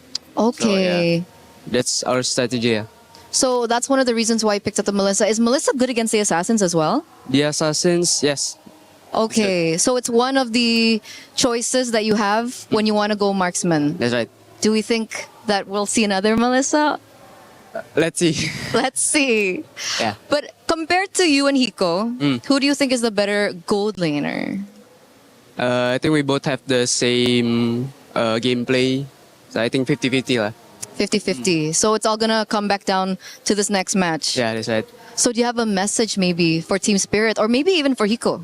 For Hiko, I don't know, maybe let's give the best gameplay. Okay. Laning maybe. We're excited. We're excited for that laning. Thank you so much, Natko, Okay, for this thank you. interview. We're going back to you guys. Bye. Well, just polite trash talk. I mean, another thank you, good luck. They're struggling now. You're an amazing player. It's just, we love to see it. MLBB staying positive. Now, we get Vamos and Team Spirit in game one. It's the 13-41, guys. Vamos takes the win. That Melissa does come out as expected, Naisu. Yeah, it's, not many players. It's been Natco to bring it out and make it work. And I like the way LaFell pointed it. He was like, this is, hey, there's the good shot, by the way, for the master desk. I need to see that move again. They I were see that in the feeling green it. room. I mean, I gotta say, even though the Melissa was kind of like more of a support for that one, she still did over 100,000 damage in 13 minutes. That's mind you. ridiculous. It's ridiculous to get 100K on Melissa, but in 13 minutes, that just showed in lane, he was able to do a lot. And every time sieging, Natco was there dealing that damage. I was surprised to look at that damage in 30 minutes. How much of that was muddles is what I want to know. I think all of them were muddles, man. I love all of them. I love this hero. I played against Melissa. I played as Melissa a little bit last night. Just so fun as she's popped up in the meta. Trying to do my research and getting some experience. And it's been fun to see that go away, have that impact. We'll see if it continues to do so. Question, I mean, is it crazy to think that people ban out a Melissa against this team? Oh, that's a good question because it seems like there's really good bans that you'd rather take care of than a Melissa. I think you just need to look at it as what do we want to pick to play against to that not Melissa. get trapped. Yeah, to not get trapped. Because they already saw the Jushin picked up earlier on in the first phase. I feel like one thing that Team Spirit has to look out for is not walk into a trap because they already saw the Zushin and they know the heroes that they have can be countered by that one pick. So I feel like that was one of those ego checks to say like, yeah, we know you got this hero, but it has been nerfed quite a few times. We feel like we can play around it. Clearly not. So I feel like for Kid Bomba being like one of the pillars for Team Spirit, don't let him pick up his hero first to potentially get countered, especially a pick like Phoveus. Phoveus is like S tier, but the moment you have 1 or 2 counters, he is like B tier, maybe B. He drops down. Probably garbage, you know? Like there's nothing that he could. I had that experience multiple times. I'm like, you know what? First pick, I'm picking up Phoveus. I have 3 counters. You know what? Have fun 4v5, guys. Yeah. I'm not doing anything. Well, that's important. I mean, it was really like this great setup where they had the Zushin finally let through. They allowed it to go. They banned the Fanny. They banned the Atlas. And then they were kind of teasing that, well, when we pick up the Freya, you're probably going to go Phoveus because he's still open. But then with the Melissa as the final pick, it sets them up. And this is a good response, I think, if you're looking at Spirit, but also as Vamos because they take the Freya away, which they played. As well as the Paquitos. It looks like Coach Valdo is here. Is just saying, like, as long as we don't go give them crazy fighters, they're still human. We can fight them. If they get a Paquito, they get the Freya, then that's going to be an absolute nightmare going up against Team Spirit. Oh, look at this, Hiko. Both Team Spirit and Aurora bootcamp in Malaysia, and because he drafted fighter gold lane so far, I do have to say, when it comes to bootcamping in Malaysia, it's not really going up against Malaysia teams. It's more about the accessibility. You know, there's a lot of good places where you can have the majority access for the Southeast Asia region, making it quite easy to find scrims, you know, easy to get food, transportation, and all those kind of things. I think Kid Bomba's mentioned that in an interview where they asked them, where's your favorite place to boot camp? And he mentioned it was Malaysia. First, a lot of people speak English, so it's very That's true, too. That's easy. And he mentioned the food as well. Yeah. Love the food.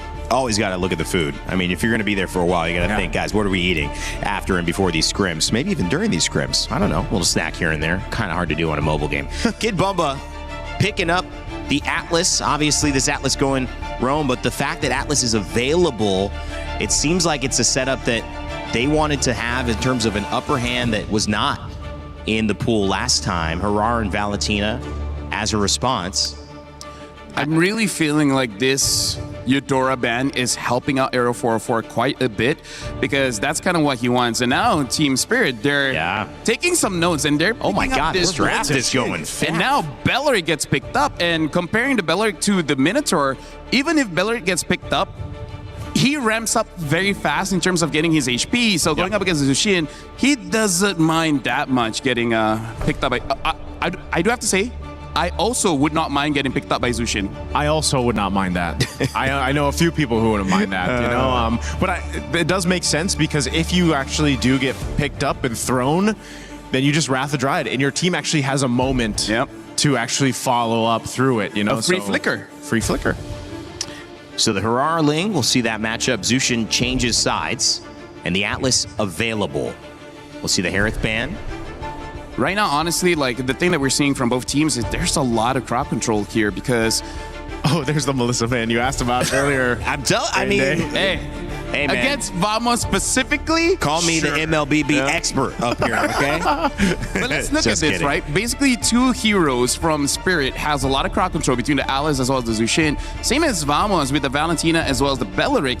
Valentina sure has to get a Terrify off first for that to really happen, but Valentina can steal away the Fatal Link. So I feel like for the first 3 picks, it is quite even in the sense of how much crowd control both teams have right now. So this is going to be quite the question because neither have shown any fighters or marksmen. They're still opening up the draft big enough to really consider, do we want to go fighters? Do we want to go marksmen? Right now is the battle between Coalstar and Valdo to see like who's going to show their hand first. And that's going to be an important Red 4 pick to not immediately show which direction they're going.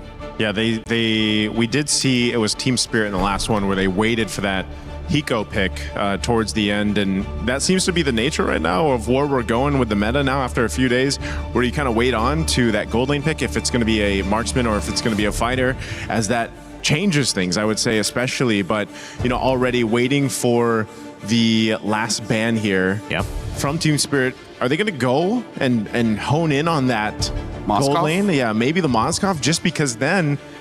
Oh no, they go the Barretts. Wow, they're going to go for the XP choice.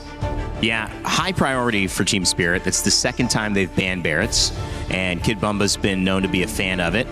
And so that's gone and taken away. Ruby also has been gone and taken away. We talk about playing into this meta. Sometimes Ruby can be that final pick that changes the way you attempt to fight into her. And the Moskov being let through this time goes the way of Vamos, most likely on Natko, right? I like this pick because, again, it already counters the Ling, and it's kind of helping out Supat here, where he can see the EXP matchup before really going for anything. They pick up the Claw, so this is going to be a marksman matchup. The Esmeralda is still open. We'll see whether that is where Team Spirit is going with. And they pick up the Uranus, so Vamos, they have a choice. They can pick up a CC for more damage. They can pick up an Esmeralda just to have another front line for the team, which I feel like that might be where they're leaning. Yeah, I'm thinking Esmeralda for this. Just, you want to go ahead. Which also just basically makes that XP lane, you know, a no contest lane. They just do their thing and then they rotate. It's just a toxic relationship. They just keep on hating each other but not do anything about it. We used to call it the eternal battle. The eternal battle, never ending. Call it a toxic relationship. Either or. You're supposed to get out of those. I mean, like, if you really think about it, both of them are kind of the same. So they're going to rotate lane pretty quickly, right, to get out of that toxic relationship? A celestial being against an exotic dancer. Not really the pair you thought we'd have. Don't have a lot of experience with that matchup, to be fair. I mean, like, coming in into MLBB, this. we have Patrick, so... That's true. So, you know, logic doesn't really help. There's the Esmeralda as the final pick here. Couple of bans let through. The Moskov is the Bellatrix, as well as the Atlas and the Uranus. All of those characters banned. The Valentina as well picked up. Harar and Ling, as we've seen. Zauer Egoist and Arrow 404 ready to go back at it. The question with the Minotaur from Team Spirit was, did they have enough peel? Could they continue these fights?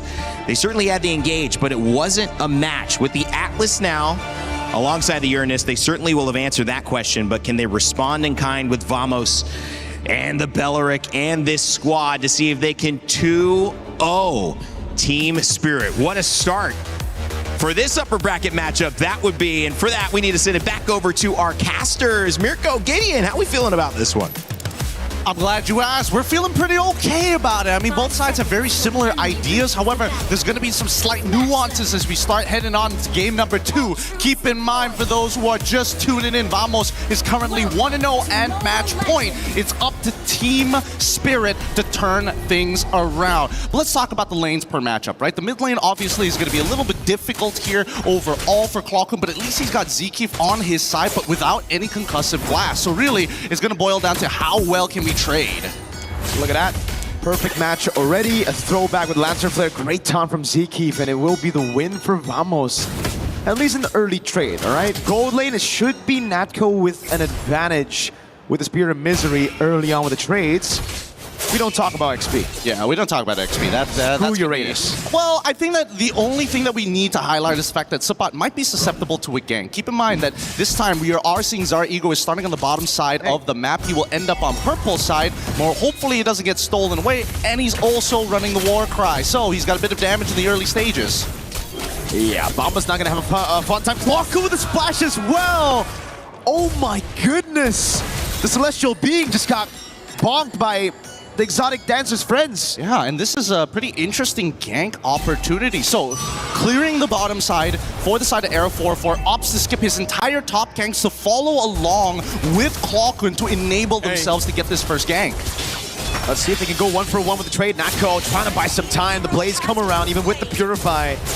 Just like up top, and Spirit are able to capitalize a bit better off of a kill with The entire turret goal, actually. Oof, that's good. That's really what you want to see, especially for these economically hungry style of heroes. Now, as we see TS start making their way over into the mid lane, the first contestation of this turtle is up for grabs for anyone. I think that Vamos should still have the advantage. Zara, unfortunately, still doesn't have his retribution for another 4 more seconds. They might attempt to re-gank bot side, knowing that Nako doesn't have his Purify.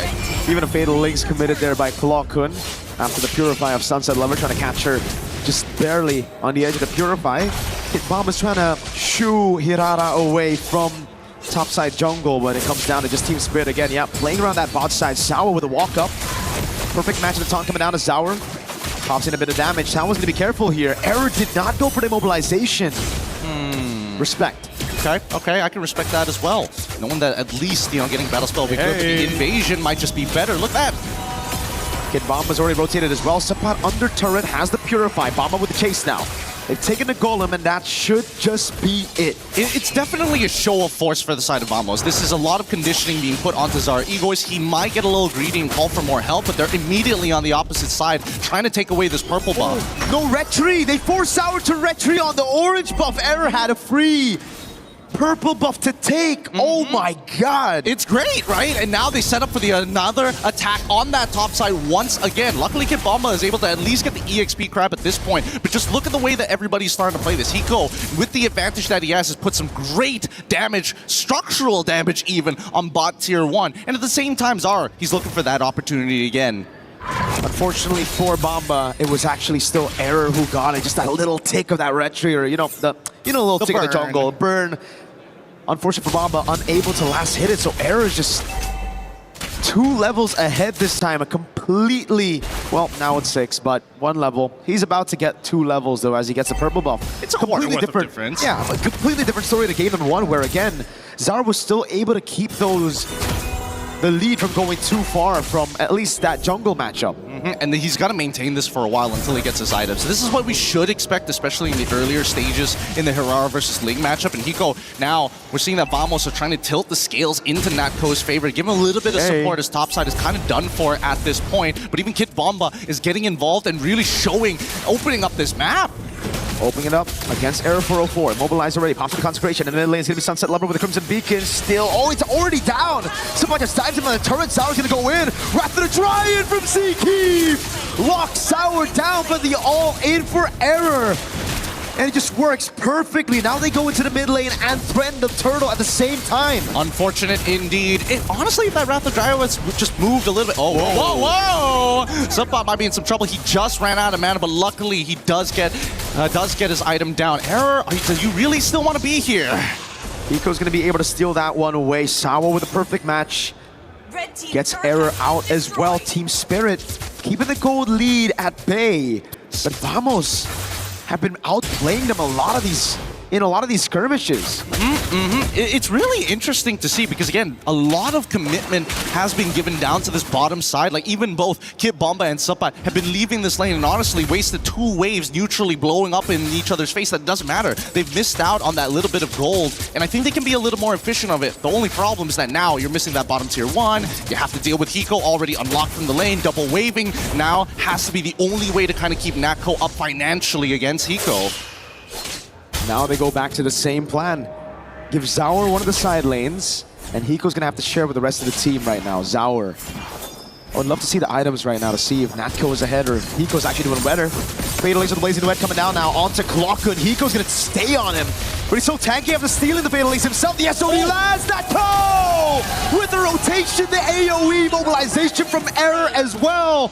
Vamos are just punishing Spirits. A surprising amount of damage. Zipper, pull up the items. We gotta know, where are they currently at in their power spikes? Sapat doesn't have to worry about Zara until he's got about 2 items down. Until we see that Hosclaw and Berserker's Fury, it's gonna be really difficult to win out on the majority of these 1v1s. But let's check out that replay just one more time, because Seakeep completely making sure that Kid Bomba and Sunset Lover were not able to capitalize on a pretty precarious situation from Vamos. Worst yet, the SOD connecting to give that extra bit of damage that they needed, luckily piercing through multiple targets. You can see that frustration, man, from Kid Bomba. I'd be mad too. Oh, dude, they spent everything on Claw-kun. Sapat just taking Sour to half HP. He might actually solo kill him. Out with retribution on the orange buff. Error assassinates Sunset Lover in mid. Now it's all in by Sawa with the Wrath of the Dryad, keeps him at bay. Clockwood! Tempest Blade Steel gets him away. Error with a maniac! Oh my god!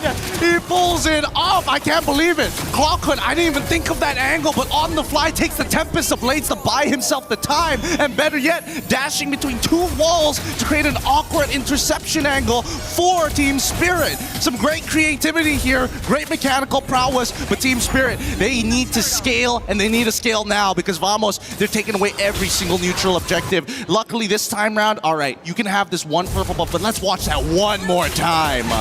It's Zkeef again with a perfectly timed Wrath of the Dryad. It looked so good for Sawo, but Zkeef's just been better than him across the 2 games so far. It's just him outplaying him, and you can see it, man. From the whole team, they're fired up. They were able to capitalize on that so beautifully well. Now it's another attempt from Natko. Someone's gonna jump in as well. Natko, Natko away! Takes the SOD, outplays our Egoist! And now it's Clockwood with a Fatal Links. Can he use it? Does he even need to? Boom! Bang with his own ultimate. Clockwood takes Sawo out.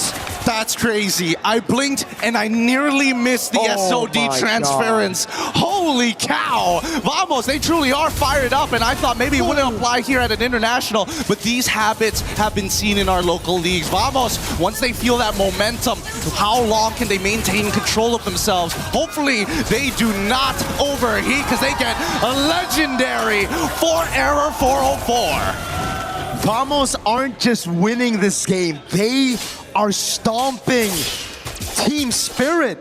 This is a team that has constantly been up there in the top 5, top 6 of international tournaments. Vamos, this is their first for a lot of their players. I mean, Clockwood has that experience from MSC 2024, but everybody else, oh my lord, I suppose to be fair, but yeah, dang.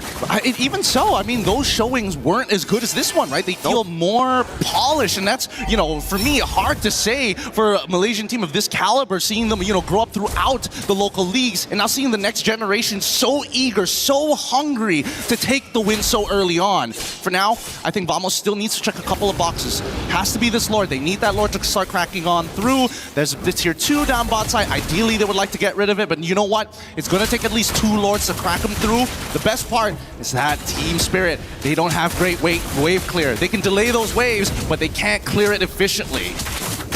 I don't know what to say, Gideon. This game looks completely cooked for Team Spirit. It looks like Vamos is gonna steamroll out of control. Look at that level lead. Again, 3 levels on Error. We got a 2-level lead on Supat as well. Like, Spirit needs to find like a 5-man Fatal Links. There's got to be something crazy here.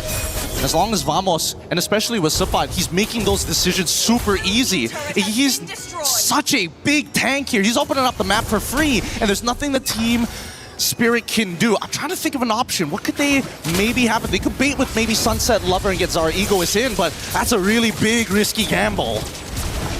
Team Spirit are forced to play inside of their base. No chance to walk up. The Holy Shield's already baited out. Vamos gonna play the clean game. They're gonna freeze up. Maybe. Oh, Natko. Okay. All for a Holy Shield in. Okay. You know what? Hey, here's another freebie. Here's another one. Here's a door gift for you, sir. You know what?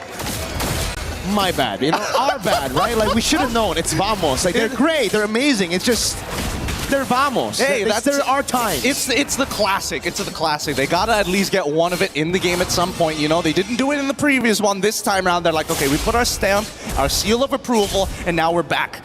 However, 6.3K lead is still so big. I don't know how they're going to close the distance here, especially if we don't see a steal from Zara Eagle. Oh, God. Oh, whoa. Let's come. Oh, my God. Oh, my God. They're just going to go for a legendary.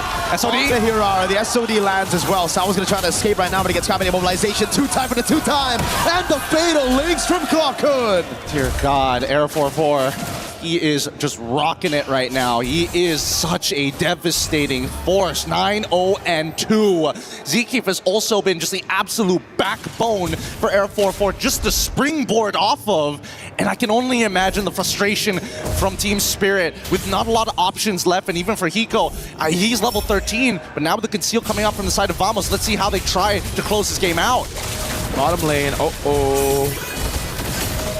Vamos trying to clear out the waves. He's actually able to do it. Zeke all alone. Are we not going to break this turret here? I mean, Azar, he's thinking about it. He's thinking about the chase, but it might not be a good idea. Okay. They only lose Zeke. So far, Vamos have only lost players with no bounty, right? So, there you go. If Error dies, then we have a problem. Cut to Nako. I'm 0-3-7, guys. I have nothing. Oh, Winions! Nice. I can't believe it. I can't believe it. We're really, this is, oh, whoa. Supan, let's chill for a second here. Uh-oh. He gets away. Doesn't even need to burn the Purify up top. It will be Spirit with a trade. They'll finally be able to crack another structure. This is tough. If you're in Spirit's shoes, where do you go to? Obviously, you got to deal with that bottom wave every single time, and only Zaur has like a decent amount of damage other than Hiko to kind of like cut through. Whoa. He's going to damage again. Oh, wait, Error! Oh, in the midst of it all, gets shut down by Spirit. Zaur finds it. That's a Wrath of the Giant that lands on two, but they've lost their main member. Now it's up to Natco to try to carry this fight. Hiko getting caught in Spirit Misery now as TS just pull it back, and that's what we were talking about. I can't believe it just happened. Yep, and now Zaur is equal level to Arrow 4-4. Obviously, the economic lead is still there, but this is good enough. The Retribution are of same value. 10 more seconds until he has it. Zaur's on it. Last time Zeke was able to steal it away. Can he do it again? Zaur just waiting this time around. Retri is good. Team Spirit. Oh, Zaur wants more. Baits out the Crimson Beacon. And it's back to Spirit, building it up again. Oh man, Vamos. Unfortunately, may have overheated on that moment, that one moment that they needed to take this Lord and really just play with that bottom wave hard shoving. Guardian Helm being purchased by Sawo. He understands that he's getting chunked out way too often and he can't afford to keep recalling 13 minutes into this game. It just takes too long and costs too many resources. At the same time, let's pull up the item list. I want to see where the tanks are currently at, especially for Kid Bomba, right? Because if Subbot was already this far ahead and able to tank multiple people, I would assume that Kid Bomba is finally catching up at this stage, but he's been sticking with the rest of the team. There's no retreat. Everybody's here though. Okay. I thought Vamos were going to be able to catch our egos, but he has the Finch poise, goes back to the purple buff, takes it as well. And Team Spirit will be building the slow push in the bottom lane. Zeke gets chunked to half HP. Sunset Lover looking for the angle again, sees Error, forcing him back. Zaur back up top as Error is visible on the map. This is a ridiculous amount of just raw respect, not only for Vamos, but even for the side of Team Spirit. They recognize each other as true competitors here, and I think Vamos, after that one mistake, had to look, oh, whoa. Fatal links onto Sawo. Hey, Sawo as well. Takes a turret shot, survives with 1 HP. And the Lord will be able to charge in the bottom lane. That's the first tier 2 for Spirit against Vamos this game. Yep, and with the delayed waves on that top side, they finally break the mid-tier 1 here. Vamos is trying to make sure they don't get much value. They gotta be real careful. Purify out already. Oh, that sets up for Sawo later on with the Purify on down. Did he see him? Wait, they don't know. Purple buff taken by Error. But now he's going to be caught in a bad spot. He's going to get all in. Oh my goodness! No! Even with the Wrath of the Giant, Error falls again, and Zaur is looking for the angle for the assassination. Blazing duet onto Zeke. The taunt, Zaur picks up a double. Now when it comes to Blaze, goes in, bang, bang, bang, but he doesn't find that final blade. He gets speared to the face by Natko. They're still trying to hold strong here, but if this inhibitor falls, there's going to be some problems. Hiko, got to be careful with the penetration. Ow! Piercing damage, but in nature, baiting him in as Hiko jumps into the BMI again. Natko responds over with a nature as well. Sapat now pops in the Falling Star Moon. Tries to go for the chase on Kid Bomba as it's tier 2 up top falls. I don't think they can keep on chasing this. They don't have enough damage to actually take out the frontliners, and Sunset Lover is a little too far. They can't do this. No. Without Natko, there's no point for the chase, but they're guaranteeing at least the rest of the members aren't dealing with that top side. And now, 16 seconds left on the clock before that Lord spawns. And unfortunately, Hiko, he might be a little late to the fight. Vamos will take first position. And now it's back to the building game. Vamos. A 2,000 gold lead. This game's getting sweaty. It wasn't supposed to be. But now here we are, right? It's just the raw resilience coming out from EECA. They're not backing down. They ain't giving up. But now Vamos has to play macro. Uh-oh, Sapat doesn't have to purify for another 2 seconds. Wrath of the Giant saves him for a bit. Now it's high in blaze, but Error 404 is able to secure the Lord. That's Sapat out. Sawo with the fatal links on Zeke. That's an immortality down, and the two frontliners of Vamos taken out of the skirmish. Oh, the timing couldn't be worse. The Lord just spawns as soon as he goes down. Great play overall as they take their time. They need to make sure that this Lord counts, but I think that even Vamos understands the team fight has now come to a point where now even Sawo is pretty difficult to kill. It's not like they were trying to stack up a high level of Sky Piercers as well for the side of Arrow 4-4, so there's no guarantees at this stage. Look at Natko though. Up top he goes, trying to go for this clear on the base turret. Nah. This Lord will be just more gold into the pockets of Team Spirit, unfortunately, for Vamos. Could have been worse, could have been Team Spirit with the Lord. Agreed. But now we look at the items, right? Just one more time here. Maximum build already gone for Clawcun. One item missing here for the side of Sunset Lover, but he's almost there. But the Wishing Lantern, very useful against the frontliners from the side of Team Spirit, especially when you're trying to deal with this Atlas overall. But until we start seeing some more magic resist, it's going to be tough. All right. So now with the full items on Hiko, it's all about those item swaps now for Hiko up against Natko.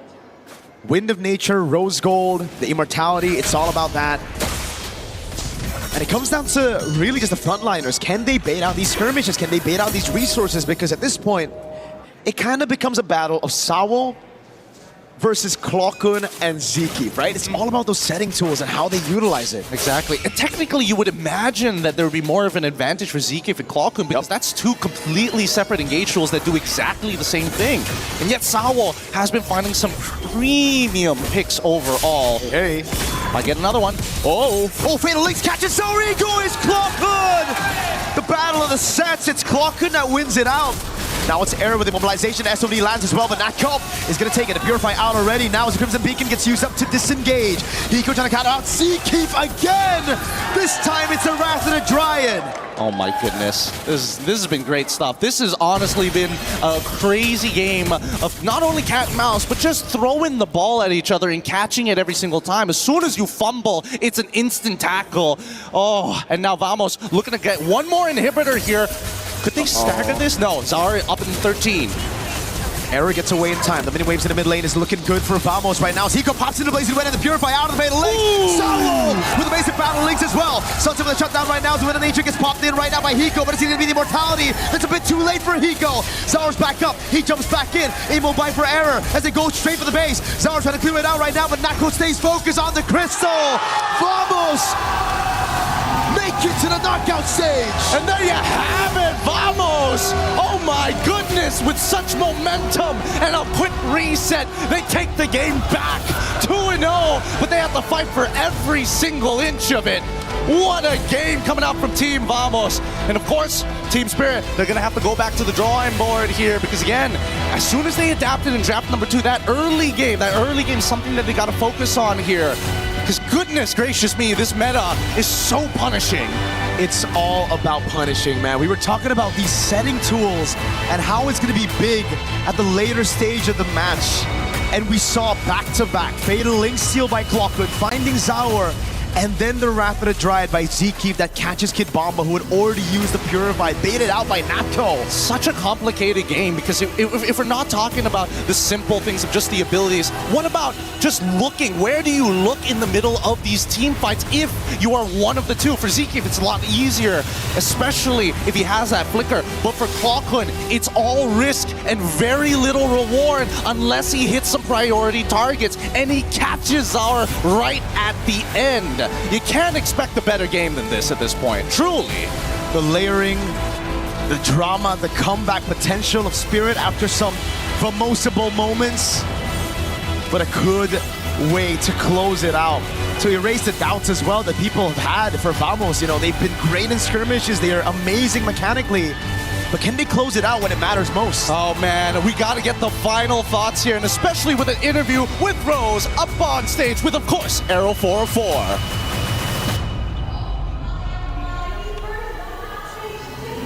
Is going to Team Vamos.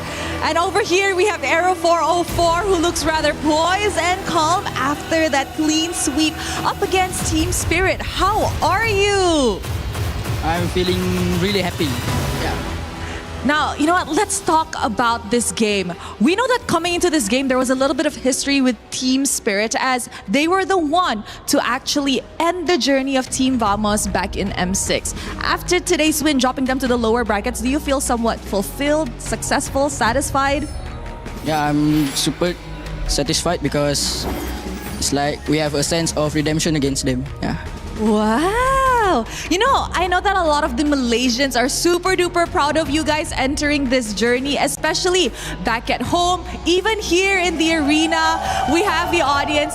Do you feel extra motivated to have this kind of support here in Paris? Yeah, there's a lot of Malaysian fans here, so we are really motivated to win. Okay, I got a question, right? As you guys enter the knockout stages, you have the opportunity to actually pick your opponents from the lower bracket. I know it's still rather early, but who do you want to actually meet if that team does go to the knockouts? There's a lot of choices, but I would like to face either Vitality or Falcons. Oh, okay. You are right though, because after this match, Vitality and Falcons will be going up against each other, so one will have to fall. Is there any reasons as to why you want to meet either Vitality or Falcons? Because both of the team have idol jungler. Yeah, Nile and Kyle TZ for me. Both of it are your idolas, your idols. Okay, you know what, Era 404? I just have to ask you a message for the Malaysians watching here in the arena and back at home. So thank you to all the fans that have came all the way here to Paris to support us, and also watching online. Thank you for all the support, and we'll do our best in the knockout stage. Congratulations once again, an amazing win. That's it from us over here at the stage, showing it back to you guys at the studio to break down what happened in this series.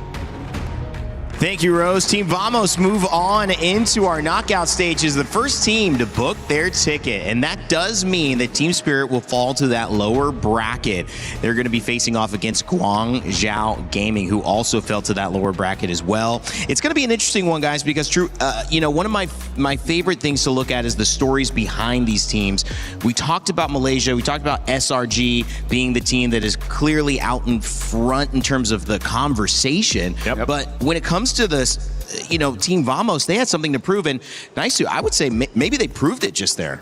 They did. It got a little dicey though, man. I mean, it was almost Vamosable. It was almost Vamosable. The moment the casters start to glaze them a bit too much, they start dying one by one. I'm like, He's like, hey guys, hold on that glazing right now because it got really close. Yeah. And they wanted to prove a point. I think this is a great win for them because this is Team Vamos, a team that maybe some people counted out to go ahead and give a 2-0 against a team like Team Spirit. That's a huge statement. I mean, if we're talking about story, I would say people look at Team Vamos and say they're going to be the first team to get knocked out, right? First team to get eliminated. Wow. But then it switched up. They're the first team to actually qualify to the knockout. So that's a huge statement. And even in the interview, Vamos themselves said that they are also disappointed, ashamed, the fact that Malaysia only looks to SRG. So they wanted to make sure that Vamos as an organization and the players playing on stage, that they can confidently say, like, guys, we are here too.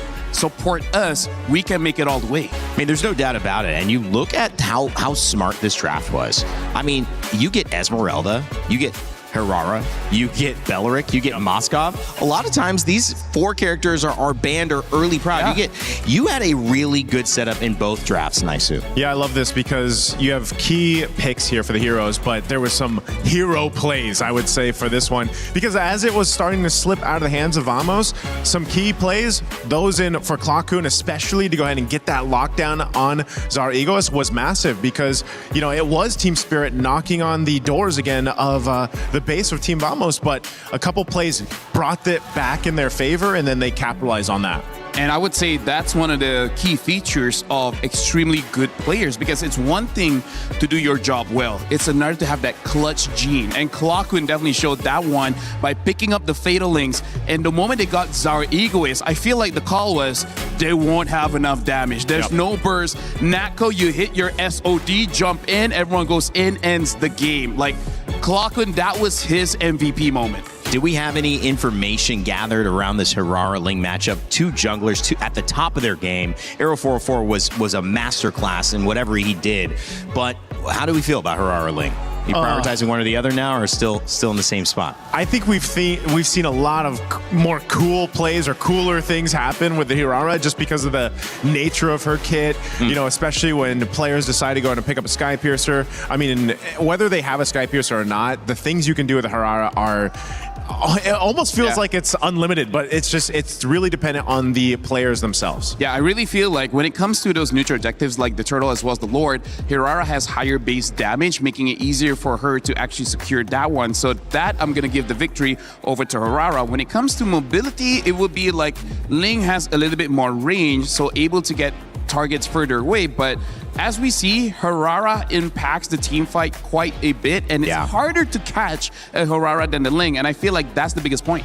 Yeah, she's blending in really well to these team fight compositions, and it was amazing to see kind of all of these storylines start to bubble up here. Again, I had mentioned earlier that it was $65,000 on the line. That's actually only for Team Spirit, who's going to go and play that matchup and still have a chance to stay alive. They'll have earned that, but $100,000, I believe, gained for getting into the knockout stages. Team Vamo's got to be happy about that. They got to be happy. More than MPL. In terms of what they got in MPL, Yeah, technically. That's why it's such a big deal. You know, we heard it in the interview for these players. They want to help their families, and that's how you do it. Now that's a turner. I gotta say that wasn't really an upset because we did say both teams are like. It's hard to call for both of them, but the fact that Vamos won 2-0, and I would say especially in game number 1, I think that's going to create a lot of conversation moving up into MSC because Team Liquid lost, SRG lost, and now Vamos is showing up. Yeah. And honestly, this MSC is turning to become a very interesting international. I'm glad I didn't predict, by the way. You could have gotten in trouble. You could have gotten in trouble there as well. Obviously, just expectations, just keeping things fun. Well, we got more expectations coming up. Let's take a look at today's schedule because, of course, we just saw Team Vamos and Team Spirit. We also had a chance to see Guangzhou Gaming take the win. They stay alive. True Ripper's our first team to go home. We will be sending another team home, but not yet. Team Falcons Meta Ignite Gaming is that one, and we'll have to wait to the end of the day to see more drama. Team Vitality and Team Falcons PH coming up next, though. Guys, that's going to be a banger as well. I'm not calling that one. Yep, we're not. Good thing you're not even touching that. No. Not with a 30-foot pole. I mean, here's the thing. Like, I've been known for a caster curse, so I feel like if I say the team is going to win, there's going to be a lot of DMs. They're coming for you. So, you know what? Mouth zipped. Hey, locked. We're not here, at least. Oh, yeah, we're not. We're not going to be here. We're going to have lunch. Yep. And enjoy the game. Two different guys. Okay. All right. I was going to say, I think if Mirko was up here, he would say one team over the other. No, he also has a caster curse. He will also be afraid. He's also got a cast. I think almost most casters have some sort of. No, you have that year 1, year 2 naiveness where you're like, I'm okay, I'm okay. But then after year 2, you're like, never again. I will never make a prediction. I am scared. Right. I have fear. Okay. All right. Hesitant to make the predictions. That's okay. We don't worry about those predictions when you're playing MLBB. You just go out there and have fun. The good news about it, if you've been checking into some ranked games like I have over these last couple of days, you'll notice in the shop there's a brand new collaboration with one of the oldest and most classic games of all time. That's, of course, Street Fighter and MLBB. Check it out. Human body was built to move. Not trapped at a desk in one singular posture for 12 hours a day. It's time your chair evolved. This is Secret Lab Titan Evo. Ergonomically engineered for you, gamers, hybrid workers, artists, backing your every move.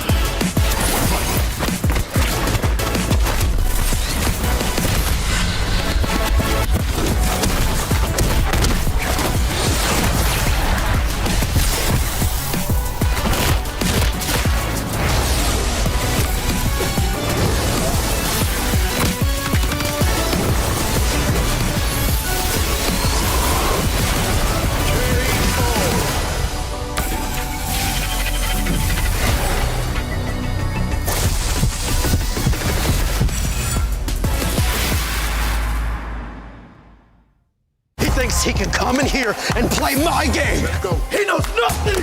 Let's go! Tyler 1, you're done. Raw energy. Half for half and blow the house down.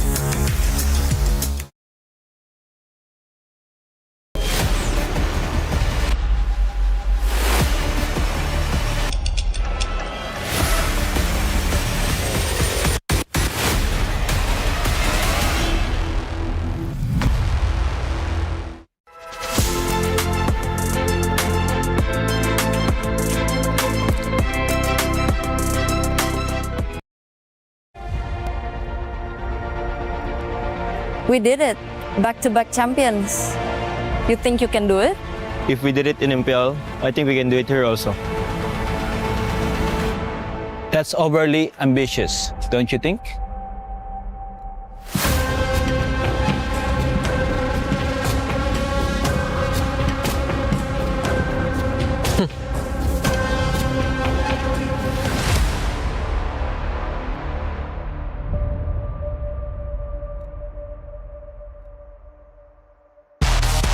The Mid-Season Cup at EWC makes its third appearance, and for the first time in MLBB history, the prestigious stage arrives in Paris on European soil. Awaiting the 25 teams from 15 regional qualifiers is a monumental $3 million prize pool and crucial club championship points. MSC opens with the group stage, where 15 qualified teams and one team from the wildcard qualifier will be split into 2 groups of 8. Both groups will compete in a double elimination bracket, where 2 wins secure a spot in the knockout stage, while 2 losses send teams home. The top 4 teams from each group will advance to the knockout stage. More unforgiving than ever, the knockout stage puts everything on the line. In this single elimination bracket, teams will clash in a best-of-5 series throughout the quarterfinals and semifinals. For those denied a place in the grand finals, one final battle remains, a chance to secure a podium finish and claim an additional $100,000 in the third-place match. Here, one moment can change everything. One mistake ends the dream, one clutch play creates a legend, and at the end of it all, 2 teams remain. One final series in a best-of-7, all for the grand prize of $1 million. One chance to rise above the rest. Who will become legendary? Who will prove unstoppable? 2 champions, 1 game. This is MSC at EWC 2026.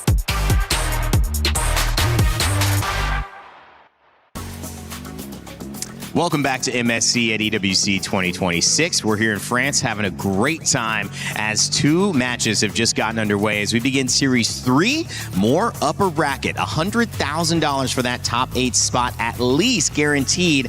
And that means one of these 2 teams are going to be very happy about this result. One team will go down to the lower bracket and fight the winners of the next series. My name's Randy. I'm joined by a new but very familiar panel to all of the MLBB community, Renmar and Trex. Hey guys, how you doing? Renmar, we were in the backstage. You were talking about those drafts. How you been feeling about today so far? Oh, very happy. I think my sentiments towards the drafting and the unique choices still remains. People are still getting creative, but some teams proving that sometimes the safest, most viable pick can't go wrong, and they're doing really well with it. Trex, you were down there casting a little bit. You've been on the desk. You've been all over the place. It's day 3. What have you picked up on heading into this match?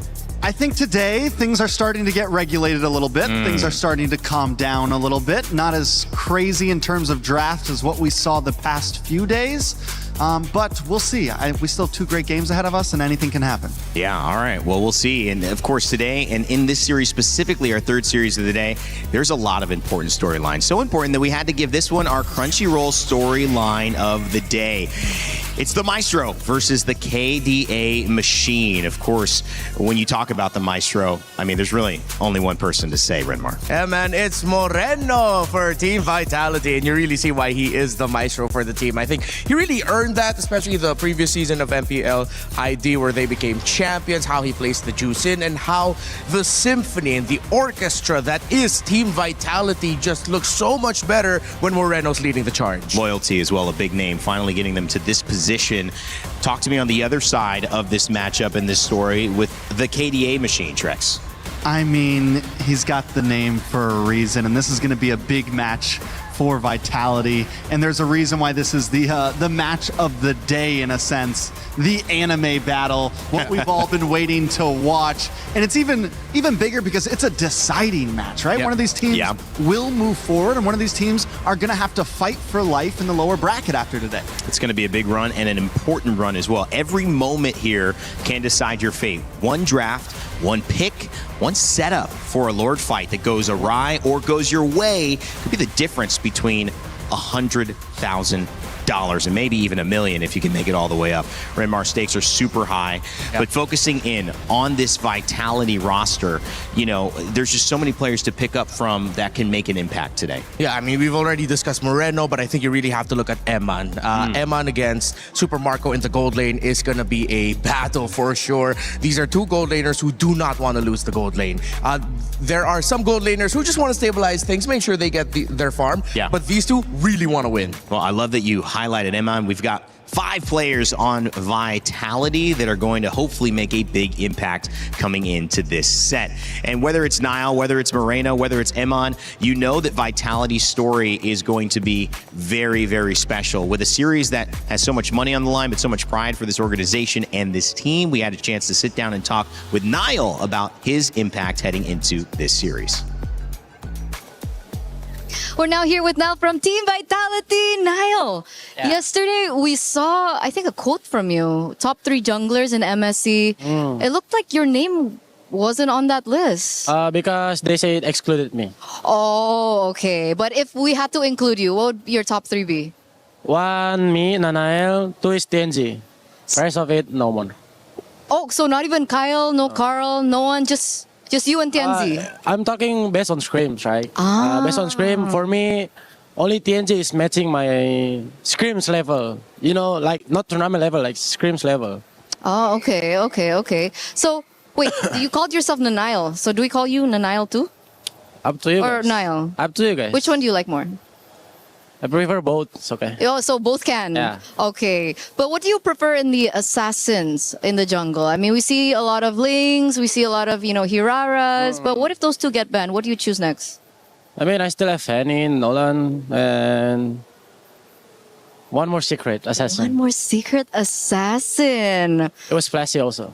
Oh, because earlier on we saw a Saber in the jungle. What did you think about that? Saber? Yeah. Speaking of them. The one before this match, I forgot as well. I have bad memory, guys. I think Saber is not fit in this meta, I think. Oh, okay. So more assassin. Yeah. Do you think the tanks in the jungle still might work? Absolutely, because if we play tank jungle, it will become more easier, I think. The game, like, it's not complicated. Oh, okay. So, Niall, we got to ask you, I think someone's asked you this before, but we want to get you on camera here for the main broadcast. What difference do we have for you? Back from M4 and now you're here. What makes you you now? First of all, I've been through a lot. Like, for example, I'm losing my brother or something like that. So it gets me humble right now. It's just that. And maturity, yeah. So does that mean that you're also doing this for your brother? Yeah, of course. That's my number one motivation right now since MPL. Okay, so everyone's rallying behind that. That's a really good motivation, Niall. So you're motivated. Are you confident as well up against one of the biggest teams here at MSC? For us, whoever the enemy is, we are so confident against everything, and we prepare the same thing for everyone. Like no special. Okay, that's what we like to hear. By the way, you keep coughing. Are you okay? I'm good, but it's just cough, because of that thing, maybe. Oh, okay. Yeah. Best of luck. Get well soon as well Thank for you. your next match. Hope I get to see you after.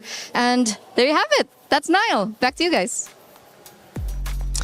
We won't talk about what that thing might be. However, I will say that it is an amazing journey to witness Niall just being open about his brother and the maturity needed to go through this process now after M4 being here at MSC, wishing them all the best. And honestly, what a journey that's just a human experience, and sending lots of love his way. Of course, when it comes to the game, there's another element to start picking up on, and the teammates and how they fit with Niall. He said that it would fit with Tank Jungle. And also, as you see here, Eman says he misses competing against Super Marco on stage, expecting that it might be one of the hardest matchups that he's going to face, and maybe even hard to beat. So that's going to be on display. You mentioned that as well, Renmar. Yep. Just that matchup, something you're keeping a close eye on. Oh yeah, I hope it's going to be exciting. I hope they both don't realize, like, hey, this guy also wants to fight. Let's just play it safely. I don't want to see that. I don't want to see safe. I want to see them burning their flickers early on, being aggressive, getting that win in lane. Going for the kill. Trex, the pacing of a game like this, when you're in the upper bracket, do you feel that the approach is, let's take some risks, we can lose, we could even lose twice and still have a chance to stay in this? Or do you go with a little bit more cautionary? I think, as what we're seeing today is some of the teams that survived yesterday, some of the teams that won. It's less about where they're at in the bracket and more just about the teams themselves. I think we're going to see a slower pace game, possibly. It's what we've been seeing earlier. Yeah, it is. And that's kind of where we're getting to that true play style of what's going to win you games. And knowing Falcons and the way they like to play, even Super Marco, for example, sometimes it takes him a little bit of time. He wants to farm up until he's got those items he needs in. And then it's bulletproof Marco time, right? Then it's, I'm going to come in, power up Marco. Yeah, exactly. So I love it. I love to see it, and we're going to see how that matchup goes as well. Keep your eye on that. Also, we talked about the KDA machine in Hanji, who is here for Team Falcons PH. There are stories along all of these members' journeys, but we had a chance to speak with Ogwin heading into this one. It's Eterna here with Ogwin. Ogwin, what's going on? You okay? Everything fine? Yeah, all good, all good. All good? Any nerves coming through? I mean, you have so much experience. I mean, do you still feel nerves at this point? I don't think so. Just the interview. Just the interview. What is up with players on interviews? Why are you so scared of the camera? I guess the surprise questions. Oh, the surprise questions. Don't worry. All the questions are nice today. Just for today. But Ogwin, moving on. There are a lot of, sentiments out there, maybe mostly from like the community and maybe some casters from different regions, that it looks like the meta is shaped in a way that it may favor ID teams over the Philippines. Do you agree with this? I think I agree because the ID teams are really good in their mechanics, especially in this meta right now. All of the assassins are buff, so it's really hard. It's really hard to play utility jungles right now. So do you think that may be the reason why TLPH lost yesterday? What did you think about that match? Were you surprised? Were you shocked? I think it's a 50-50 match because we screamed in Turkey. They're really good as well. So I think it's all just in the meta in the favor of Turkey, and they have like a poison picks. So they really got TLPH. Okay, so it's about the picks. So that was Coach Midnight. You know Coach Midnight? Yeah. You have something to say to Coach Midnight? Midnight, no, Midnight. But speaking of the meta, the roamers are shaping up to be quite interesting. What do you like the meta? What do you think about the meta for the roamers? For the roamers, I think it's quite simple. You just need to soak damage and that's it. Especially when you play Beleric and Atlas. Okay. So a lot of crowd control. So I think it's really good for the roamers right now. So crowd control and soak damage. Does your staple Minotaur fit in this? I think Minotaur is also in a pocket picks, and it works really well against some champs like Beleric and Atlas. Yeah. Okay. So we're gonna, keep an eye on those picks. But do you think the supports have a place in this meta right now, or just more so like the chunky boys in the roaming? I think there's a place in utility roamers, especially when you have utility jungle. But there's Hirara in Ling, so it's really a hard time to pick it up right now. Okay. You need to be careful before picking those. So there's a lot of considerations that needs to come into play. And obviously you're up against Vitality next. Do you have maybe a message for them before you get in? Good luck and have fun, and we will try our best to not lose. Try their best not to lose. I like that's confidence, right? Is that confidence? I'm not sure. Well, we're gonna throw it over back to you. Thank you so much, Ogwin. Trying their best to not lose. It's not soccer, it's not football, so I think a draw isn't available here, guys. I think that means win? Yeah. Okay. Yeah. If you look at it a certain way, it means, Okay. they're going to try to win. Yeah, well, we'll see it. I mean, Trex, there were kind of two different thoughts on that meta as well. A little bit where tank assassins could work, we heard from Niall, but also like he's saying, no way, that's not going to work on this side with Ogwin. I mean, we have not seen tank assassins here so far. I mean, the tank junglers. Yeah, to the tank junglers. The tank junglers. Tank junglers. Sorry, yep. I think, again, I said it yesterday, I've been saying it for the past 2 days, the meta is still unraveling. We still got a lot of layers to go. We saw yesterday, we saw the Rafaela work, which me and Renmar were theory crafting that on day one, and the possibility of that coming in. Day two, it comes in, it works. There is still a lot to see, I think, from MSC. So we'll see how it goes. I don't want to make any hard calls yet, but I do think Utility Jungler could possibly make a comeback, especially with something like a Wrath behind it. Yeah, and real quick, Niall even teased the assassin we haven't seen yet that's equally flashy. I'm trying to go through the list in my head. I wonder who it is. Poison picks, he called. Midnight Hat. I mean, do they have a poison pick, an assassin we haven't seen? Let's see, man. The org and the boys playing there, they have the identity and the DNA for it, so for sure. I also like the call about the Minotaur. We saw that a little bit earlier in the set prior to us. Didn't end up working out, but we did see the impact of the Belleric and the Atlas. You got to look at these two teams and say that there is so much on the line and so many stories. We set it up, and it was obviously somebody who was trying to make this happen in Team Vitality, their mid lane matchup, and of course seeing if Haji or Moreno can get the better end of it. We're about to kick it off onto our stage to begin this Series 3, which might just provide a champion. Who knows? We'll see how the gameplay goes.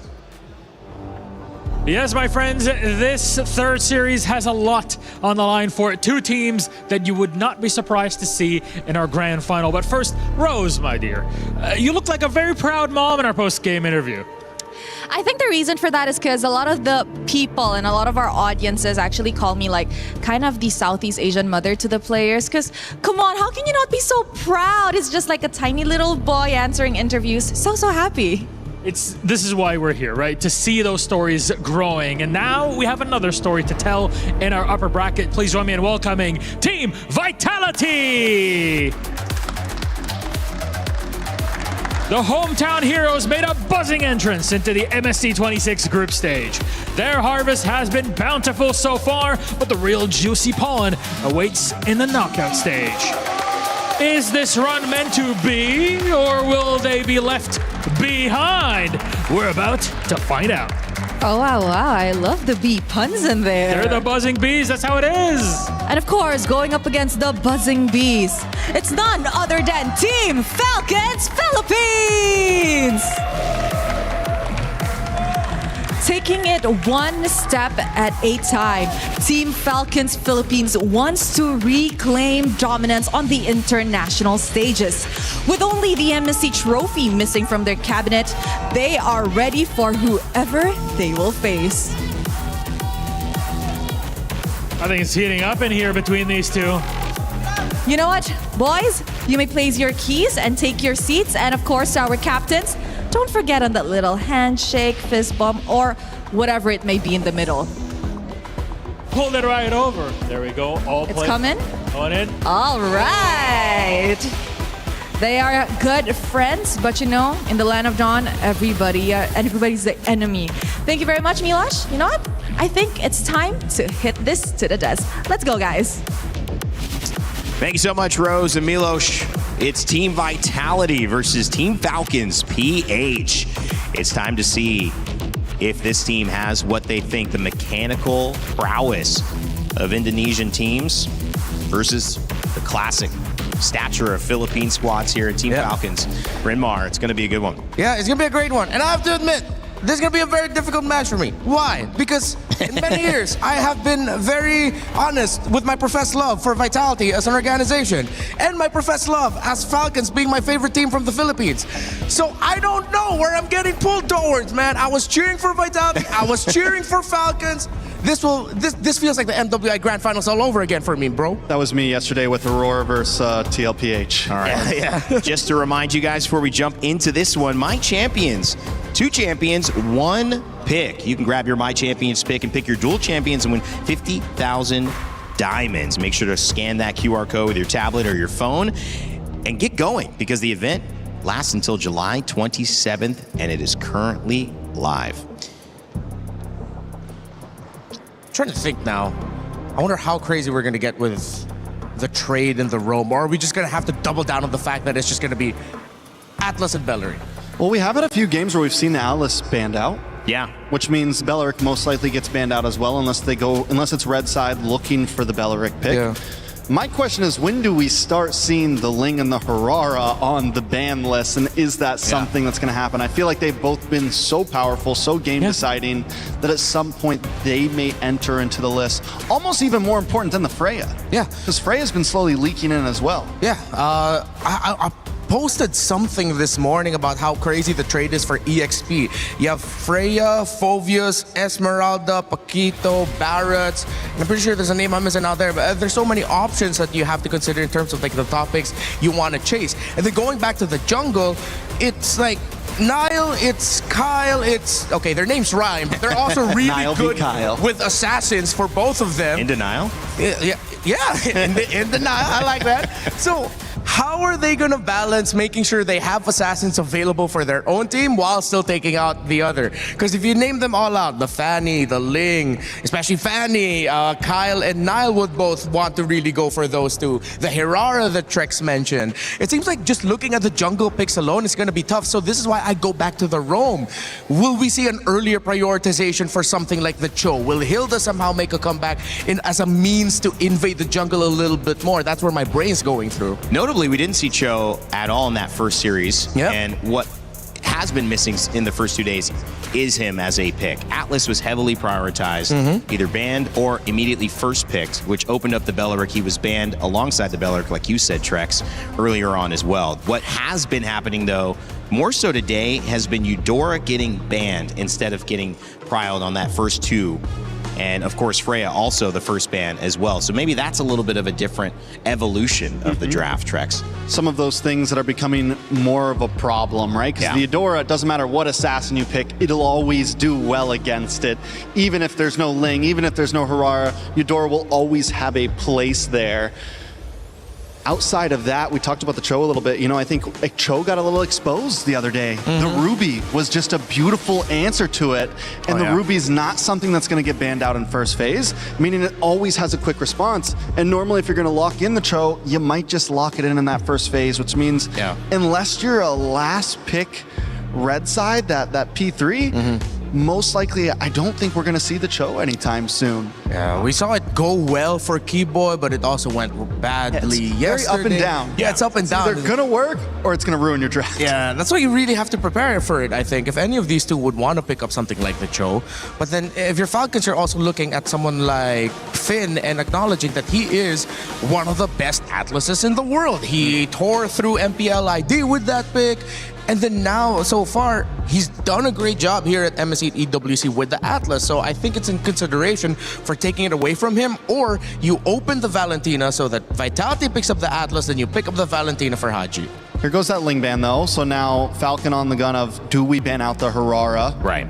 Or do we go for a possible trade? Because there's not much left. With the Freya gone, the Eudora gone, I feel like at this point you have to ban the Harara. And then we finally get the answer of, what's left after that? Do we get one of those picks up front? I think you can leave the Hirara open, because if ever it's Hirara Fanny, that becomes a trade. Fanny, yeah, I guess you have to leave it, and that's the trade. And they take away the Atlas, actually. Fanny's kind of, but you know you're going to have to pick it early. Yeah. Which means if Vitality says, we're going to take the Harara, we know we get to get 2 immediate answers to your Fanny. Yeah. Well, they've got a chance to grab the Fanny here. We'll see how much they prioritize it on the Team Vitality. We know that Harara's also available, so if Nile feels confident in that matchup either way, they don't have to force their assassin pick here, their jungle pick here, and they could try to prio something else. With Atlas gone, does Belleric become more important? Oh, for sure. But I think if ever, it'll be Falcons who'll be incentivized to pick it up as one of the first 2 picks red. Honestly, yeah, Belleric could just be up front because either way, you get the Harara or the Fanny or something else. You get one of the 2 power assassins. Regardless. It's not worth... They go for it anyway, so they take the Harara.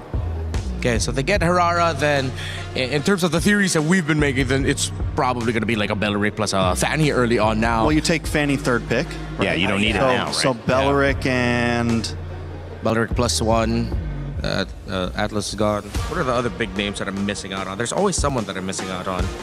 Belleric and an EXP here, maybe. Belleric yeah, is it exposing it? You know, if you have an EXP lane, like we've seen Barrett's banned, we've seen Paquito banned. Yeah. We've seen those be able to continually flex, Paquito specifically, in some double fighter compositions into the gold lane. Is that too early to grab something like that because you have more options? What's your idea, Trex? What's a good I mean, a lot of here? time you do want to save that EXP. You see a lot of them save it for last, especially on blue side, but also sometimes you want to pick it up front. It really just depends on where they want to go from here. They go for the Valentina, a safe mid lane pick, something that's always going to be viable, and this still gives them some room to flex around. Selena's going to get locked in as a preemptive to the possible Fanny, plus you get some range. Not a bad answer to the Valentina either. Yeah, I think of the Uranus. I think as much as they want the assassins, they have to decide whether or not they'll pick up their Fanny now or an assassin, or they go for their EXP laner, either in the Esmeralda or the Barretts. The Uranus will be playing away from the lane often, invading. Esme matches that, while the Barretts can also just be really annoying because right now Vitality doesn't have enough of a damage profile to deal with it early on, especially through the Selena. It's not going to be a good time. Then they start banning out things like the carries or Moskovs, if ever they do decide to pick up something like the Barretts here. So it's a tough choice for Falcons. In a weird way, if they don't pick up the Fanny there, I was going to say, they risk it getting banned. But if you ban the Fanny, that means you leave something else open, like the Barretts, or the Moskov, which had been getting banned in this second phase. So both assassins on the sides of both teams. Niall able to get his, and Kyle able to get his. I don't know, the Fanny feels so telegraphed. Like, you would think Vitality would be ready for it, right? The moment they know they're both open, it's like, okay, you're going to get the Fanny, and we're going to get a bunch of answers to it. Not completely sure how I feel about the Selena still, but I think on Vitality's side, they need some hard crowd control at this point. They went for the Uranus instead, which has a survivability against the Fanny, but still nothing to extremely lock it down. Yes, the Selena could land an arrow, but that's not a whole lot. They still need something, Kaja, Cho, some of those types of answers. That's why Falcons decides to ban out the Cho for themselves. Okay. Also, I'm thinking that what if Falcons are considering putting this Belleric in the EXP and we don't see the roam just yet. But with the Valentina, I think Belleric and Valentina already is a pretty good roaming duo that will provide difficulty for the Selena. So I think for EXP, if they're not going to go damage, then they go tanky. So as expected, Vitality will ban out the Esme. I think it'll be also very safe for them to ban out the Barretts. And then in terms of the really tanky EXP laners, the lineup is too mobile to pick up a glue. They might have to fall back into something like a Terizla, which is really slow. But you just want one lane that you know is going to be hard to kill. Brody banned from the side of Falcons. They're going to be on first pick here. They do still need a marksman. Like Moskov, yeah? Moskov could be a decent answer. You have the movement. You have the shred. Already have the Belleric, so you don't really have to worry that much about the Claude. I mean, just about it, yeah. I mean, even the Claude, like any of it would kind of work at this point. I don't think it's too heavy of a reason. They could, honestly, I feel like the marksman may be the better first pick here, and it still gives you a little bit of room to possibly get the EXP flex in. Yeah. Moskov still available, still unbanned. So is Paquito. And 2 picks remain. 1 ban remains on the side of Vitality. They're already taking their time. You see, it's Eman who's being very vocal in this phase of the draft. So I think, instead of taking away an EXP, they were thinking, okay, matchups, gold, what are we going to end up with? I think if ever this is a Moskov, he's confident that his Claude will be able to handle it. So he just calls it to ban the Harith instead. So there was a little moment earlier you saw he was really being very vocal about it. Great to see those little things in person, right? Dyroth comes out. Yeah. I haven't seen that very often, Trex. But we have seen it a little. Yeah, we saw one from Flap. from Flap. Yeah, it was him. Yeah, it was Flap. Yeah.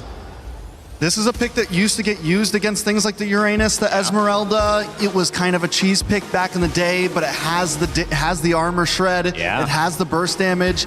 It is a high risk, high reward pick for me still. If it pops off in the early game, this could be a huge threat to everything down the line. If he takes 2 or 3 deaths early on, it's a wrap. He'll be useless the whole game pretty much. Yeah. Okay, so they'll pick up the Badang here, and they'll go for the Melissa. I wonder if Falcons will lean back to a very old combo with the Deeroth, which was the Irithel, because the mobility would help from getting away from the getting linked by the doll of the Melissa. I mean, most likely they're still going to end up with either, I don't know, maybe like still a Moskov, but no, they still go Claude, and they played with like one of the safest gold laners. I'm going to be honest, Vitality, yes, they have a lot of defense against the Fanny, but not a lot of answers against the Fanny. You have the go away, which can stop you from getting dived on. Yes, you have the fist crack, some of those things from the Badang. You have the arrow, but outside of that, you have no hard crowd control for this Fanny, and it could be a problem.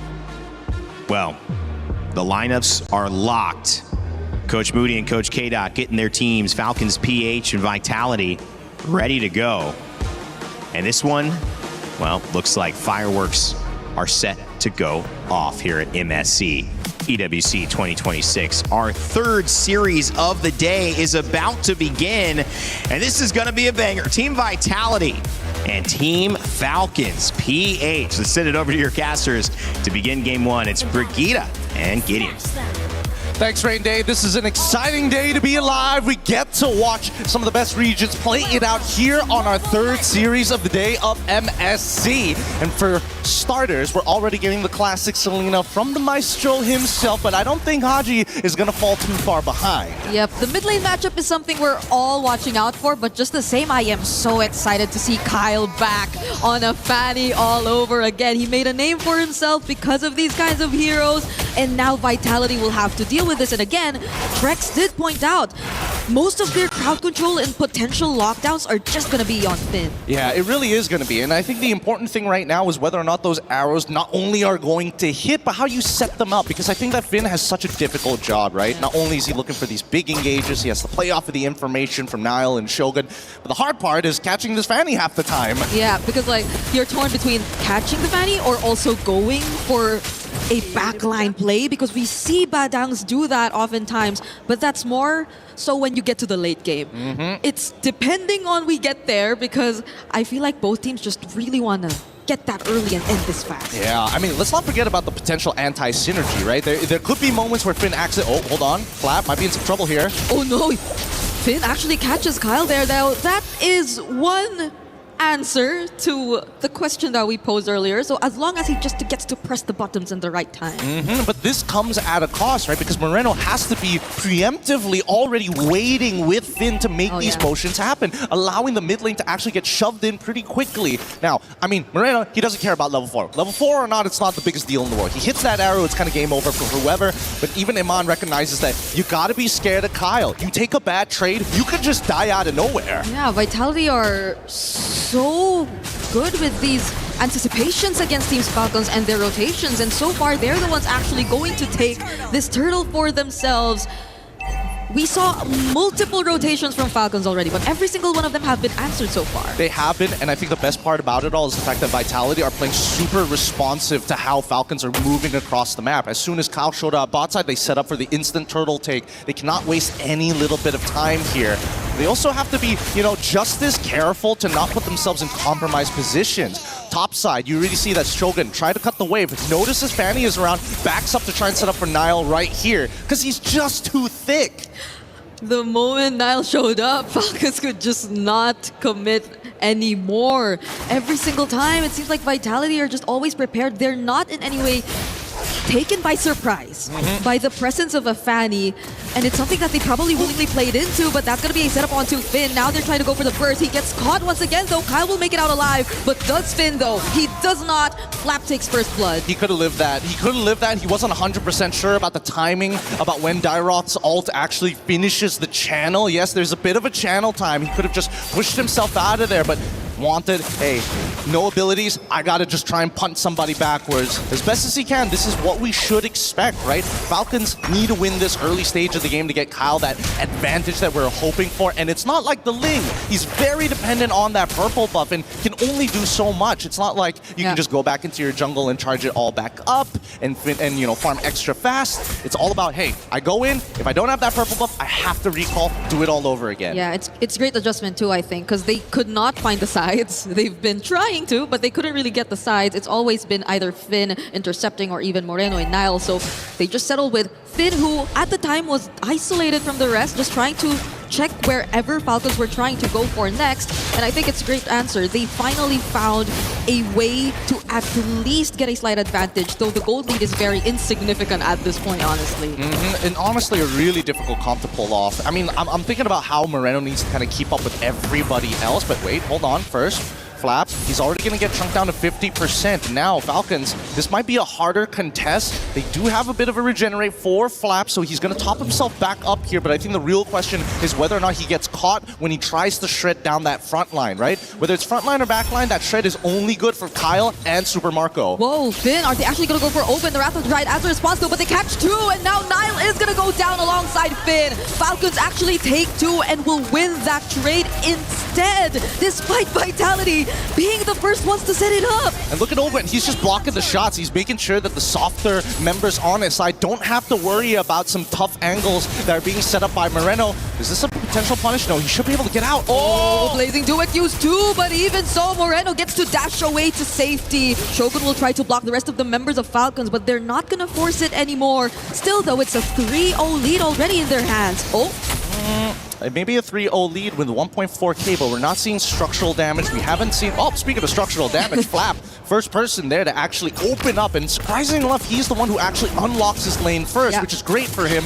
But what does that mean for the rest of Falcons? Does that mean that he gets to walk around for free? I want to see how they utilize this Dara, because we didn't get to see a great showing the day before. Yes, I agree. It was on a not-so-okay KDA, I think, if you look at it from the previous performance, but I think this is a much better spot for Flap now. He's clearly winning the lane, already taking that tier 1 up top, and the fact that he was also able to be active in the first few skirmishes and even pick up kills too, I think grants him a much bigger advantage to serve as a threat against Vitality, who at this point have mostly been responding and answering back to Falcon's rotations, but we're not seeing any of their own just yet. Or maybe it's also, in a way, an effect of having very slow clearing mid-duos in the form of a Selena and Bada. Oh, but hold on. Oh! Kyle will file Nile! And Finn all alone! It's a double! Oh! I hate the fact that Super Marco, he's laughing about it already, and now they create another attack on the bottom side, and they can't do anything about it.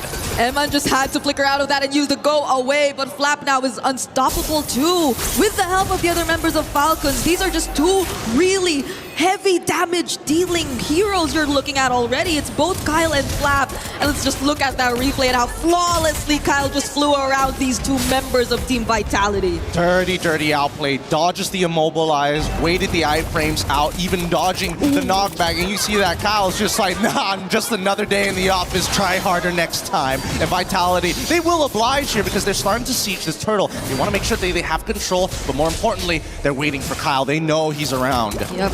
He's gonna take this first. Abyssal arrows are not connecting just yet, but at least you also see Eman taking part in this fight. Nile will yet to have to reveal himself, because Falcons are taking pretty good control of this. Vitality will change targets though. They're just gonna go for Super Marco, but he still has the Purify!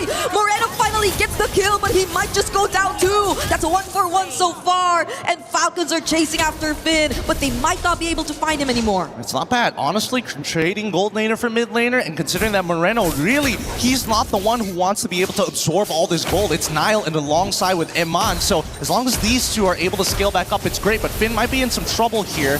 They don't want to contest this. This is not the position to fight for just yet, and Vitality understand that. Yep, they kind of let go of this the moment that they went back after that kill towards Super Marco. He already also had to get his purple buff first, so Nile, I feel, is really doing a bit of catching up here in this game. He's already a level behind of Kyle here, and that's also probably one of the reasons why they just rather not contest an objective anymore, especially with Falcons just surrounding the area like that.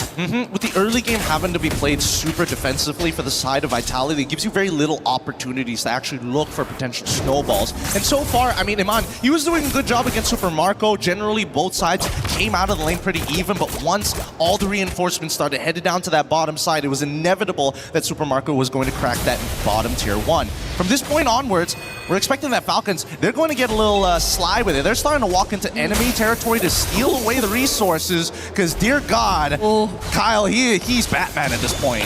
I would be afraid if I were Vitality and I was all alone, because I could just feel the presence of Kyle or maybe anyone from Falcons at this point just hunt me down with the amount of damage that they already have. And Vitality, I feel, is going to take a bit more time from them. Even if we say, let's say we say Eman part of the fights, he just lays down Doll, but other than that, you don't really sense much threat for Falcons, but now they're gonna catch Kyle.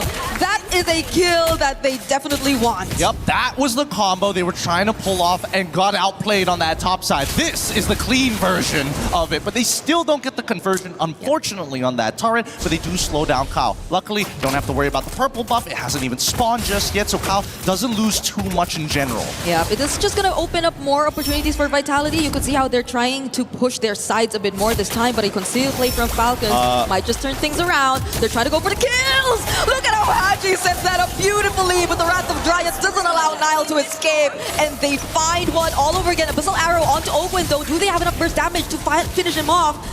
They don't have it just yet. No, they don't. Wow, that was an incredibly big mistake coming out from Now, showing and in front of their faces, dashing. You can't reveal those cooldowns this early on. Only later in the game where it's not so bad, especially since Falcons are really out to get it. Oh, Eman actually dealing a bit more damage now, but it's Falcons starting up this objective. They're bursting it down as much as they can. Abyssal Arrow does not land. Who gets the final hit on this objective? It's still gonna be Kyle, but Flap might get traded out here. Surprisingly, still survived. The Abyss of Strike cancelled out. Close call for Eman, but now he has to flicker out to re-engage or to regroup with Team Falcons. As Vitality might go for the chase, but they don't. They didn't get the punish. They got the big cancels that they were looking for, but no conversions on either side. Even still, we know for a fact, hey, Falcons, Turtles, they're done for. Now we got to make sure that we can protect, because once we have to deal with this Iman, Flap, so much damage, but he will go down relatively fast too. That's a less tankier XP lane that he currently is on, and I feel like Vitality will just constantly go for the punish every single time,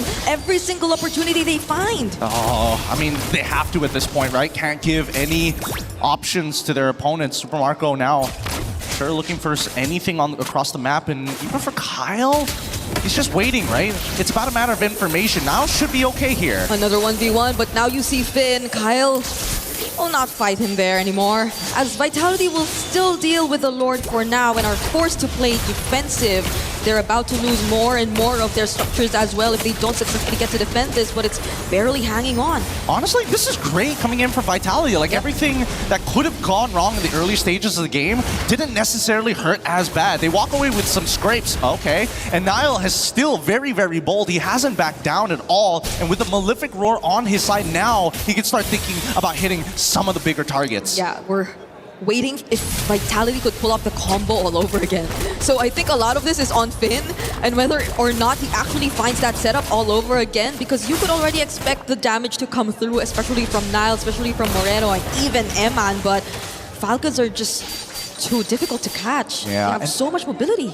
Zipper, if you could pull up the items for me, that'd be great, because I'm wondering where Shogun is in his item progression. He needs to get to a point where he's so tanky that he's able to kind of take first position on the far lane rather than letting Kyle hard shove it every single time, because Vitality have to be relatively close to each other to find these intersecting points in the mid lane in comparison to like Senden Herrera topside. And now that at least that Nile and Kyle are somewhat even in the lane, it's a much harder 1v1 to win out. Yeah, we gotta check those items later on. But even if Vitality do group up, okay, there you go. He does have the Antikyras and the Radiant Armor already. But no Oracle. So again, if 1v2, there's a good chance he still dies out here. Lightning Truncheon already purchased, so he deals with both arm. Oh wait, hold on. This could be bad unless Owen wants to flicker in. I don't see this happening. Put that back here. Oh, Kyle from the side though. That was close. Vitality really had to reposition themselves there as Falcons just took the opportunity to get mid. That was so beautiful. That was so beautiful. To the naked eye, it feels like nothing happened, but it was really Falcon positioning themselves and posturing, forcing the battle lines of Vitality. They don't want to expose their backs. They want the traditional front to back, but Kyle has so much of that pull. If Iman dies, this entire fight goes down the drain. Yep. And now they take that mid turret just as the Lord spawns. So imagine the space that they could really play around with.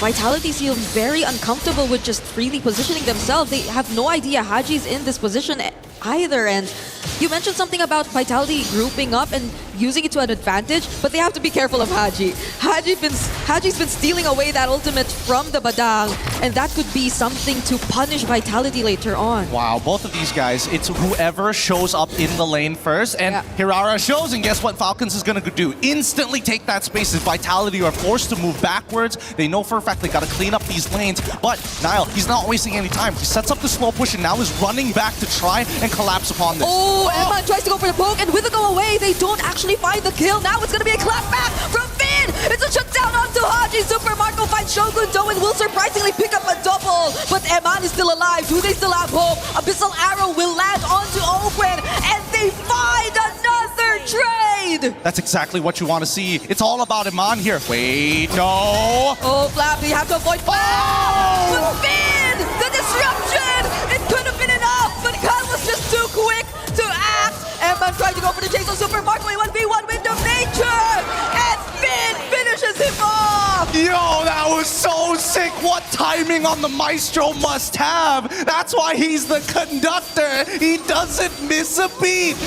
What a well-timed arrow mid-air. And even Finn, he was looking at it. Look at this one more time, right? This big old fight happens. Everybody's going crazy with it. Ogwin, really the game changer with the Wrath of the Dryads. But later on into this fight, that intersection. Wait for it. Where's the arrow? He hits it, and then it all goes down. And this 1-1-1 too. So good. That was so crazy. Finn should be happy with that. Finn should be happy that redeems him for the early mistakes, but now it really just comes down to execution, and that's the truth of it, right? Falcons and Vitality both have a really good understanding of how both compositions need to kind of dance around each other. But that dancing gives more advantages to Falcon for the raw firepower, Vitality. Oh, they find another arrow. It's going to be Flab. He's not as tanky, but Shogun's actually the one who falls down first. But with the Wrath of Dryad, and another setup from Finn! The iframes from Nile keep him safe too. It's only Vitality finding a 1-for-1. Holy cow, this is only game number 1. And we are seeing that they are fighting tooth and nail. Owen should go down here. He could not get away from that. But that's a response from Super Mario. But the go away will just shove him out. They couldn't go for the committed Haji. Nearly falling. Still has the ultimate from the Badang.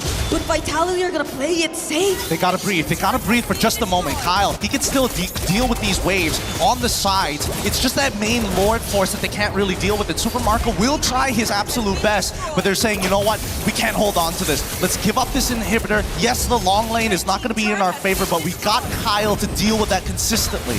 Was that a chastise picked up by Kyle here? It's like he was forced to almost adjust his items just because of how good Emman's been positioning himself on the Melissa as well. Every single time he uses the go away, it's just so perfectly timed. It's ridiculous, and I think this is super understandable, right? Why multiple people need to get the Chastised Pauldron. With the extended range, thanks to Muddles, sometimes you're not in that range to actually get the the attack speed reduction. At this point, you got to be able to hit the right targets at the right time, and as much as everybody needs to slow it down, it does eventually come to start biting you in the butt. I think that Iman has been playing perfectly so far, but I think this Chastised Pauldron from Kyle, he needs it just to go in, force to get away from Iman, heal back up, and return to the fight. Yep, and that's something they can do. It's a Fanny, so you could just expect them to get in the fight fast. But Vitality, they've been holding this out really, really well. Finn gets to spot out a couple members from Falcons all over again. They're fighting for this purple buff. They don't want to hand it over to Kyle. But Owen, will he be the sacrifice? Another arrow from Moreno! He actually forces the Purify from Super Marco! God, what are these angles? The Maestro finds it once more, building up to this big piece, but Falcons aren't completely out of this just yet. Man, what a turnaround. With such a good early game from the Falcons, Vitality have been playing some incredible defense, and now seeing them on the attack, it's it's a pretty difficult game for either side. A single mistake could predetermine who wins and who loses. We're already 18 minutes into this game. Ooh. The next Lord has spawned. Keep in mind, this Lord is vital. It's going to be walking around with some extra damage reduction. Open goes for the concealed play because they spot Nile up top, but they're not able to get anything out of it. Nile's just going to really get away and now transition to the Lord. They might just go burst this down. Yep, they're definitely going to burst this down. Let's see if the steal can happen. Here comes Kyle. He's thinking about it. Okay, the go away is still available, but it's Nile who secures the retribution. Falcons want to go for the chase. The go away already burst out with another arrow landing on Kyle. Do they have what it takes? You're joking. They find the kill on Kyle. And another setup from Finn. Together with the damage from Emma, with the clap back with the blazing good from Super Marco. They actually get to trade out some kills. Emma still being alive though is not looking good for Falcons. They're trying to go even further than this. Is Owen. He's eating the damage finally. But look at that top side. Iman is running straight for the base. Super Marco's the only one left here, but he couldn't do anything about it. Alongside the Lord in a triple from Nile. Team Vitality take game number 1. Nobody's sad after that match. Nobody is going to leave their seats. We've got to see game number 2. You know what? They don't need a break. They can just go again. Give us more. We need more. So many fans are happy right now. Fans wearing Vitality jerseys, holding up placards, showing their support. And that was a absolute close fight. You gotta give it to them. But you also gotta give it to Falcons. Like, they had such a great hold of the early game. So you just can't help but wonder, how did it turn out like this? I think a lot of it comes down to Moreno in middle school. Yeah. He learned trigonometry really fast. How do you hit so many arrows on priority targets? Some who don't even care because they're on cables. Mid-air, we've seen Kyle getting hit by this. And as much as he was able to dominate this early stage of the game, and even Flap, they start to fall off. That armor shred is good, but the team fight, and especially with Finn's catches, man, that's going to be a tough pill to swallow. Finn's catches, exactly. One of the main highlights I feel in this game. Because you put so much pressure on him already before you actually got into game number 1, because he's the sole guy who could just disrupt, who could just catch and set up for the team maybe. Aside from, oh my gosh, look at your face. I was losing it. I was losing it because of this catch right here. Right here. What an unbelievable catch coming in from Finn to set this all up. And all the while, Iman, he's playing a really, really hot game here today. Yes. I thought it was always going to be Finn and Moreno kind of making things happen. Sometimes you get Niall in the mix here and there. But really, it was Iman to be the foundation and the anchor for the team. And he played a phenomenal Melissa. I agree. Eman on this Melissa. You guys just couldn't see it, but we're honestly sweating right now. It is boiling up in here on the caster's desk, considering how much energy has been expended here on game number 1. You saw it from all the Vitality members. They all had to, crack open their waters because they were not only just communicating, they were shouting through and through. I can imagine. I guess we were too caught up in what was happening here too, but I could faintly hear the screams. Also from Team Falcons fans, because imagine that. It was so beautiful. It's great to see that now we've come to the point of the game where it's not just about learning about fundamentals, the different little types of matchups. Not only are they playing to their strengths, but it's about execution. And that's the beautiful part. Both sides have traded blows at this point, and I think that Falcons now recognize, okay, if we're going to have to keep this clean, we gotta keep it more standard. We gotta figure out a better way to start exploiting Vitality. And number 1, it comes down to whether or not they can get this Melissa out of their hands. And I think for the last 3 or 4 team fights,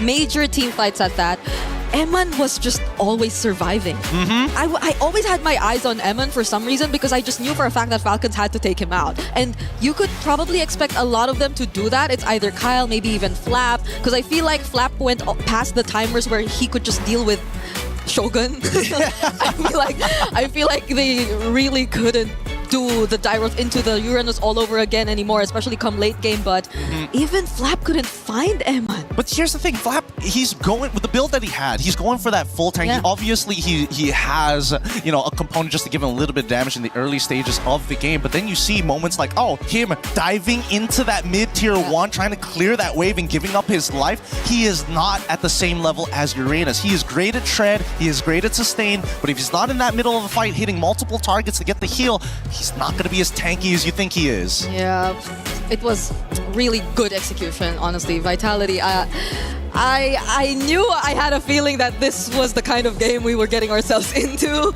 before the series started, but I did not expect it to be like this in game number 1. Like, started with game number 1. I'm losing my words here. We're going to be throwing it over to a quick interview with Luke to see what his thoughts about this pregame about. It's too much. Let's throw it over to Luke, man. Hope is in our DNA. Whenever we let it out, it becomes our superpower. Now imagine an entire city being built to supercharge it. Kadir City, powered by play.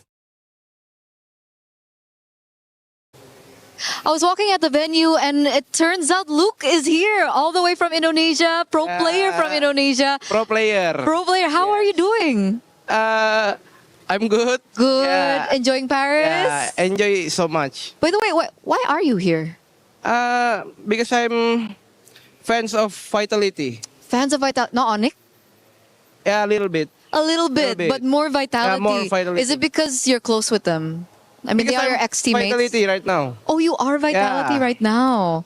Okay. Speaking of Vitality, you caught the match yesterday. It looked like it took them a little bit of time to finish out that game. Was that a result that you were expecting? Yeah, of course, because I know they're so strong, right? Okay, so it took them a while, but you did expect them to win eventually. Yeah. Is it because of the meta right now? Because a lot of people are saying that this meta favors Indonesian teams more than the Filipino teams. Do you agree with this? Yeah, I agree because right now Assassin meta, right? Yep. Yeah. I think both of team in Indonesia are really good at Assassin. Like Nanail and Kyrie is so good. But I mean, on the other side, we have Sakai's from SRG.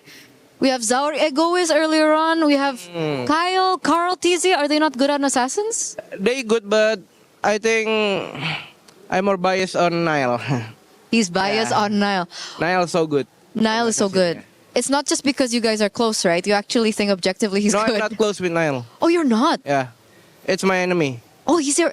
Yeah. What happened? Just... I hate him. Okay. You hate him, but you're supporting Vitality. I support him, yeah. Very interesting. On that notion, do you have a message to Team Vitality who's going to go up soon? Just give space to our maestro, Moreno, yeah? He will carry. Carry. Moreno, the maestro, will carry. Do you maybe have a message for Onyx? For Onyx... Yeah, good luck. Yeah. What is that smile? Good luck for Onyx. Yeah. We hope this EWC can grand finals to Team Indo. Amen. Amen. Amen. But what about the fans back at home? I think people are waiting for you to say something maybe to the Indonesian supporters that are watching right now. Bahas aja ya. Boleh. Gue cuma 5 hari guys, ntar gue restream nonton gue ya. He said he's going to be here only for 5 days, so watch him restream. Yeah. I'll watch you restream. Okay. Okay. Thank you so much, Luke, for your time. And we're going to throw it back over to you guys. He thinks he can come in here and play my game. He knows nothing. Let's go! Tyler 1, you're done. Raw energy. Awesome, blow the house down. A lot of people are haunted by their past. I'm inspired by it. They're not just playing for themselves, they're really playing for their entire family. They have defeated their demons. They have crushed the curse. I've went and grabbed Glitter Explosion once again for a little update from the Qiddiya City grid. How's things going today? You've got a couple of days at your competition, but things are heating up, right? Well, they are. I mean, we're already into our finals. We have a 3-day-long finals. Day 1 has started today. Now, we're only one match in so far. However, to kick things off, we already saw a big win out of T1, and they weren't even one of the teams that we touched on in the beginning, but they are in that CC race. However, 3 days of finals means a lot of gameplay, and we still have Na'Vi at the top of our leaderboard heading into finals. We have Liquid, we have Falcons, we have Vitality, we have AGAL, Twisted Minds, so it's busy. This is really busy for our finals. Yeah, excellent. I mean, look, we've got a lot of going on there, so we'll be keeping up to date as much as we possibly can, but it sounds like there's going to be huge implications in the club championships. Well, thank you very much once again. We'll be checking in throughout the rest of the week. Thanks, guys.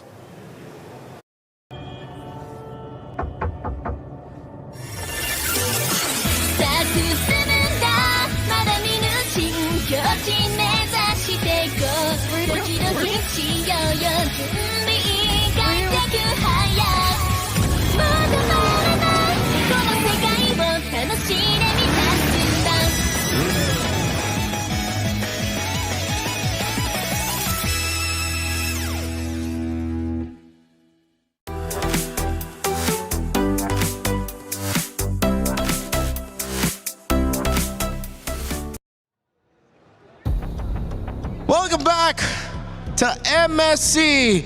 There's some great people in the crowd who want prizes in between our games. Okay, just so y'all know, I got number 1, but of course, we got to make the people in the crowd very happy, and they got it. Welcome back. We're heading into the draft. Trex, I feel like everything that we said about the draft from game number 1, it hit. We saw how Vitality struggled early on to deal with the Fanny, but then the inevitable happened.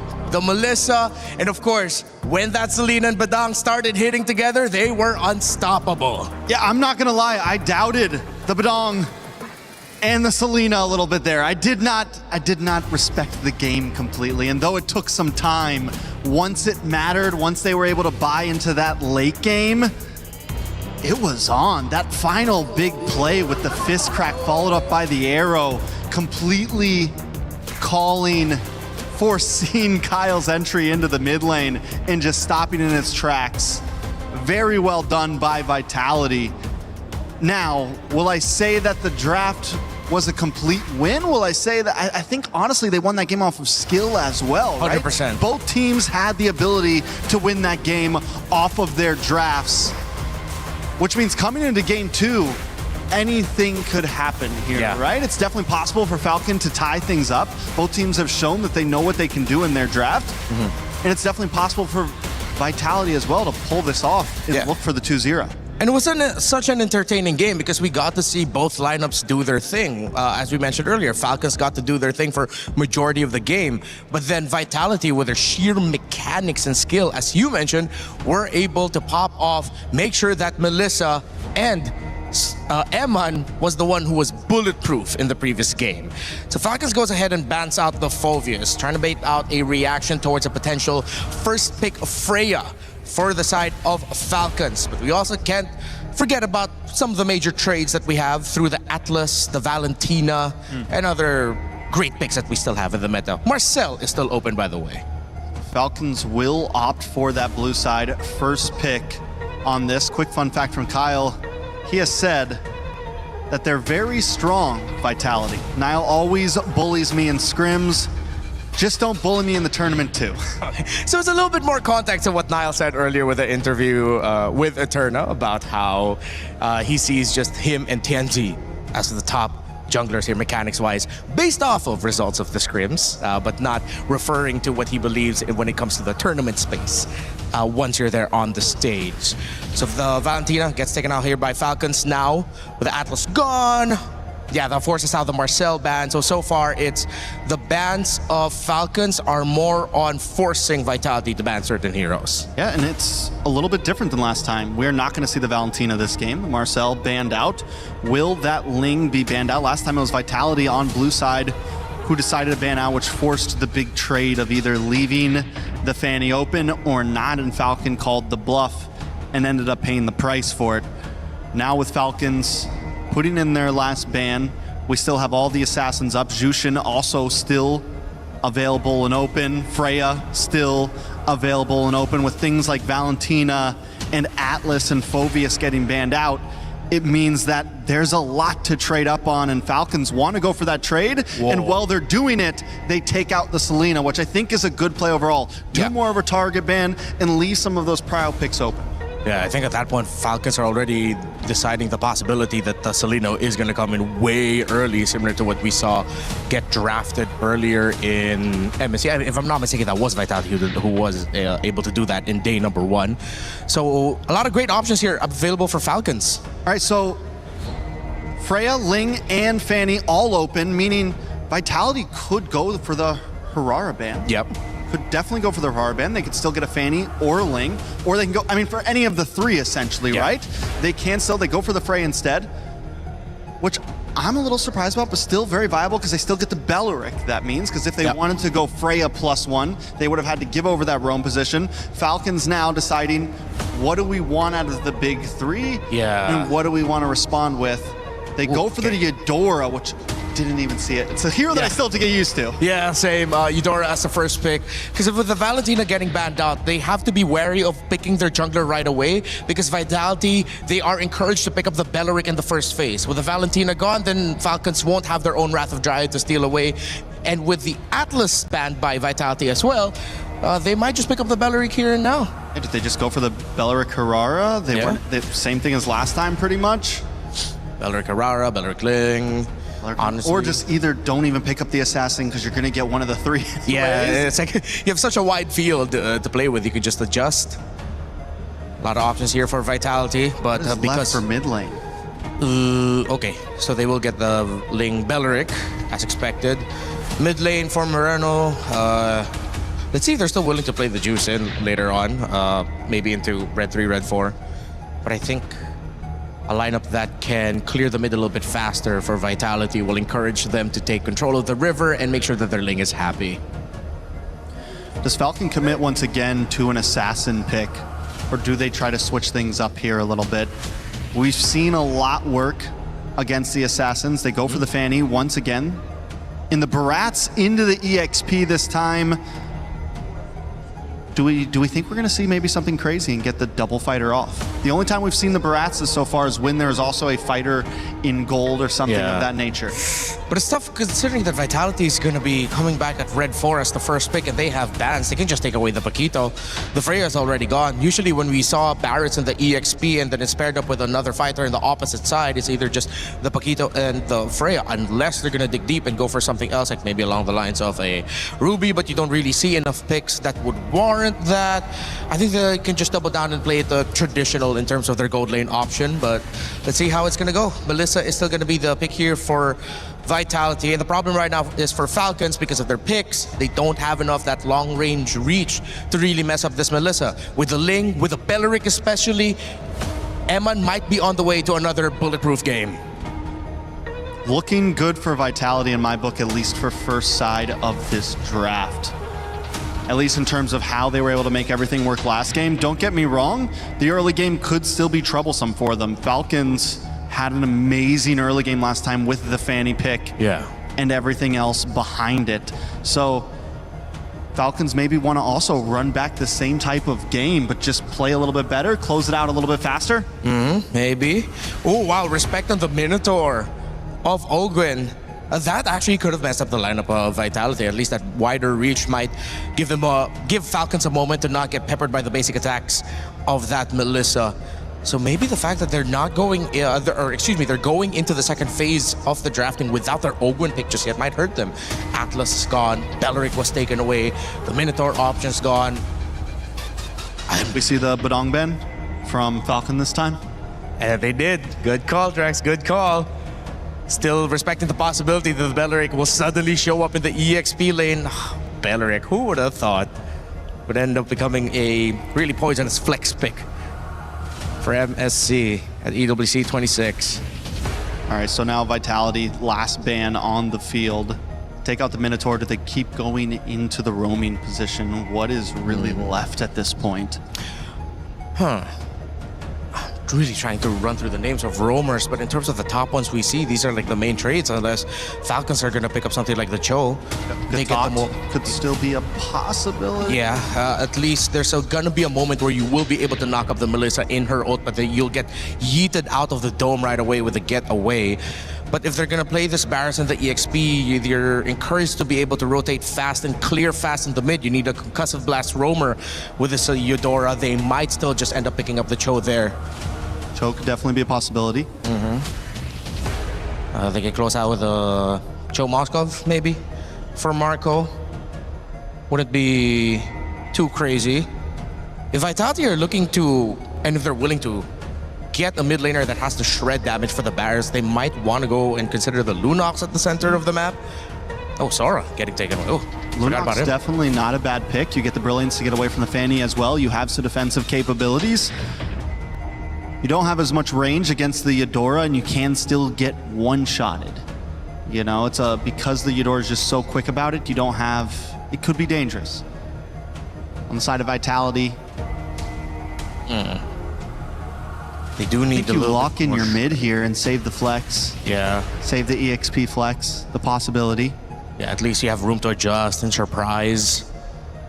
That Belleric, I think it's something that's making Falcons scratch their heads. They banned out a roamer, they banned out an EXP option, so that is still definitely something they're thinking about. Is Vitality going to be picking up here? Maybe a little bit more range through the mid or a little bit more shred. Which route are they going to go? How about a little bit more sustainability? They pick up the Esmeralda at the EXP. They do show their options already for Roman EXP. You're just waiting for their mid laner now. So you just, like you said, we pick up the Moskov for Falcon. Yeah. Moskov and Do you think Cho? they could go something like the Kaja here? Something to pick off this Ling? I think for that... Ruby roam? Just of how fast... Ooh. Against the Esmeralda? Possibly catch the Ling whenever he dashes in? Yeah, but tough considering the Belleric and the Melissa, so... It sounds like it's 50-50 because you're getting a lot of good things, but I feel like the bad things you get out of a Ruby Roam surprise might be worse, so... Kaja, in terms of pick-off, I can see it, but I still lean towards the Cho. They go for the Brody, okay. One of the few heroes that can probably get... that can put out some range. Right. This was one of the picks that Falcons have already shown here. The Akai roam for Ogwen. They get the Brody. Kai and Eudora in the center. It's fast clear. Not as fast in the rotations, but it will be annoying for the Link to deal with in the team fights. But again, the problem still stands. Will they be able to reach this Melissa with a composition that Falcons has? Their front line needs to be stalwart. It needs to hold for a long time so that Brody could get the stacks off, pop that torn apart memory, melt them front to back until the Melissa has to get away. So last pick for Vitality, still need a mid laner. Yve's open, we haven't seen that in a bit. Jushin. Jushin's also still open. They just go for the Jushin, right? Yeah, something that we mentioned also. Could be good and could be annoying for the Akai. You're going to be forced to use your dashes. The Vexana. Because of the Akai and the Barrets in front of you, and it does have a lot of disengage and protection for the Melissa. Yeah, definitely a great answer. Overall, we've seen it picked once before.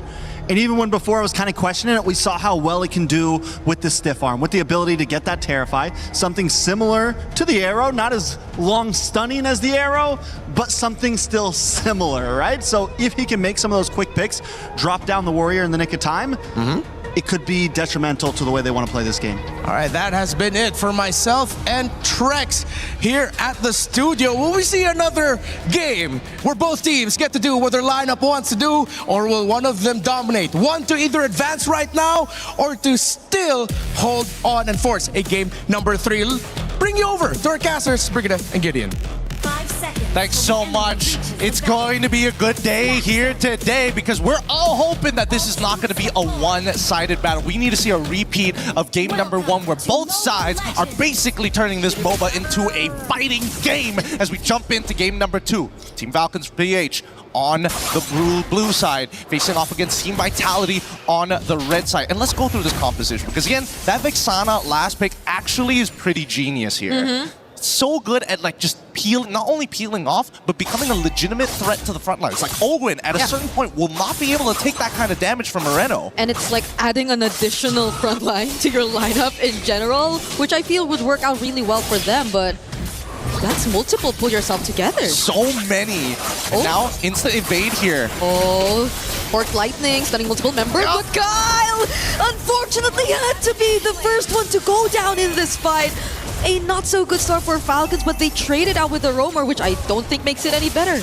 It does make it any... can somebody punish this? Yep, there we go. Haji goes down and Moreno survives as Ego challenges it. No problem. Full faith that the rest of the team... I mean, Moreno got the last pick. He was ready to give that kill over and trade his life for Nile. Like, he did not care at all. He has done his job, and he knows he's going to do it again and again and again. Okay, that looked really good with Fork Lightning just catching multiple members too, though, but I guess you have to really pay attention to this being a Belleric and you just potentially being caught again. If Moreno went down here, I feel like that would somewhat equalize things a bit, but the fact that he didn't, I really feel like Vitality got the better out of that. But also, I feel like in terms of compositions, I also want to point out how at least with Yakai pick, they kind of forced out the Purify from Eman. So that might make things a bit better for Falcons too when it comes to the team fights later on. And that was something that I was trying to figure out, right? I was talking to you telling like, man, how do we force this Ballista to actually take the Purify? I think Ogwin has got a pretty good answer to that. Falcons already have this first position, and I don't see it happening as bot side is getting attacked. Yep, Super Marco looking like the target here. Doesn't have the ultimate yet, but he doesn't need it anyway and will survive. Just had to burn the flicker nonetheless, but at least he didn't have to go down with that attempt.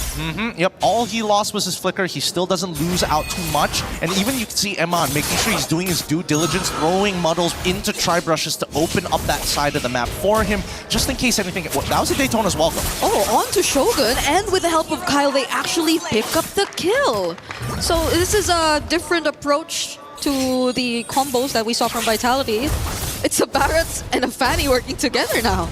But I do think it was interesting, right? They already knew that it was going to be Barretts playing into Shogun at this stage of the game, right? And I think the only way that Shogun actually has any chance in this lane is hitting and trading really well against Flap before he gets the stacks. Once he's gotten to that enraged Dino form and he can start doing the stomps in the middle of the wave, he will out-sustain Shogun until Shogun gets that enchanted talisman. Yeah, he didn't have the Purify at that point too, right? You're right. So yes. There was just no way to really get out of it, and he had to accept his fate right there.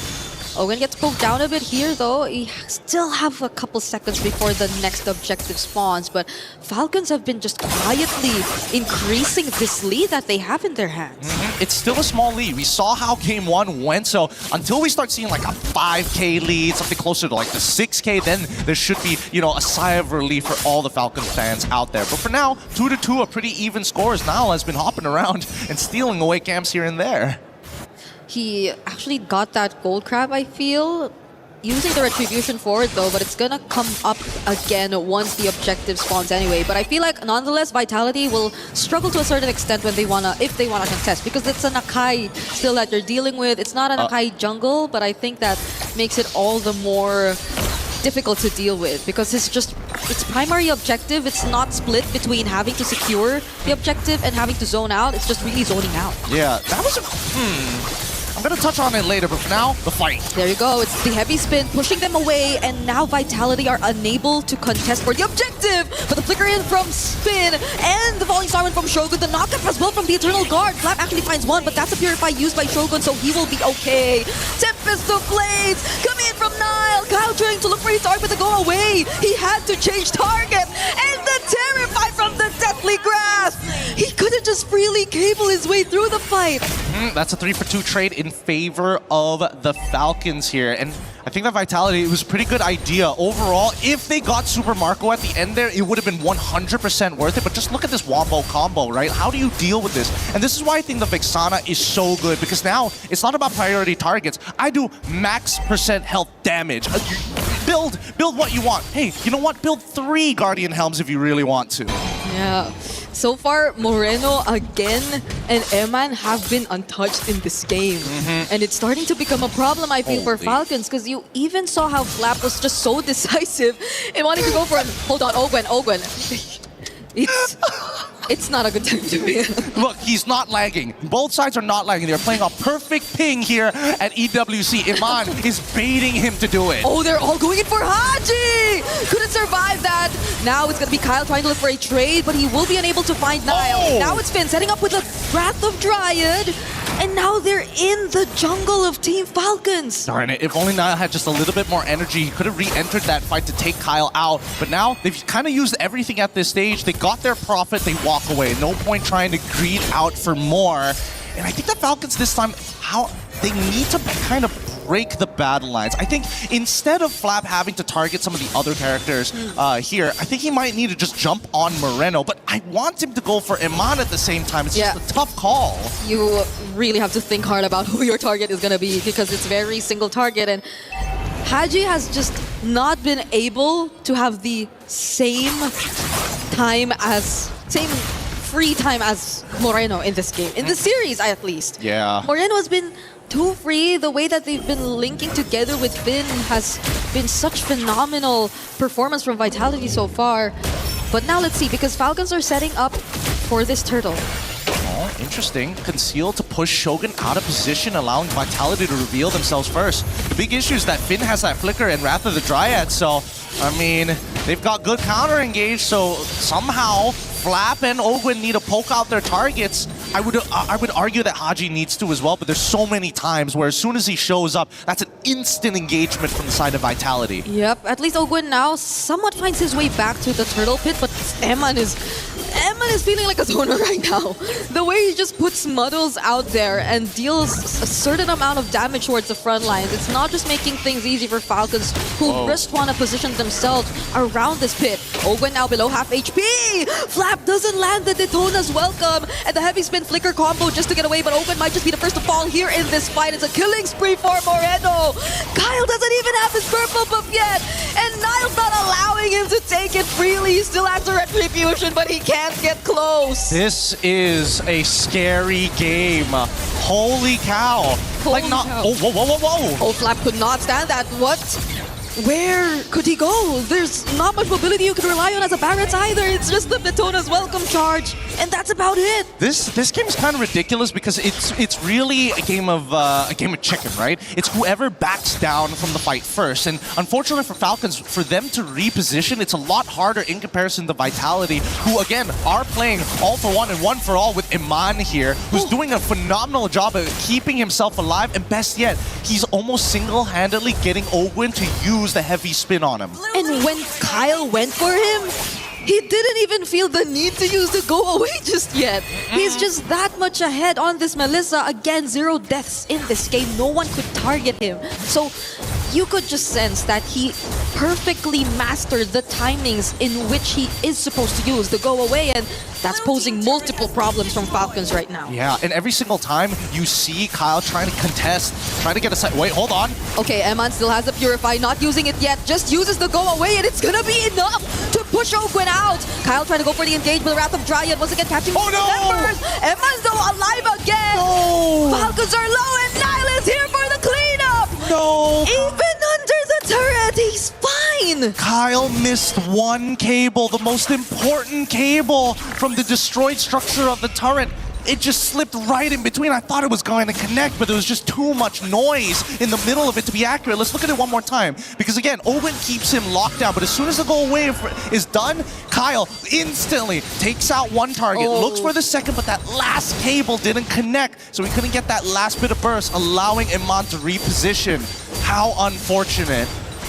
It just got a bit too messy, I agree. It's so unfortunate. Now you feel the responsibility that Kyle has right now, because at that point, Eman was within reach. It was. They were. And I think that right now, if they just need Super Marco to just live for a little bit longer. No, oh, what? Okay, that was a warranted attempt from Falcons. They finally get the kill onto Eman. Finn now left alone, using the Wrath of Dryad, still surviving for just a bit longer. Niall, though, does he want to go in? Will he find a target? He will probably wait a bit more and just play it safe for now. And I love the fact that Niall, they both understand each other's composition. So now, just existing, just putting himself in a position where he is visible to the Falcons will make them second guess. Hey, we don't want to greed this out too much. We already got what we were looking for. Yep. Finn and Iman are down. We can take first position at this point. Now, the next problem is Moreno until Iman gets back to the pit. Yeah, and that was unexpected. You wouldn't really expect Super Marco and Haji to be the combo to take out Emma. But I guess the damage really is going to come from them now. It's Kyle securing the objective, but Nile goes in. Haji very low on HP. Emma is going to finish him off. And the backlines are being taken care of as Emma's just really throwing out these needles. Shogun being in the face of 3 members of Falcons. And now there's a Daytona's welcome coming in from Flap, but he will not survive this attempt. Kyle flying in! Go away, keeping Emma safe! But Falcons are going to settle with that. Man, that was nasty. Shogun purposefully just standing right on top of Flap. As soon as he saw the Daytona's welcome, all he had to do was position himself just a little bit further to make sure people step away. But just look at this, right? Instantly, they find the big punish onto Haji, right? Nile had to quickly use that Bladed Tempest. If not, he was gonna get locked down into this wall. But look at it, Shogun instantly, he zones Super Marco and then walks back into the Daytona's welcome to get eaten, allowing him on to get the free hits. Luckily, Kyle and Flap communicated. We can at least blow one of them up. Yep. Now it's a Blade of Despair pickup for Nile, as well as Moreno gets a Blood Wings. Falcons are going to utilize this Lord to at least equalize and get a bit more map control, though. Stolen. Nice. Nice. That's going to take away a little bit of influence coming in from Nile. He can't just do whatever he wants willy-nilly. He will have to go into a side lane and then recall rather than walk his butt back. But you know, considering everything and considering game number 1, Vitality have shown that they are great on the defense, right? They pulled the lead back onto their side, and now they're just handing it back over to Falcons until the next Lord's fight. Yep, they have a lot of ways to deal with it, clear, honestly. It's a Vexana, it's a Melissa, and you just really can walk up front knowing that they have muddles, knowing that they have a potential Eternal Guard dropping down on you at any moment. So they will somehow still be able to deal with the Lord, and this is still a very small lead that you're seeing 12 minutes into the game. So I feel like even Falcons at this point would be very careful and would not really assume that they're in a complete advantage just yet. I think, honestly, they recognize that they're actually at a disadvantage until Haji is able to close the distance onto Iman and one-shot him. I don't see this game going the way that they want to, because even for Super Marco, right, his damage is, yes, great against structures, against heroes, sure, it's fine, but the big issue is that he's running Sky Piercer. He's the big finisher. He cannot keep up with the hard DPS that's being pumped out of Iman like an absolute sweatshop factory. He's getting kicks out for everybody. Yeah, Emma right now, it's great that Falcons had found a way to deal with him, but it's only been that one instance up top. Other than that, let's see how they deal with it this time. That's the ultimate already coming out from Haji. Vitality are still going to be okay though. Kyle trying to fly over the other members, but Moreno, did you see that? He was just like walking, avoiding the cables. Not even much reaction coming out of Moreno in that sequence. Yeah, does Nile have his purple buff? Because I saw Haji throwing out his ultimate like, you know, his life depended on it. Luckily, Nile does actually have his purple buff. So good. At least we know that Haji, he's willing to throw his ult out. It's pretty short cooldown at this stage of the game. And I think this next Lord spawn, it's a make it or break it for either side. They're dead even in gold. Majority of the outer turrets have been destroyed. It is a very awkward parallel between the two. I'm so not used to seeing this small of a lead already 30 minutes into this game. It's literally insignificant. It's so close between Team Falcons and Team Vitality right now. Both junglers on the opposite sides, but it's just going to be recall for now. Now it's about, I think it's the macro, right? Yep. At this point, it's how do you get under and how do you figure out a good timing? And I think that both Vitality and Falcons, they're junglers, right? They're not showing themselves on the side lanes. And Vitality have at least a huge advantage when it comes down to poking them out. Because every single time, right? Ogren walks up, Iman instantly throws out Muddles. Waits for the cooldown, rinse and repeat. Watch out for Haji though. They gotta watch out for Haji. They gotta check where he is. Oh, he doesn't know. They have no idea now. Wait, is Finn gonna double check it? He might. Okay. They still don't know. Because I don't think it hit. I don't think the first still connected. And it doesn't reveal the entire bushes until it connects onto somebody. You're absolutely right with that. But Nile finally gets the endless battle and his position. Oh my goodness. Oh my goodness. Hey, Finn, you're walking straight into something. Okay, now they spot Haji. Eman is gonna be fully aware that Haji will be positioned at that spot, but it is going to be a quick reposition. Falcons are really trying to play around this glass cannon pick of potential for Haji. Yeah, they're trying to like slowly slot him into that backline, and Colin as well as Nile. Oh, good stuff coming in from Nile, instantly revealing him, and now Vitality should have a little bit more confidence to start walking back up into that first position again, and maybe set up a slow push down on bot side. Yeah, but it's Haji. It's Haji and Ogwen walking up top to support! Kyle, did they kill and take down Nile! Vitality might want to commit to this fight here in the Lord Pit, though. It's a flicker from Flap, gets cancelled out real quick. The knocker from the Eternal Guard and the heavy spin from Ogwin. Flap is gonna be traded out. Ogwin looking like the next target, but Vitality have to play it safe. Kyle is within the area. Ooh, nice movement coming up from Aman. Kyle was thinking for half a second, if he keeps running away, maybe I go for the chase. I saw the stun get thrown out. I saw the taunt get thrown out. And more importantly, wait a minute, the Wrath of the Dryads has come back off of cooldown, right? Finn has been holding it for the longest time. And even though they don't have their retribution for the next 7 seconds, they're trying to make sure that Falcons, hey, you're going to fight on our terms, on our turf. Okay, they're starting this. Niall's gonna be back. He's going to be back real quick. Ogwin now facing the damage, already below half HP. Haji already using the ultimate. Kyle showing up behind, but they're just going for the Lord! Kyle! He's shut down by Niall! This game, the conceal. Wait, Finn, he might flicker for this, but now underneath their own inhibitor, that conceal is going to keep them safe. The trades have been beautiful from both sides. What a tight game this is, and really just showing the extent of Melissa. She can sustain underneath the Lord, no problem. Throws out Muddles. She can not only kill the Lord, but also poke out Ogwin at the same time. And deal with Kyle. It's crazy to think how Eman is able to do this on a Melissa. 1 man, 3 problems solved. Now they're taking 1 base turret down bottom, and they still have the Lord marching in the base. That's an immortality pickup for Finn. They're getting poked down. Oh, the Daytona's welcome not connecting. Flap now getting knocked up and taunted as well. He's already very, very low. But Niall, he gets caught. Eman just trying to deal with the base turret for now, but they don't have any minions left. Another Eternal Guard and a wave coming in mid. Yeah, but they have nothing to worry about as Ogwin tries to pull them away, forcing out at least 1 flicker. Oh no, turn around! A flicker from Finn to set the Wrath of Dryad in place. And it's only Kyle, Haji, and Ogwin left to defend, but can they? They're approaching the base. They have minions left. It's a like flicker from Haji, but Eman, he's still alive! And the defense is successful from Falcons. Haji, despite all the damage thrown into his face, manages to hold on. There's 1 more wave though. Kyle, he's gonna have to pull it somehow. Eman got his HP back, but does Kyle finish off the kill? He had a bit of nature. He couldn't, and another muddle setup. Haji fights Shogun, but the heavy spin to push the minions out. Can they do this time? Come on, Iman! It takes out Immortality purchase with a Haas Claw. He's going to be able to sustain. Finally, this might be a Super Marco. Doesn't make it in time. And there you have it. A 2-0 for Team Vitality as they secure the knockout stage. Oh, what a beautiful game. Oh my goodness.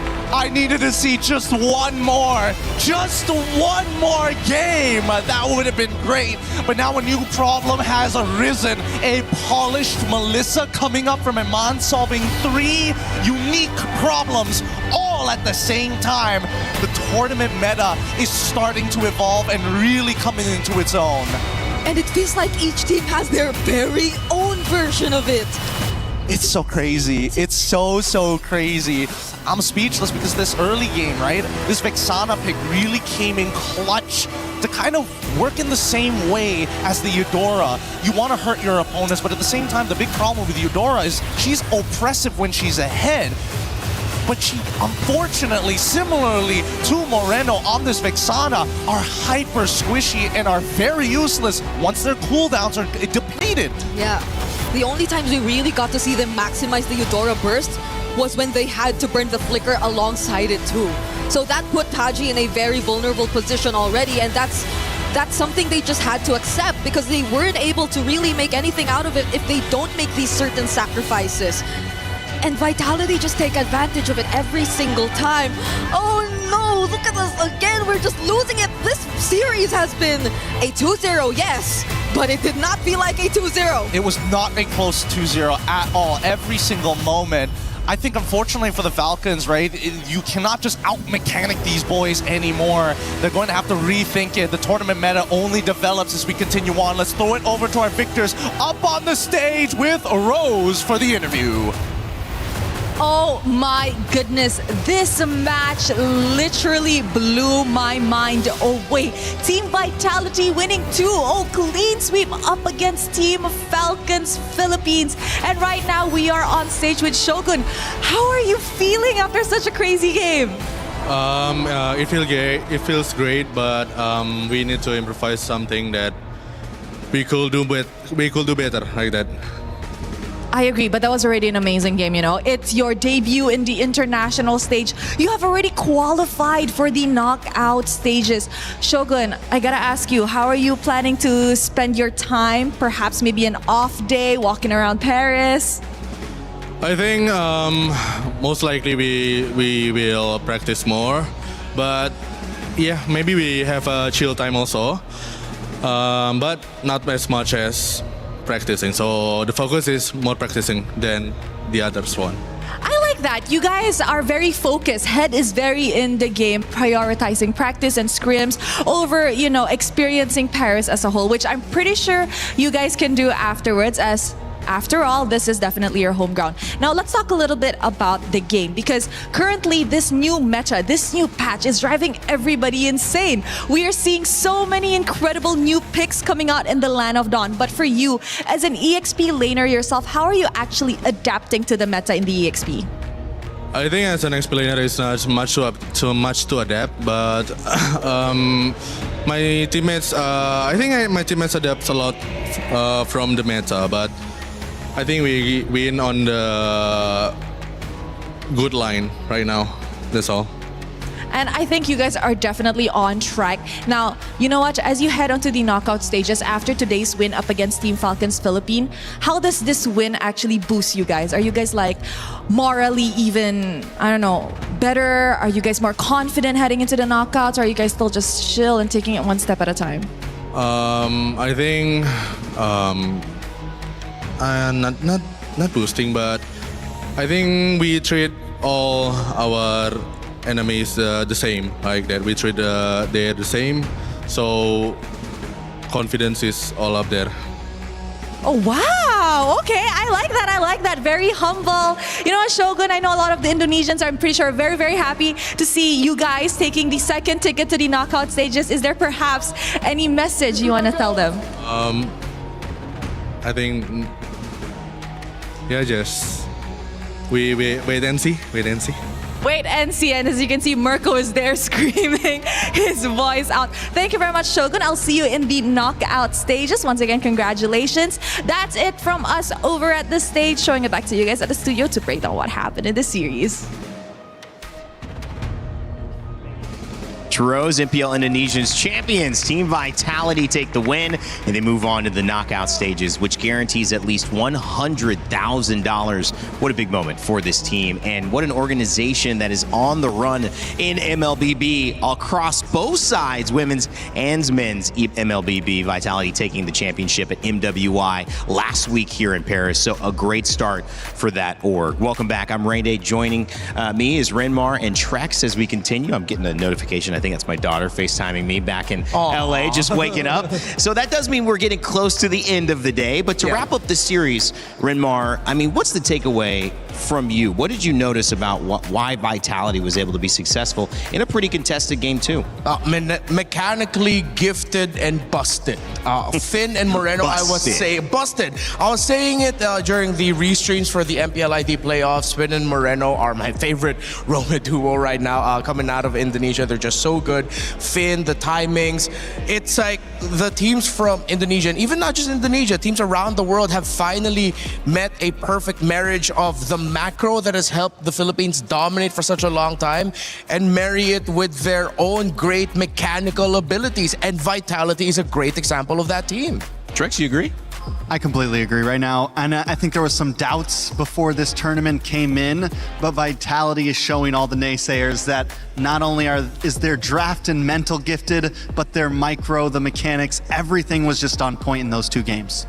I liked seeing the draft kind of continue to develop. That last game, we got to see Barrett's opened up again. Yep. And we also got to see Eudora played against a Vexana. And to me, we were talking a little bit about it, Renmar, in the green room. Yep. I feel like it's a great answer to Eudora. I think it puts, as Gideon was saying, her behind in lane quite often. And when Eudora's behind, she's not the same, would you agree, impact as when she's ahead?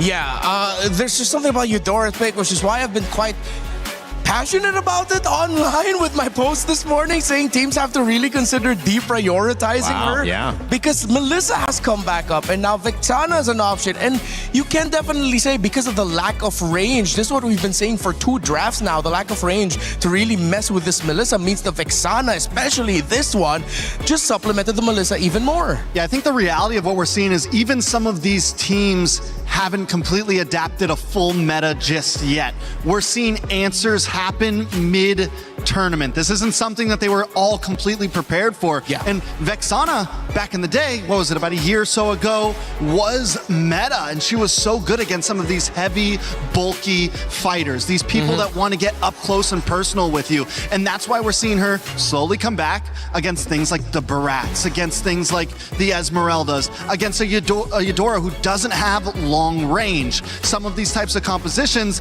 that want to kind of walk up towards you, and we're seeing already counter picks happening once and once and once more.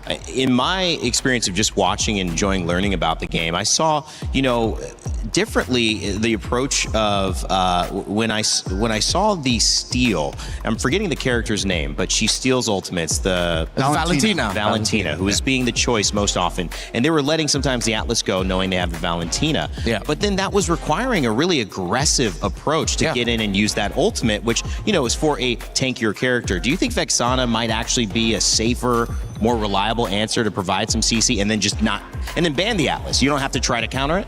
Yeah, I think for the Vexana, in this specific makeup of the draft, it made a lot of sense. Again, because of the Eudora not having that range, the Barretts needs a lot of stops. You're trying to protect one piece of your lineup that needs to stay alive in the Melissa, making it even so much harder to kill her. Yes, the one kill that they got onto the Melissa was because they were able to find the combo through the Eudora, but that was just once. It was so rare. In the end, you saw how Falcons was struggling over and over again just to get Eman done. They couldn't. I mean, honestly, you might be onto something, Rain, because the games that we're seeing those Vexanas get picked up, the Atlases have been getting banned out. So for future drafts, it could be preemptively telling us something. When those Atlases get banned out, maybe be prepared for that. Yeah, I think it's so cool to see how this meta is developing and how good all of these players are. These players giving us insights into what they're thinking. These conversations, as you saw Shogun have with Team Vitality, going to continue into the off day,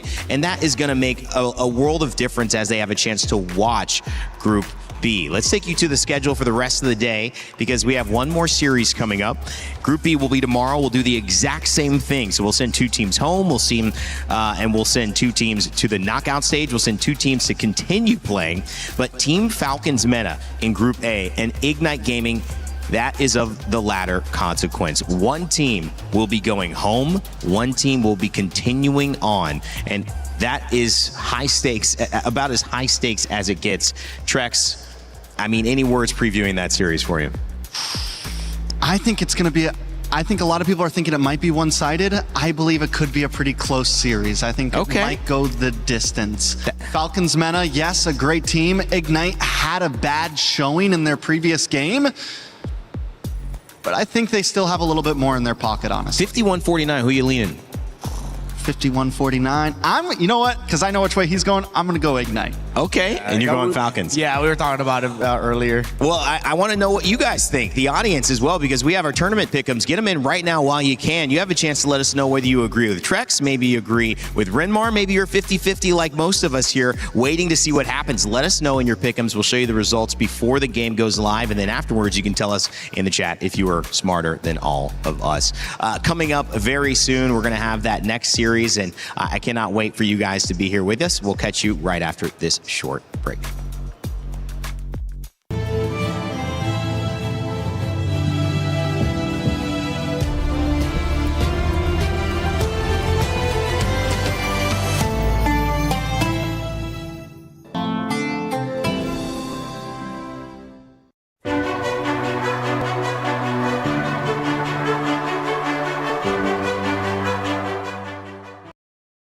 Go, pre. Nice. Ano na, Buri, ah? Arit. Arit na ulti, set. Ready, touch. Bale.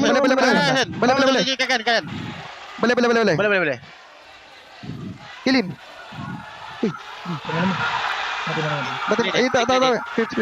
Crips. Nice one. Naman. Nice try. Nice try, bang. Isang dahi, guys. No, tailing. Go, guys. Behind Lara. Nice one. Imaw. Half clean. Tingin sa akin, Vic. Clean. Wait ba? Wala kang skill ba? Cannot, Troy. Which one? Nice one. Time big one, guys. Big. Nice one, Vic. Nice. More. Let's go. Minion. Let's go. Nice one. First. Anpa. Maharapan ko to, ah. Mabubuhay din ako. Kaya, Deb. Si Teddy lang. Wait, light up. Wala pure si Ted. Bigyan na dad. Kaya, alis ako. Kinain. Makulit pa ako, ah. May ulti ka sa Sanji, ah. May ulti ako. Ulti rin ako. Boy pa ako. Mga low, pre. To, sa akin, pre. Wala sila skill, pre. Sa akin, pre. Go nyo. Puro low. Nasunog ako. Ginagawa ko lang. Babalik. Harley. Pakito. Binata ka. Hindi natin kaya, pre. Ang damage. Flash will out jump. I go classic. Go zone. They can't do anything. Go tower. Kesin bunu ya. Kesin bunu. Uyut. Just kill Belerik. Belerik. I have guys. You good? Arlot. Careful, Link. Nice. Nice amına koyayım. Link 1 HP. Ada WP. Bisa. Oke. Aja. Kontol gede banget. Savage gak? Langsung aja. Nanti aja. Coba kayak. Gampang itu. Coba. Gua 21 ya. Try mo. Kayak. Kontol gitu tuh. Dia spawnnya dekat banget sih.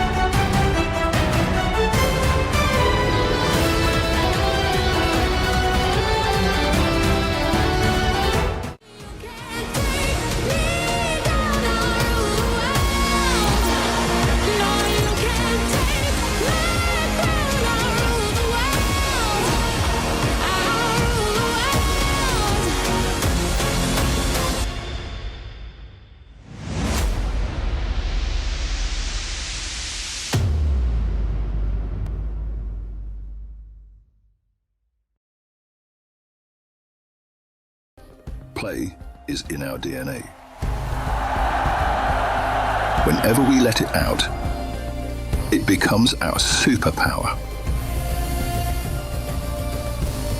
Now imagine an entire city being built to supercharge it. Kadir City, powered by play. Support your nation with 16 games across 4 weeks in November, all in search for the ultimate prize. The Esports Nations Cup in November. Check it out. It's going to be a lot of fun. We'll have games I am very beloved with there, and I can't wait to see what other performances we'll see across all our communities in gaming. Also, if you saw some of those comms, thank you to Saudi Radio Comms for helping to get some insights into what the players might have been saying throughout their games. We'll be sure to check in with more of that coming up later on in this week. All right, as we return back to it, Renmar and Trex, it's time to start filling in the gaps here. That means one last series. It's going to give us our final team that's moving forward to continue playing. It's going to also, as our final match of the day, also send one final team home. Yeah, I think for these two, they got to play fast, man. Play fast, play rough, play hard, because it's potentially your last showing. You don't want to go out on a whimper. You want to go out in a bang. I'm glad you added that second one. Thank you. Yeah, it may honestly be time to not take things slow, get aggressive in the beginning, try to catch your opponent off guard. don't leave it down to a late game possibility, to a let's just wing it possibility. Try to own it. And if you can control that early game, just convert it into an easy win. This is going to be a difficult one for sure. Team Falcons PH is going to have a chance to play against the winner of this game. So it could be a Team Falcons matchup. Team Falcons Meta, Team Falcons PH. Organization wouldn't mind that. One moves through. Of course, I'm sure they'd rather both move through, but that's not going to be possible because if Falcons Meta aren't in that matchup, that means Ignite Gaming won and they have been going home. So on the other side, Ignite Gaming, that's a team that we need to pay attention to. You were leaning a little bit more towards that, Trex, and you're 50-50 because, well, Renmar had already chosen the other side. What do you like about Ignite? I just think we have Diablo. We have a veteran, someone who's been doing this for a very long time. We also saw some great plays from this team the other day. Even with their loss, they still showed up at some times. And I think when it comes to some experience, they do have that there. Don't get me wrong, Falcons Meta is a team that has also been around a very long time, but it just feels like sometimes they fall a little short. Team Falcons Meta. That's the real conversation here. They made it through the wild card. This was the team that filled out the bracket. They're filling out our bracket again as the final match of the day. Where will they go? We don't know this time around. It was a grueling fight, but when you look at their roster, they've got guys who can do it. They've gotten the job done already. It's now a matter of can you get it done on maybe the biggest stage at MSC. We had a chance to sit down and talk with Falcons Meta and their roamer Troll a little bit earlier today. Hey everyone, it's Eterna, and right now I'm here with Troll. Welcome, Troll. Thank you. Troll, we find ourselves in an elimination match, so the pressure is high, the stakes are at an all-time high as well. Pressure check, pulse check, what's going on in your head right now? I think we don't have pressure, we'll just play our game. Okay, no pressure, you just play your game, and everyone feels the same way? Yeah. No one's nervous? No one's. I like that. I like that. Now, I got a chance to talk to Boyet, I think, earlier on, and he mentioned that, you know, coming into MSC from the wildcards, you guys didn't have much time to prepare. Is that right? Yeah, we didn't have much time to prepare for the batch, the new batch. Okay, so how's it been going so far? Like, do you have enough time now? Yeah, we've had enough practice, and I think we'll do better. Okay, so you've done your homework and everything. What do you think that you could carry from yesterday's loss to your match today? I think on yesterday's loss, or the day before, we like throw the first game. We throw the first game. Like who threw? It was a team mistake. Okay, it was a team mistake. And then you saw that, and then what happened after that? We talked about it, and we played some scrims, and we fixed it. Okay. So during, you know, tournaments like this, who do you usually scrim against? It depends on where is the tournament. If like it's in Paris, there is not a lot of teams, so we scrim on the teams of the other group. Oh, okay. Does that make it challenging for you? No, it's okay. No, it's okay. It's okay. I mean, speaking of challenge, we've seen the rise of assassins since, you know, wildcards. Now it's been like so prominent. Does that change something for you as the roamer? No, I think it's okay. I've played against assassins before. I don't think it's a problem. No problem whatsoever. No pressure. I mean, no, it's okay. Did it change maybe your role in the game? Yeah, maybe I can target the jungle a lot more. Not like the jungle tank meta where the jungle would just utility. Get the turtle lord. Okay, so what's your favorite go-to hero right now in this meta? And what do you think would be more popular? Probably, I won't say. Okay, you won't say. But have we seen it before? Yeah, of course. Okay, it's not a healer, it's not a support. No, it's not support. It's not a support. I'll let the panel figure that one out. But, you know, lastly, I do want to ask if you have a message perhaps to your fans back at home. Keep supporting us and it will help us win this game. All right, once again, thank you and good luck for your next match. And we're throwing it over back to you guys. Thanks, Eterna. Great interview there with Troll. Didn't give us any clues on that one. However, I don't know. I have a guess. Belric, Atlas? My guess is Cho. Cho. I mean, that is his favorite pick. Like, historically, he's really good at it. But that's just a guess. I'm not leaking anything. I'm straight up guessing. It is Cho. No, I don't know. So that's confirmed. I'm straight up guessing. Clip it, guys. Clip it. It's confirmed. It's Cho. And let's see the response as well. Clipped back. And Cho's like, what? I never said that. Okay. My job trying to get Renmar in trouble. Fake trouble, of course, as well. So Ignite Gaming, I think the question is, this is a team with Diablo. And Diablo is kind of, we were prepping a little bit of this conversation. Is it trying to get him to do Diablo things? Is it try to get this roster to support him as we take a look at the players on Ignite Gaming for him to succeed? How do you draft? How do you pick? Both these teams suffered convincing 2-0 losses the first time we were able to see them. So the question is, how do they bounce back and get back in sync after that? We actually had our main man, LaFell, earlier this week do a little game with Team Ignite to see if they could find out if they would ever mesh quite like they needed to in order to win this set. Hey guys, my name is Afel, and we know the players have good teamwork in the game, but how are they in real life? We're gonna be playing this or that, where we see whether they're on the same page or not. Right now, we're with Ignite Gaming with Kevin, CS, as well as Roy. So if they're on the same page, they're safe. If not, they're gonna whack each other with the hammer. So we're gonna have 5 questions here. So the first one is, if you have to choose, would you rather eat a croissant or a baguette? Which one would you guys like more? All right, so we got a few croissant connoisseurs for the next one. If you guys can choose to do one activity, would you rather you guys go for a Seine River cruise or go to the top of the Eiffel Tower? Yes, go top. This is the cruise. I don't know about you. So now we'll see what happens when the alarm rings. This is something that everyone struggles with. Yep. And you know what? Who likes to wake up anyways, am I right? So now, this is gonna be a pretty controversial one. We'll see how you guys feel about this. You go here if you feel like the GOAT is Messi. You go there if you're all for Ronaldo.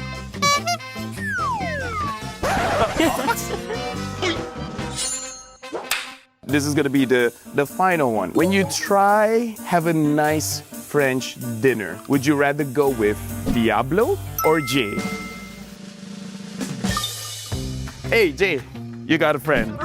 So you guys were not completely on track. You guys will have the hammer where you guys can whack each other. It's okay, it's an inflatable hammer, so there's like, just go for it.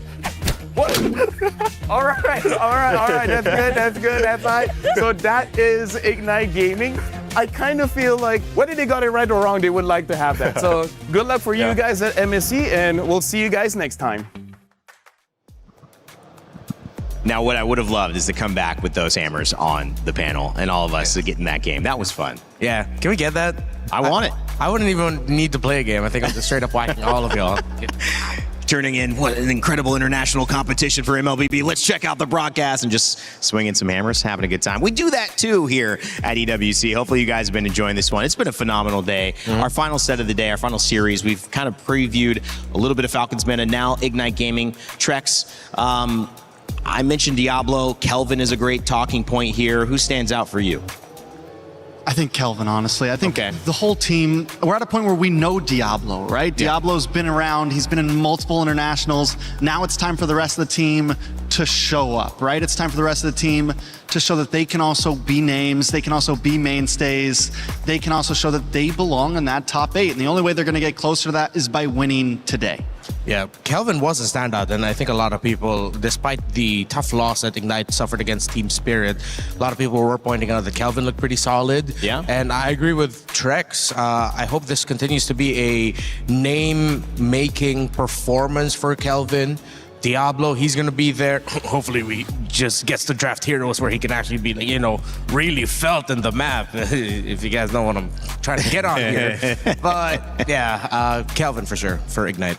And Troll on his famous Joe, right? Which is, of his course, favorite secret character. Which is, again, just a theory. No. It's real, guys. It's real, right? Let us know in the chat if it's actually happening. Imagine it is a Joe, because then that would be like the best call of all time. Yeah.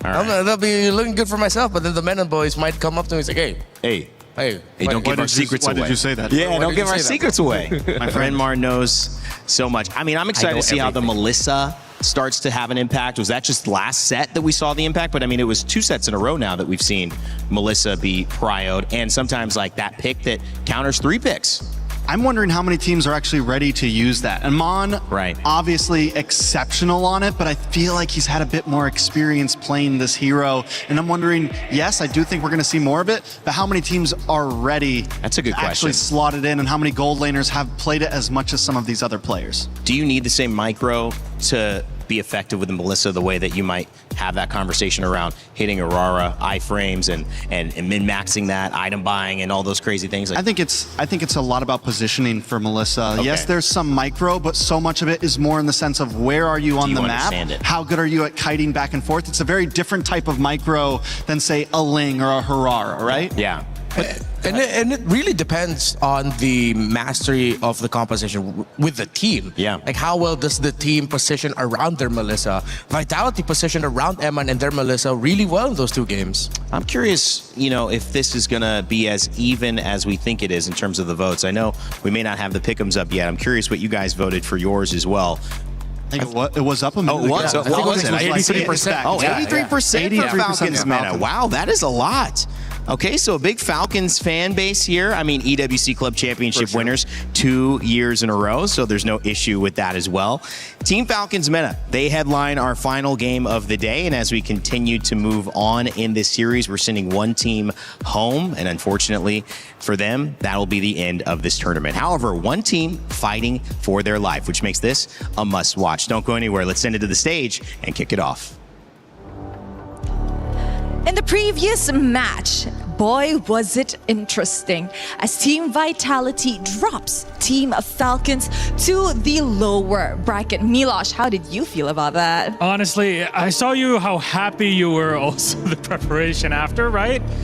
Falcons so far not really soaring too high, but that is only in the context of qualifying to the knockout stage, right? And that's the upper bracket. That's the other question. It is not done yet for Team Falcons PH. You are right, but this may be the last match of the day, but to one of the teams, this could potentially be their last match of the entire tournament. They've heat, they've hot, and maybe it'll be their last caca. Let's bring out our first competitors, Team Falcons Mena!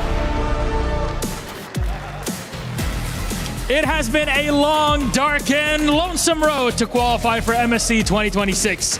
That first step was successful on wildcard, but the pressure is fully on at the moment. Will the journey be over before it even begins for our Mena boys? We're about to find out. Oh yes, we are about to find out indeed. And of course, going up against them all the way from Singapore, it is Ignite Gaming! They are hungry for redemption. Starting off their journey incredibly shaky, they need to move out of their comfort zone to make it out alive. But the question is, do they have what it takes to reignite their fuels for this match? One thing's for sure, they're going to need to light up the stage here against their opponents, the Team Falcons Mena. So please, gentlemen, I will give you the space here. Ignite, please, Team Falcons, you may place your keys. Gentlemen, take your seats. And of course, team captains, prepare for our handshake. Might be the last one. And it will be for one of these 2 teams. The fist bumps are in. Our game is ready. Our final one for today. Elimination on the line. Who can survive? Who will go back home? Team Falcons, Team Ignite Gaming. Let's get it going. Survival is on the line. Team Falcons Meta going up against Ignite Gaming. Diablo, I asked Trex, he said, we know about him. We need to see something from Kelvin. We need to see someone else step up and make this their moment. Will it be Jay on the roam? We've seen so much impact from Bellerix, from Atlas. How deep will that pool go? But to add to the question on Jay is, Roy, will he be able to step up against Coffin, who of course is one of the more iconic Valentinas that we've seen throughout the history of MLBB esports internationally, which we have discussed as one of the top picks to watch out for. Think about it from the perspective of Falcons, how tough it must have been to go from winning and going through wildcard and then suddenly the meta completely shifting right under your feet. That is a tough task. Well, as these teams prepare, make sure to get your Happy Rhino Day interactive effect. MSC and EWC has so many fun collaborations here, and so this is new in shop. Make sure to grab that and spam it in your games. Happy Rhino Day, everybody. Happy Rhino Day. Have you got any of those yet?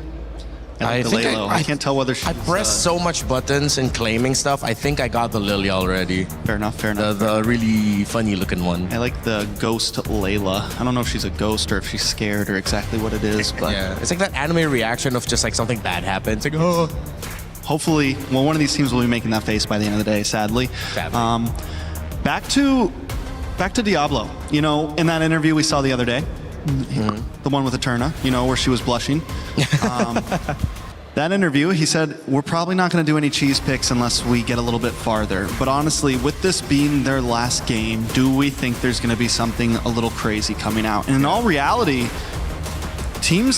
the teams that have been getting a little crazy have been getting favored. Some of those off the top drafts, some of those thinking outside of the box picks have been working out. So this might be a time for Ignite to dig deep and look for something different. Yeah, but at the same time, I know I was asking for it from Diablo. I keep bringing it up. We look for the more impactful heroes, but it seems like because of the assassin in the jungle, it would be best if you get an EXP laner that can just hold really well. Yes, the Paquito is still an option and it's great, the Freya, but that's not going to be let through here by Ignite themselves, as it could be first pickable for Falcons Mena. It looks like it's more important to just have stability in the EXP lane, be unkillable, and then the other team would then be forced to try to go into the gold lane. But because of rotations, the Roamer and Mid are there. And then what happens in the jungle? Things like Hirara, but it gets taken away by Mena. Yeah, the jungle's definitely going to be different here in the moment. I saw that Ling, I'm thinking, what if Falcon just bans out assassins here and completely switches how things are going to go? Let's try to revert back to that meta we were comfortable with. And what's the way to do that? Take out Hirara, take out Ling, take out Fanny. But then, so that would, in my eyes, shift them to, let's grab Atlas early. I think if that was the case, because if you ban it out, and I think the thing we did see is somebody tried to grab the Fanny and prio it, but then you leave a 2. Yeah, okay, yeah. You're right, it looks like it is going to be an Atlas priority with the Valentina getting banned out. So and I think can't steal. Yeah. Unless Ignite leaves the Fanny open? If ever Ignite, I think Mena might be okay with Fanny going through. And then they're just going to pack a lot of heroes that will disrupt its jungle rotation, which is easier said than done. Waiting on that final ban as well. You guys said that you need to find a way to distinguish yourself, maybe be a little bit unique. Throw out some of those picks you weren't expecting. This is your last chance. You're either going home or you're moving on to another elimination game after this. There is no time to waste. And it's interesting, the Atlas ban comes out. So Ignite roll the dice here. It's okay, fine. You want to leave one assassin open. We will leave you the Fanny. Can you pull it off? Can you first pick Fanny? Because most of the time that is not always a great choice. A lot of the times Fannies are, you know, at least back in the, ooh, but the Marcel. Yeah. Marcel goes through. So they force out the Atlas ban. They don't have to worry about the golden hour of the Marcel getting taken away. And now then they can get creative with how they're going to pack it. If ever they do want to go for the utility jungles, they can go for their Fredrins, they can go for the Kimmies, they can pack up the Granger if they want the combo with the Marcel. If they're just using it to disrupt, then Ignite Gaming will have to double down on the fact that they want damage. So yeah, this is Falcons Mena softly trying to force Ignite Gaming into the meta that won them through the wild card. Exactly as you mentioned, take away the assassins, and this is a little bit more how we were seeing the draft back in wildcards just a week ago. We haven't seen the Marcel yet in play, at least for this stage of the tournament thus far. I think we saw a little bit maybe in wildcard, but not quite. He might have been played once. Yeah, at least once. So has made it through the ban phase at least once. Yeah, but I think only one. I mean, it's not been prevalent. I mean, what's the strategy too? Because I was going to ask with Fanny, and now you see the Gord coming out on that side in the Akai. Do you play your hands, your card too early? Do you give them 5 picks, 4 picks to build against what you're clearly going for, prioritizing? I don't know. Marcel's just monstrous. And honestly, Mena's doing a great job at not showing their cards at all. This Akai could be roam, it could be jungle. Oh no, it is already jungle. They have the Marcel. Oh, yeah. in their own. Yeah. So yeah, then maybe they are showing their cards a little bit. They are honest with it, but I think they would like to be honest. Again, your prescribed approach for Mena was to just straight up bring it back old school, take away those assassins, and I mean, again, it really feels like I just went back to the wild cards. Who knew that just taking away the Hirara and Ling would result to this in the draft? And Ignite's answering it with old school as well. The YSS picked up. Yeah. Paquito, a little bit of flavor, but Zushin. I mean, overall, here's the thing. With Ignite's draft right now, you have the Paquito, most likely going to EXP for Diablo. You get the YSS. They're looking like a lineup that could go fighter. Yeah. Do you want to do that against the Akai, though? And against the Marcel? Yeah, I think that's going to be the tough choice here. If Mena still, Falcons Mena, still ban out the Esmeralda, then it might be a little bit of a over-respect towards that possibility, because you already have the Marcel and Akai together. That double fighters might be too disruptive, but let's see. Belleric in the roam. Arlot banned from Ignite. So Arlot Belleric taken away as our second phase of bans begins. Each team gets 5, and it'll set us up for our final 2 picks. 1-2-1. The more I think about it, they might just double down on the double fighters. Sustain the sides, keep it strong. Or if ever they send the Paquito into the gold, keep that as an open option. But then the Akai means you lose a lot of damage for that. It might be best to just put it in EXP. But the Esmeralda is still open. It makes sense that Ignite would want to pick it up, because if ever you get the Esmeralda for Falcons Mena, then the Paquito EXP is pretty much scuffed. I don't know. Mena is still kind of lacking in burst damage, lacking in damage overall. You have the Gourd, yes, but without a sufficient combo to really make that magic gush hit, there's not a whole lot you can do with it. So Mena definitely needs to round out, and I don't think they want to go for a Shredder, honestly. Yeah. I don't know if the Claude is exactly what you want to pick up. They might double down on what we saw from Onyx during their very first game. Just get a Granger with a Sky Piercer. Yeah. Well, looking for that gold, you would assume, right? Yeah. Side of... We're thinking maybe Mena. the Granger for the burst damage, something to give them a bit more of a big hitter. They already have the Shred with the Gourd. They need something that's going to, pack a punch against this YSS, against this Jushin, something that can have some range.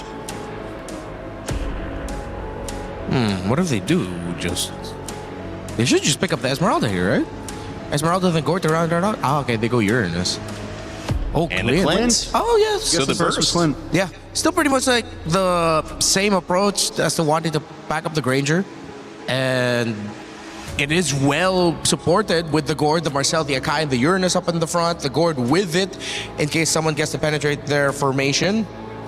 So this is a great balanced lineup for Falcons Mena. Yeah, so you like it. Yeah, I like it. But Ignite, I do like the Minotaur too.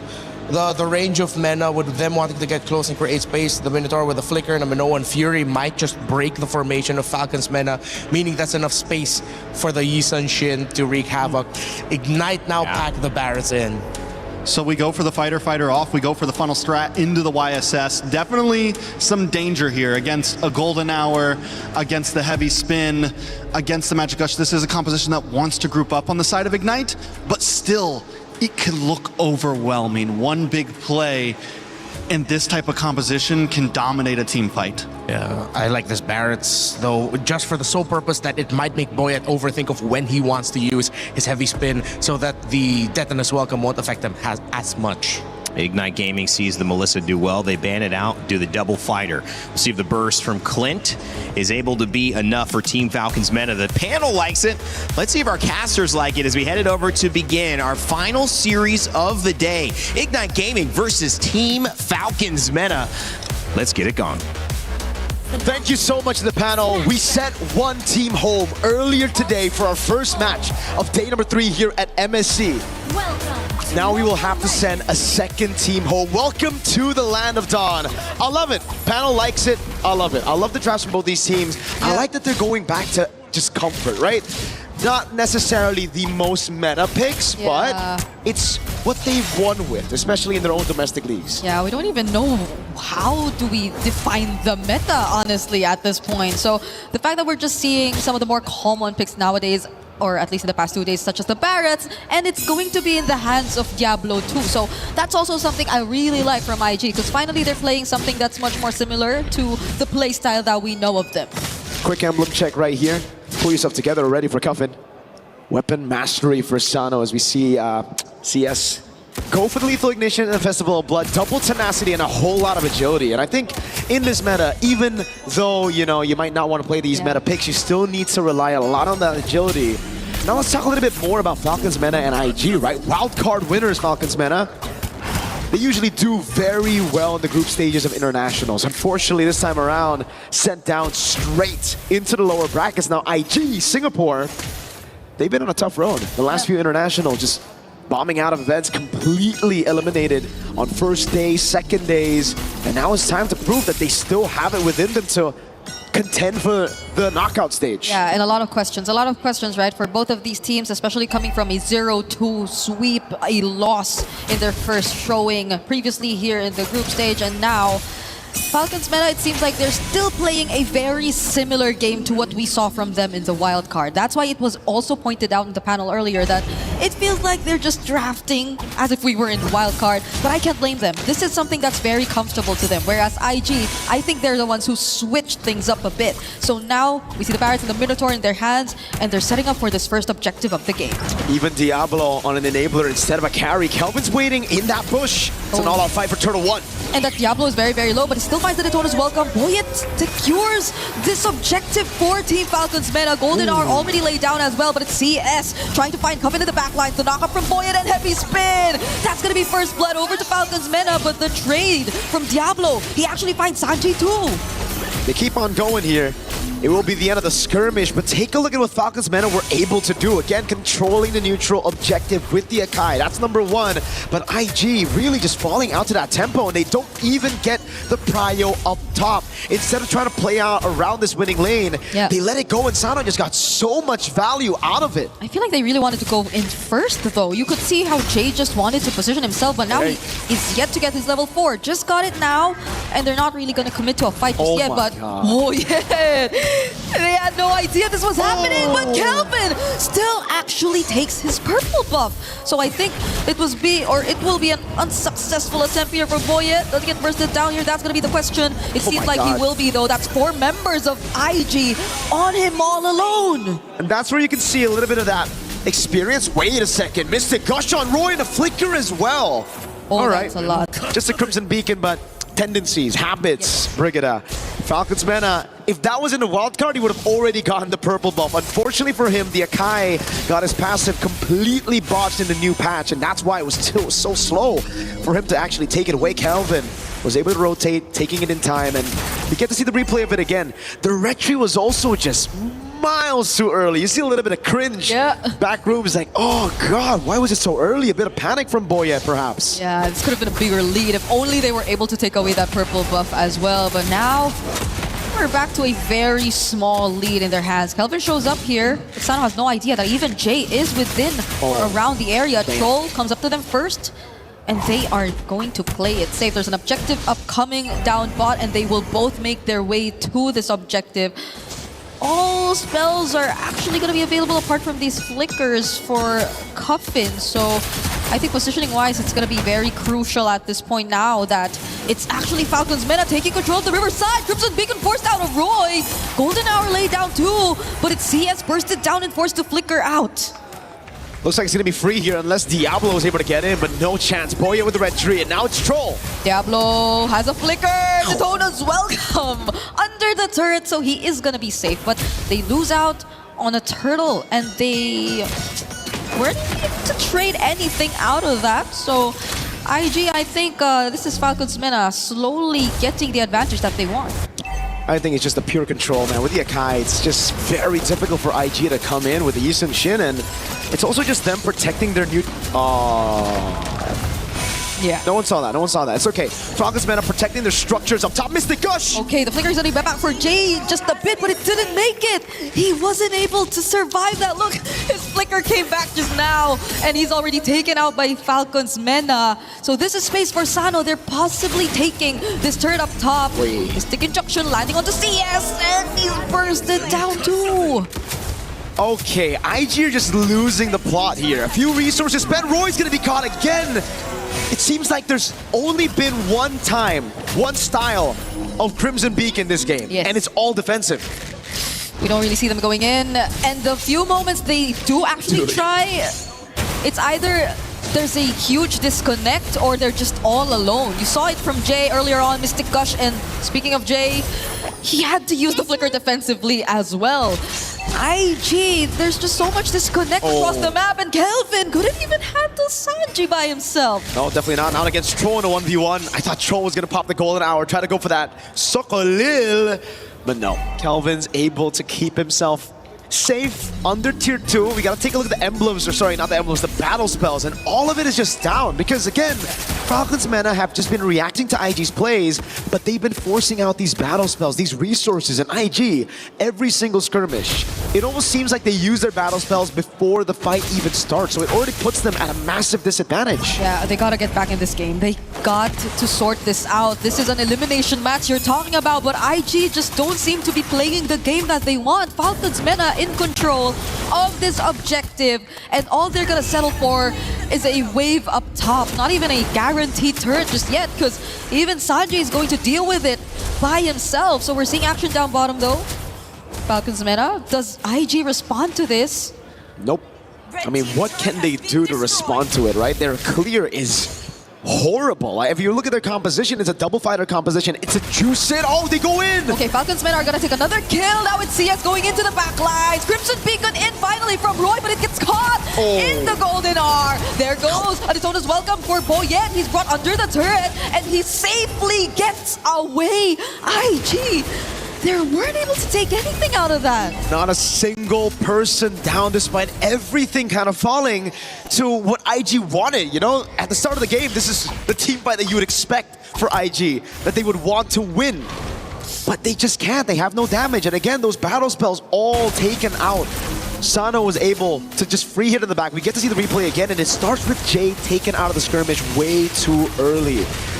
It really just seems like there's just a lot of indecisive moments here where they hesitate, right? Because even for Jay, if you know you're going to die and your team's call is still to fight, you might as well pop into Minions Fury. You die, but you get a few members knocked up. Yeah, but also the golden R just interrupted so much of what IG wanted to do, I feel. Because even Diablo on the Daytona's welcome was kinda caught in the golden R as well, so I feel like they were delayed to a certain extent in terms of how quick they wanted to respond to Falcons Mena and that sudden burst through the Mystic Gush. And I think that's another layer to the problem, right?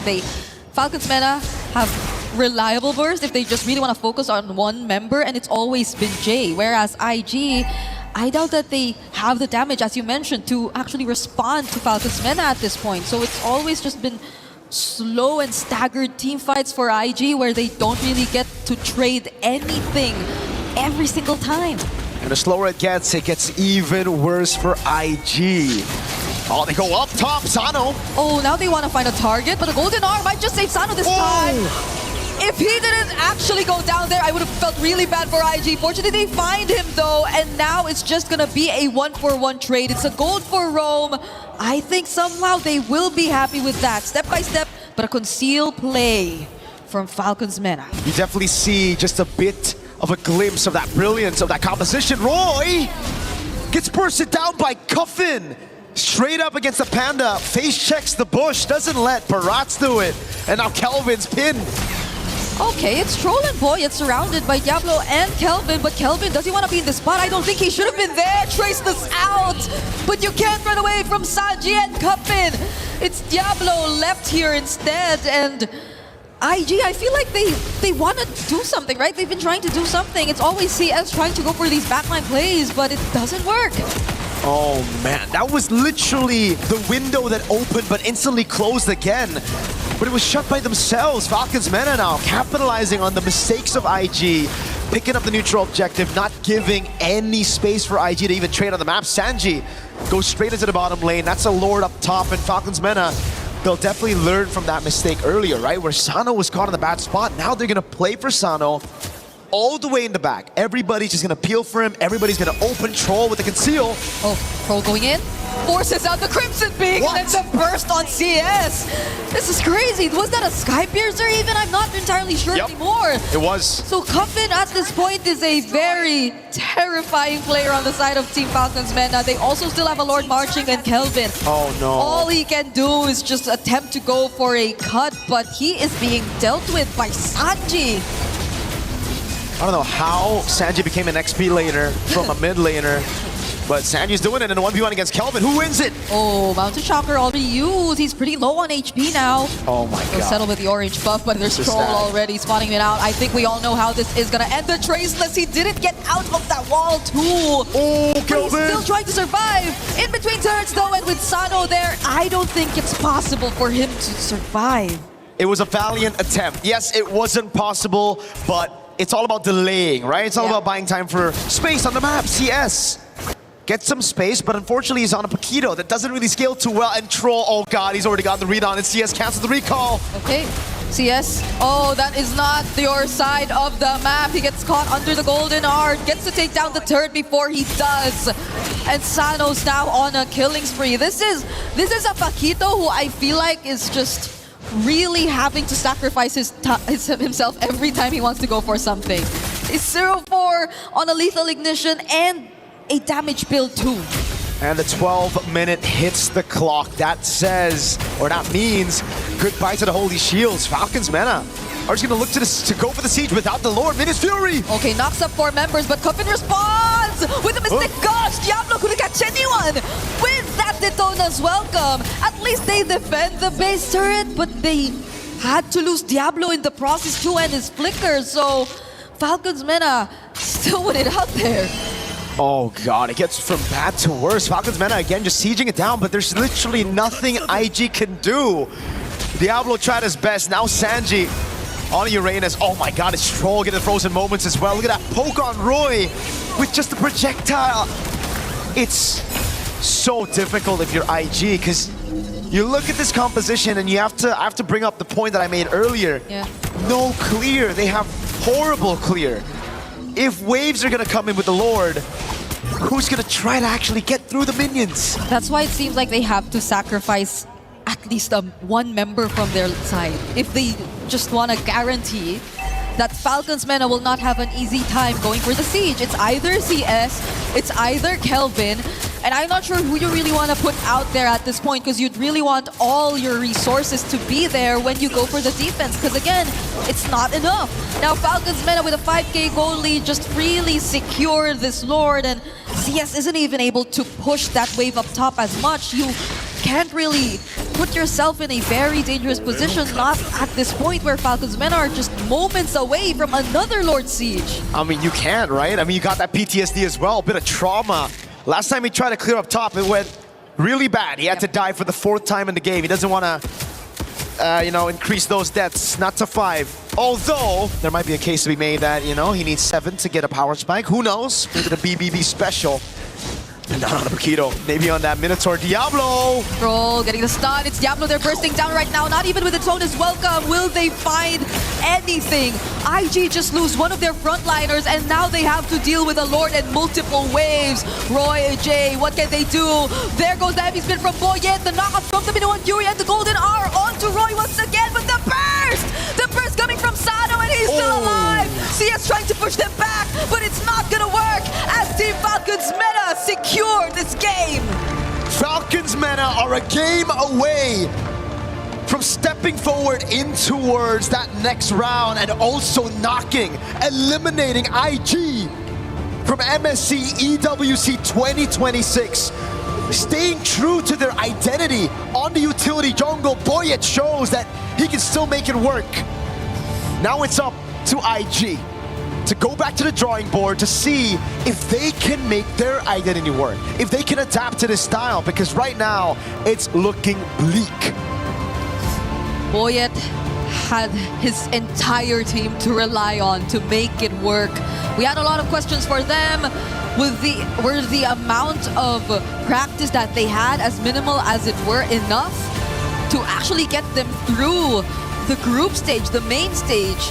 And now against IG, they're showing us that yes, and they're staying the exact same as we've seen them from Wildcard, with just a bit of changes here and there, but overall it's still the Team Falcons meta that you know and are familiar with.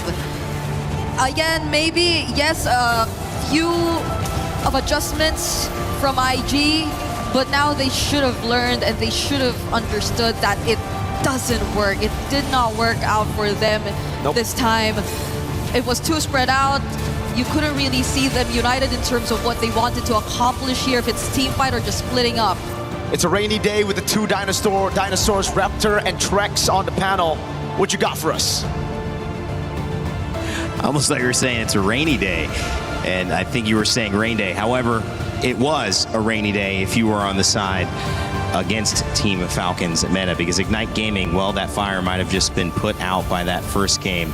I love the way that Falcons meta approached it. You felt that they might have the lead in this one. Yep. They certainly did after game one. Yeah, again, they just went back to comfort. They forced their opponents to play a meta gun, and I feel like that also made Ignite Gaming very uncomfortable in the draft. Definitely made them uncomfortable, and they may have just cracked a possible code as we move forward into this, right? We were saying it, just ban out the Ling, ban out the Harara.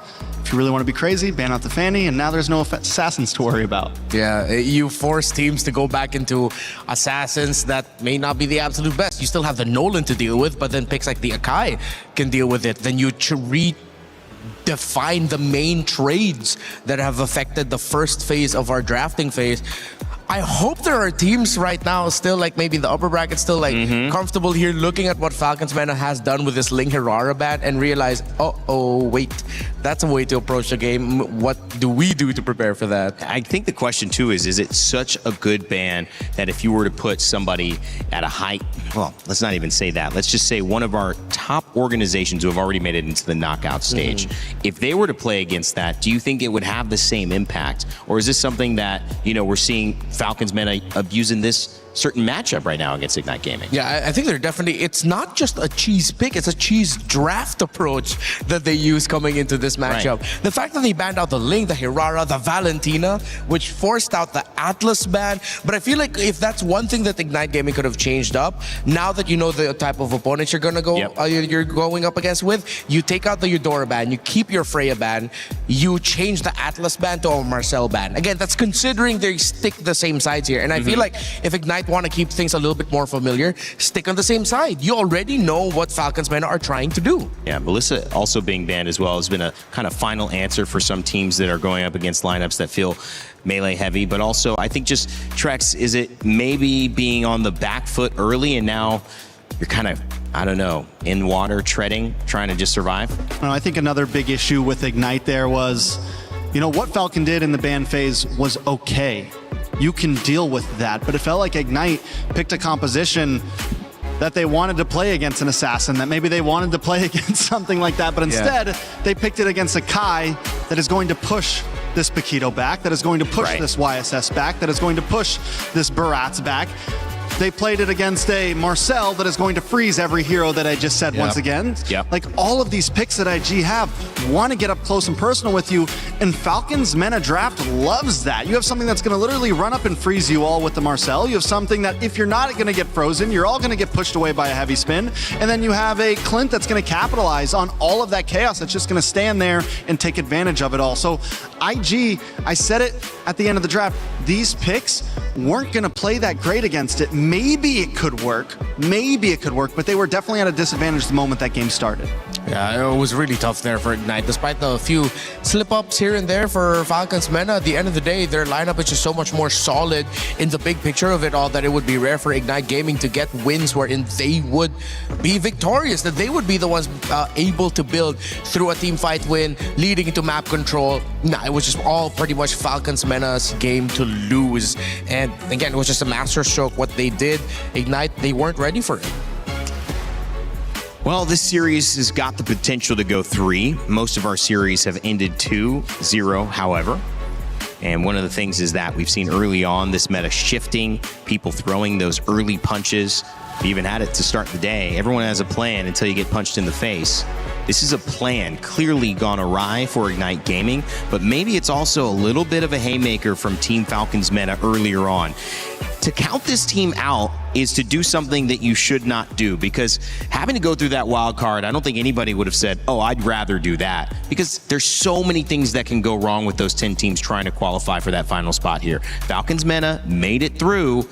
And so that's got to say something for what they can do, even though they're not in the best position in this tournament right now, where they got to keep playing elimination games. Yeah, I think we can base it off of how Troll was reacting in his interview earlier. He was so nonchalant with everything. And Turner was trying to get some emotion out of him, like, oh, are you guys nervous? Like, were you expecting this? And all that. He was like, no problem. It's okay. It's okay. It's okay. I wish I could have that level of mental strength that Troll has, where it's just like, it's all right, no problem.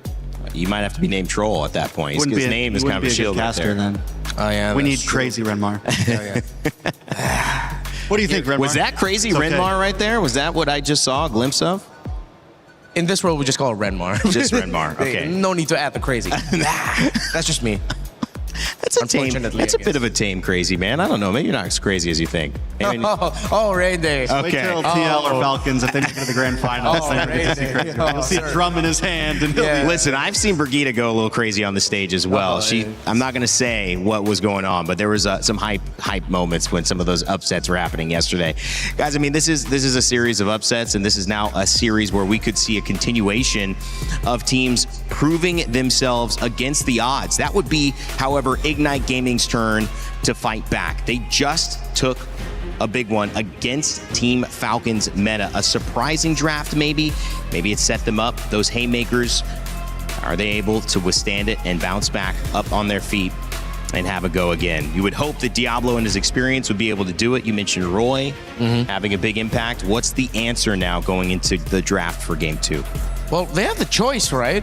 Of what side that they're going to go. I think I'm going to double down on just stay red, because you know what's coming to you from the blue side of Falcons. I mean, yes, if you want to play against that same exact strategy again. But if they pick blue, it forces Falcons MENA to maybe change up a little bit. I mean, they could still ban the Ling and the Harara, but that third ban is all going to depend on what Ignite wants to give them. What do you want to trade here? Because I do feel like the red side, that's what we've been seeing a lot, at least. Depending on what blue side picks or bans out for those first three, the red side then, as that final ban, normally has a couple options of, do I leave 3 things open? Do I leave 2 things open? Do we go for the full trade? You know, et cetera, et cetera, et cetera.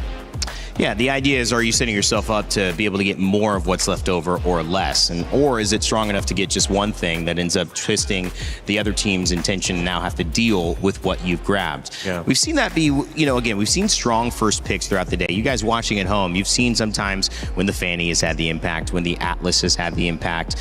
We've seen Melissa have the last pick impact sometimes as well. Baratz has been making it through the draft a lot more also. Uranus has been a pretty solid pick that teams are now allowing through more often, and he's coming in that 3rd, 4th slot for a lot of these teams to round things out. I mean, what is left? What is left right now to maybe throw a spanner in the works? Is it joining in on that assassin ban early so that they're either forced to ban something else or another assassin? What do you think? I think partly Ignite Gaming also leaned in a little bit too hard in their idea. Like you were also pointing it out, the fact that once they saw the Marcel, it's like they went into the game knowing that, okay, we want to play this specific kind of comp and just never let go from it. Felt like they already had a draft plan before that game started. Yeah. And that's just what they were going to pick no matter what Falcon picked. Yeah, like a little bit too stubborn with it. Well, the Fanny, the Atlas, and you could see that started to get into the hero pool with the Ling and the Harara band. That changed things up in game 1. That opened up a Marcel, which we have not seen very often. It's either maybe once or now twice in this tournament so far.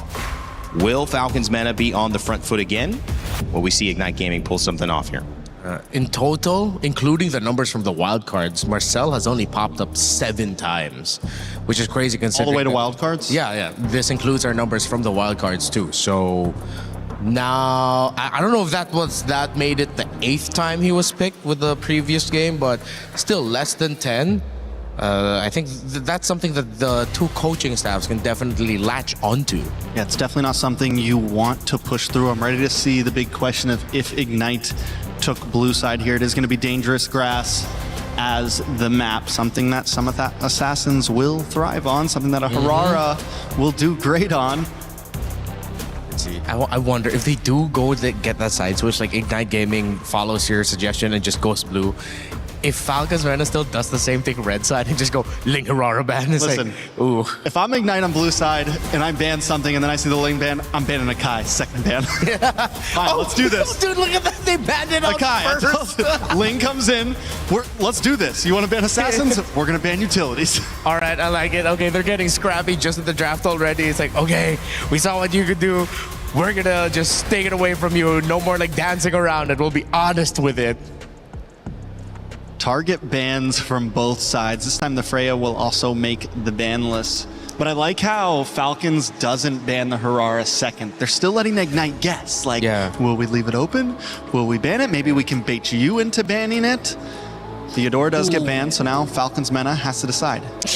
The thing is with the Akai gone, sorry for keep going. Yeah, go ahead. Now Fanny is a bit more viable. Yes. Which means Falcons Mena may have hit a little hiccup here, right? Because I think they left the Fanny open knowing we can pick Akai, we can deal with it if we need to. Yeah. Great point. I wonder if they will still let it through. If they let it through, then I wouldn't think that Ignite Gaming would want to rush it. You wouldn't expect Boyet and Falcons Mena to want to pick up that Fanny, so you can save that option for a little bit later. Them banning out the Eudora means he left the Atlas and Bellerin trade open, though, yeah? With the Atlas getting prioritized for Ignite, they can protect their jungler a little bit more because this time it's going to be the Atlas that's going to be hovering around the river and annoying Falcons Mena, which is why it's perplexing to me that they still went ahead and banned the Bellerin, because if ever Ignite Gaming gets the Atlas, they will be getting the Valentina anyways. And the thing is now they're throwing Ignite a little signal of like, fine, you can have the Alice, but then we take your assassin pick, we take your Harara. But then still Fanny is also still open, but they're going to go for the Harara instead. And say, fine, you can have the Atlas. Yeah, let's see if they're going to be okay with this. It is the Atlas, and I think just straight up be safe with it. Just pick up the Valentina for Asano. It's a pick that he's really good at.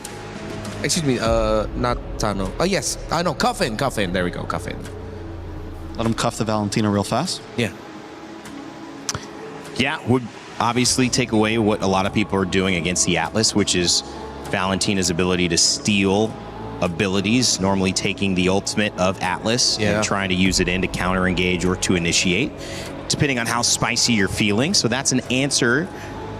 I feel like the Valentina, as you guys said, gets picked up, and now it puts Falcons Mena into a pretty good spot. It is definitely Ignite Gaming's turn on the clock. Time ticking down, saying, okay, what's your move? A little bit crazy here as a suggestion, but maybe Ignite might be okay with picking up either the Uranus or the Esmeralda. I know it goes against my desires for Diablo, but with the Herrera there, you're gonna need the difficult to kill EXP laner. Then if you want to go to the second phase, maybe try to force out a gold lane pick already, but we've been seeing gold lanes come out a little bit earlier. With the Marcella, Atlas, Bellericon, we're at that weird spot again where they might run out of roam options here for Jay. Oh, they're picking up the Melissa early. I think it's a solid pick. You'd also steal away the Melissa something. You get the Jushin for some range. Wow. And then if Falcons Mena wanted that Melissa, something to kind of protect themselves against this Harara, you have a slight answer to it. Or if Falcons Mena ends up going for the Fanny here, you also already have something that can be safe from it. Yeah. I wonder if this means that Ignite are gonna dig back into the bag of like the Badang such for the roam, but you're risking getting the Valentina to steal your ultimate, but that will provide the space, and the rest of Falcons Mena do want to clump up together really well. Unless Falcons Mena just decides to band out the Badang. Picking up the Clint this early though, I don't know how to feel about this. I feel like they could have leveraged just leaving gold laners and picking it up later while changing up the priorities and trades for like EXP. I think it might have been a panic pick, honestly. I don't know what to pick next, possibly. Could it also have been not trying to show the EXP hand too early? Trying to have some could be surprise to it? Could be. And they know that they're going to get the first pick on the red side anyway, so based on the bans, they have a better understanding of, if they can go for a specific pick that they want in the jungle, or if they can go ahead and pick up their XP at red 4 and still wait till the absolute end to pick up their jungler. I'm still leaning towards the idea that Boyet and Falcons Mena would want to play the tanky sustain types, or at least not exactly like the hard assassins. But we've seen Melissa being such a problem that now my question for Falcons Mena is, do you actually have something for this Melissa? EXP bans all around right now. Yuzong, Uranus. I'm wondering if they're going to keep on honing into it. Paquito is still open for both teams. Could be a decent option for Ignite, honestly. Just something that can pack a punch, close the distance on the Valentina and the Clint. And I think that's maybe personally what the Melissa helps ward against early on. So if you want to pick up the Paquito, get up close, we have an answer for that. A high loss ban? And a Harley ban. I wouldn't think that they would have found the high loss problematic. They already have the Atlas and the Clint with them, and then not a lot of... Could just be a ban to open things up, keep things open, don't want to take something away. Again, they're going to be counter-picking to try to figure out these two lanes. Everyone's exposed their gold, their jungle, and their mid. Oh yeah, that's true. We were talking earlier about how the roam options might look thin, so they just took one out. But they can also just gotcha later for Ignite. If ever they really can't think of a pick, just like gotcha. Yeah. I'm not sure how much we've seen a win from Gatakacha. Definitely been played yesterday a bit. I think we're at 55 unique heroes so far. We've added a few to the pool. Yeah. Still aiming for that 90 for MSC. We'll see if we can get there. Let us know in the chat if you think it's happening. So far, so good. Before we get to knockout stages, we've still got another group to go through this process with Group B tomorrow. As Baratz gets picked up. There you go, Renmar. Good call. He just settled on it. It really feels like, yeah, might as well. Oh, and they pick up the Alice despite there being a Valentina on the other side, and that makes it even deadlier for Ignite's cause. Now, actually, because of the Alice pickup, Falcons Mena has multiple options to answer this Melissa. Will it be enough is the question, though, because you still need the damage, but diving it, reaching the Melissa wouldn't be a problem anymore. What is going to be jungle, though, for Mena here? I'm thinking, can't you just maybe go something like the Hayabusa? I mean, even the Fanny is going to be able to target down on the Melissa very well. Yeah, we saw it struggle earlier. Get taunted by the... Oh, wait a second. So Barat's jungle. Oh, okay. Right? Yeah. So kind of like a jungle Baratz, they send the Paquito to the EXP lane. All right, let's see how this is going to work. Let's roam. I still have a lot of questions for it, but let's see. Wow. What is the final switch around? This will be interesting here. Yeah, it is looking like, jungle Barrett's EXP Paquito. Well, thoughts, it doesn't cease to surprise us here, guys. We've got a second game coming up here in our final series of the day. If they take 2 in a row, Team Falcons Mena is going to close this one out and move on. They'll face their Falcons teammates, or not teammates, but I guess organizational mates in a win. And if they lose, well, we'll send it to a Game 3. Let's get Game 2 started here and send it back over to your casters. Thank you, mates, on the panel, man. I love them, this panel. T-Rex, Raptor, Rainy Man. I'm joking. Welcome to the Land of Dawn, folks. It could be the end of the road for one of these teams, and right now it's looking like it's going to be IG because they're down a game. But how are you doing, Brigada? Hey, I'm doing okay. We've had a really interesting day today. Some very intense games at that, and some very one-sided games. And so far, the series has been one-sided for IG, as you've mentioned, who are on the brink of elimination. So we're really hoping for them to at least figure things out heading into this game. But I feel like even the panel, T-Rex, Raptor, and Rainy Day. As mentioned, you're right, Mirko, we're just kidding. But I feel like even the panel couldn't really fully grasp the idea behind what IG wanted to do. I think so much focus also was put on the Alice option here, the Alice pick as well, and the fact that Falcons Mena yet again are still sticking with their identity and just shifting it around with putting a Barretts in the jungle is another statement for them if ever they do get to secure the 2-0 against IG. I mean, they did make this work at the wildcard, right? The Baratz in the jungle with the Mathilda, though, so it was already very different. And the Baratz in the jungle was a good answer into a lot of the other utility jungles, like the Akai as well, and the Baxia. This time around, you're up against a Hirara, right? Someone that can already farm faster than you and can actually capitalize on the winning lanes. I think that's where we have to, kind of point our fingers. And set our sights towards. The lane in gold, I like it for the Melissa up against his Clint. And even in XP, I like it for the Alice for the matchup against the Paquito. So these are two lanes where Ignite Gaming are going to be able to utilize this Hirara to finally push in and capitalize on the mistakes or the lane dominance of the other mates on the team. Falcons Mena, though, it's all about neutral objective control. So I think it's kind of like a better IG from game 1, but Falcons Mena, the same exact Falcons Mena from game 1. Granted that the laning does go that way, because we're expecting it to favor IG, at least in terms of the sides. We're looking at again the Melissa, who at least based on today's showing has been a phenomenal gold lane pickup, but it was more into the Fanny and the likes of the more dive type comps, which I don't think Falcons Men are that far away from, but they're more fighter than assassin type of compositions too. So you could expect them to stay much longer in the team fights if things go their way. Well, right now, IG, let's see how it goes and let's see how they manage this lane. Quick emblem check as we get into game number 2 in the Land of Dawn. Wilderness Blessing for Troll. In a world where we see a lot of pull yourself together just to try to get more flickers out there, Troll decides, no, I want to get the movement, and it's the same for Cuffin. So they're expecting to win here in the mid lane, trying to rotate around. Perfect match on Roy. Yep, that's a very aggressive start, and I think it will be a lot of help to Boyet, who, again, we are so used to seeing with a Mathilda, but now it's going to be on his own. But the fact that you have a mid duo who is just so reliable in terms of mobility and just fast moving around the map, I feel would make things a bit more easier for him this time around. So at least we're seeing a not so action-packed start just yet for IG. They're still able to accomplish what they want in terms of the lanes. But how are they able to allow Kelvin be involved? I don't think we saw Kelvin as involved earlier on, but that's because he was on a Yisun Shin. This time should be pretty different because he's already on Hirara.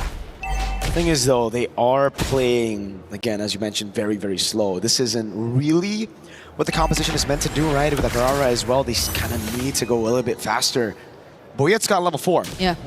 Not as far as Kelvin. Kelvin might actually get level 5 here. But no, he's going to give the XP Crab over to Diablo. Going to try to get that secure onto the neutral objective. Roy's going to get level 4 as well, but Cuffin and Boyet gets tempo. There you go. Diablo first to 4. Troll. Okay, they're not going to go for Troll just yet. They get to spot out where Kelvin was actually trying to hide. Diablo now all alone. Up against 3 Gleams. Not Gleams out.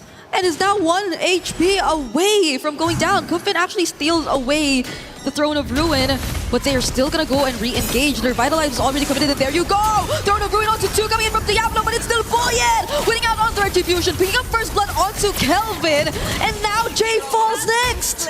They go for the neutral objective fight against the utility jungle. They had tempo, but they didn't utilize it. Falcons Mena are soaring in the skies.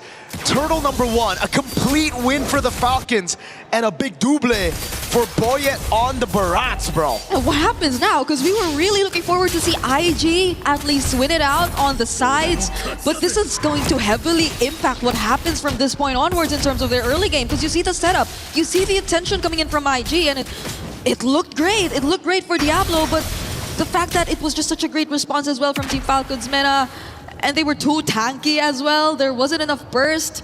Kelvin having to fall down too just did not look great for IG. IG are just so awkward in that skirmish earlier. You know, they got the prio up top. They got the tempo as well. Diablo got XP Crab, and now it's going to be Sanji. They jump on Kelvin. No one's there to help him out, though. Don't tell me it's going to be a solo kill. It's actually going to be a solo kill.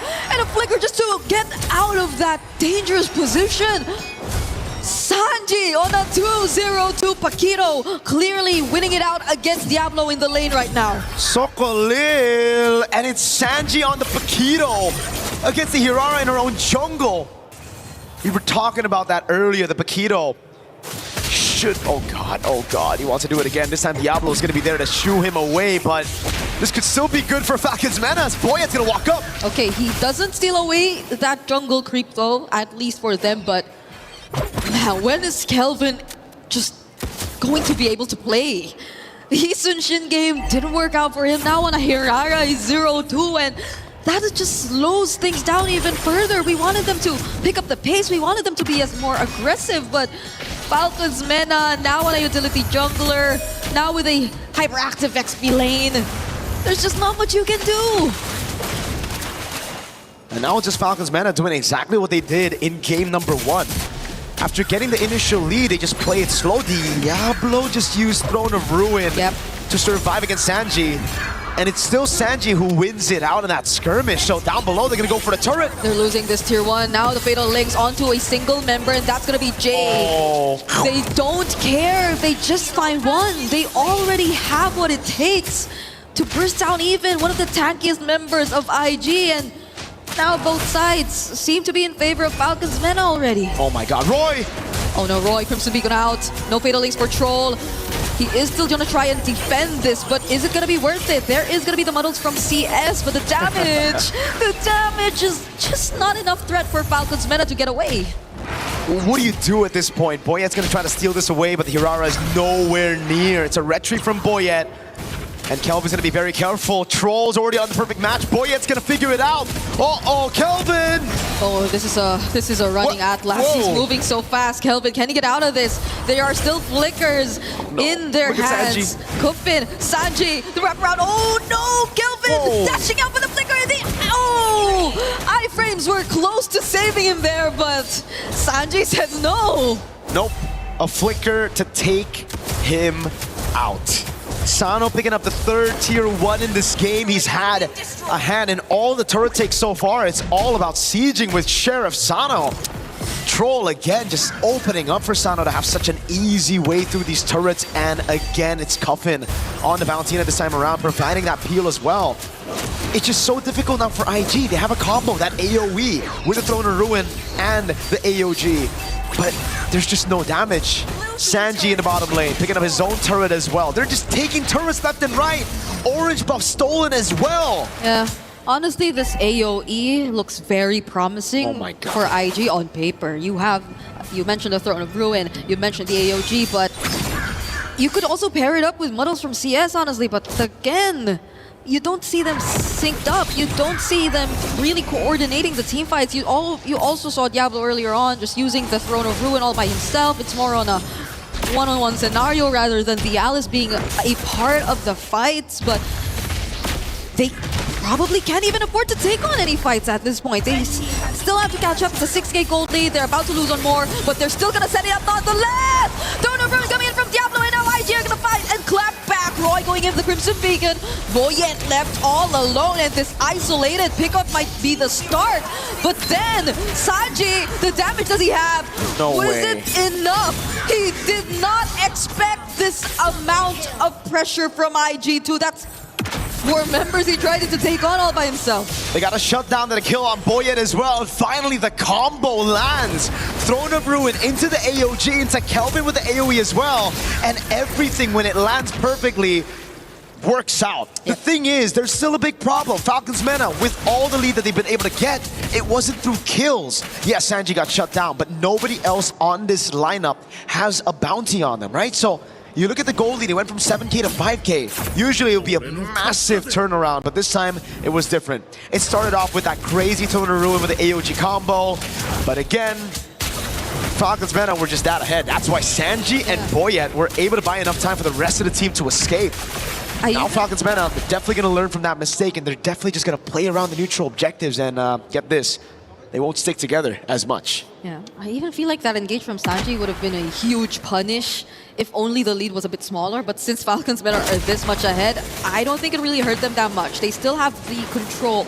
They are still the ones dictating the pace of the game, but now you have to acknowledge the fact that IG can still go for those plays. Corrosion, Scythe, and DHS. It was CS who got them the shutdown on Sanji earlier, so it really comes down to CS getting those item power spikes. We saw just how good Iman could be on the Melissa. This could be an Iman-ish game for CS, but the whole team's gonna have to play around him, and Kelvin right now, not in a good position, especially after missing those 2 dashes across the wall. I mean, honestly... Hey, Sanji. Oh. Hey, he went back. Okay, Kelvin's gonna spot him here. Crimson Beacon in, and now he is just gonna be bursted down, knocked up as well with the Lantern Flare, and he will just have to accept that. But I think Falcons Mana will make it worthwhile. They will have the Lord in their hands. And immediately after that, they find Diablo 2, bring him under the turret. Throne of Ruin just cast it alongside the flicker, but the AOG from Jay. Counter AOG from Cuffin with the IMU. And there is a Daytona's welcome possibly coming through. They're gonna catch Jay. They're gonna put him back. And now they will find more. It's Sano picking up kills after kills. But Cuffin dashing in. Two-man Terrify. And Falcons Meta finally disengage. It was a valiant attempt from IG. Again, though, they just get overconfident, I guess, with the lead that they got, man. They were able to get an initial pick down below. With Sanji down, they thought the 4v5 could work, but then Diablo just took too much of a beating. And he had to use a Throne of Ruin, miscoordinated by Jay. He thought it was gonna go in. The AOG went wide, and then Cuffin responded with an AOG by himself. Literally, Cuffin the IG boys. Okay, it's a concealed play. Already committed here by Team Falcons Meta. Diablo's still gonna go in, doesn't catch anyone! Oh no. But the AOG does catch two. Sano though with a free hit is gonna land a couple bullets onto Jay. And they now find one. It's a trade, a 1-for-1 so far, but IG get to defend their base turret. They still got waves though. That was only the first wave with the Lord. Now Roy's gonna have to defend. Sano, Sheriff Man, he's taking a lot of damage also. Oh, that's a flicker forced out. Falcons Men are not gonna force this anymore. The fact that Diablo's still there too, and CS is just very active with the defense. It's probably not the best, but it's better. I feel like IG right now have better ways to rely on when they have or they are forced to play defensive, but they're forced to just clear the waves. Would love to take a look at the items right now, man. Damage dealt. It's Cuffin and Sanji who are leading the pack, not even Sano. And no wonder. Sanji's just going full damage to Hunter-Strike. Sea Halberd into the War Axe. All right, for the Valentina, Cuffin, it's just a glowing one on Bloodwings. You wouldn't expect that guy to be doing the most damage, but now makes a lot of sense. If we got the Lightning Truncheon earlier, then my lord, these guys on IG would just be completely bursted down to the ground, man. Yeah. Also, Sano, 20 stacks in the Sky Piercer, I believe. Yep. On the way to a BOD, a Blade of Despair. This is just rough. When a 2,000 gold lead forms around your XP, you know it's kind of chopped. And you saw how the damage from Sano is really starting to pierce through. IG, Diablo, I think, is always the one who has to put himself up front, but even Diablo is just struggling to stand for any longer than maybe 2 or 3 shots from Sano at this point, considering the amount of damage that he's already accumulated, on top of the fact that his Sky Piercer already does have 20 stacks. So Falcons Meta, they barely have to change anything and adjust anything. It's just them having to take this step by step, because IG at this point, there's just too much that they have to get back from. CS is up top. This is very good for Falcons Meta. Melissa isn't really known to be mobile. And guess what? They didn't even deal with the slow push here, so he's gonna have to stay up there for a bit longer. Visible again, but the Lord gets reset by Falcons Meta. They want to play the long game here, so it's back to resetting the Lord, pushing up top with Sanji. IG somehow gonna look for a pick-off here, and I think the right way is grouping up for the neutral objective or going for the pick-off onto Sanji. They're trying to do that right now.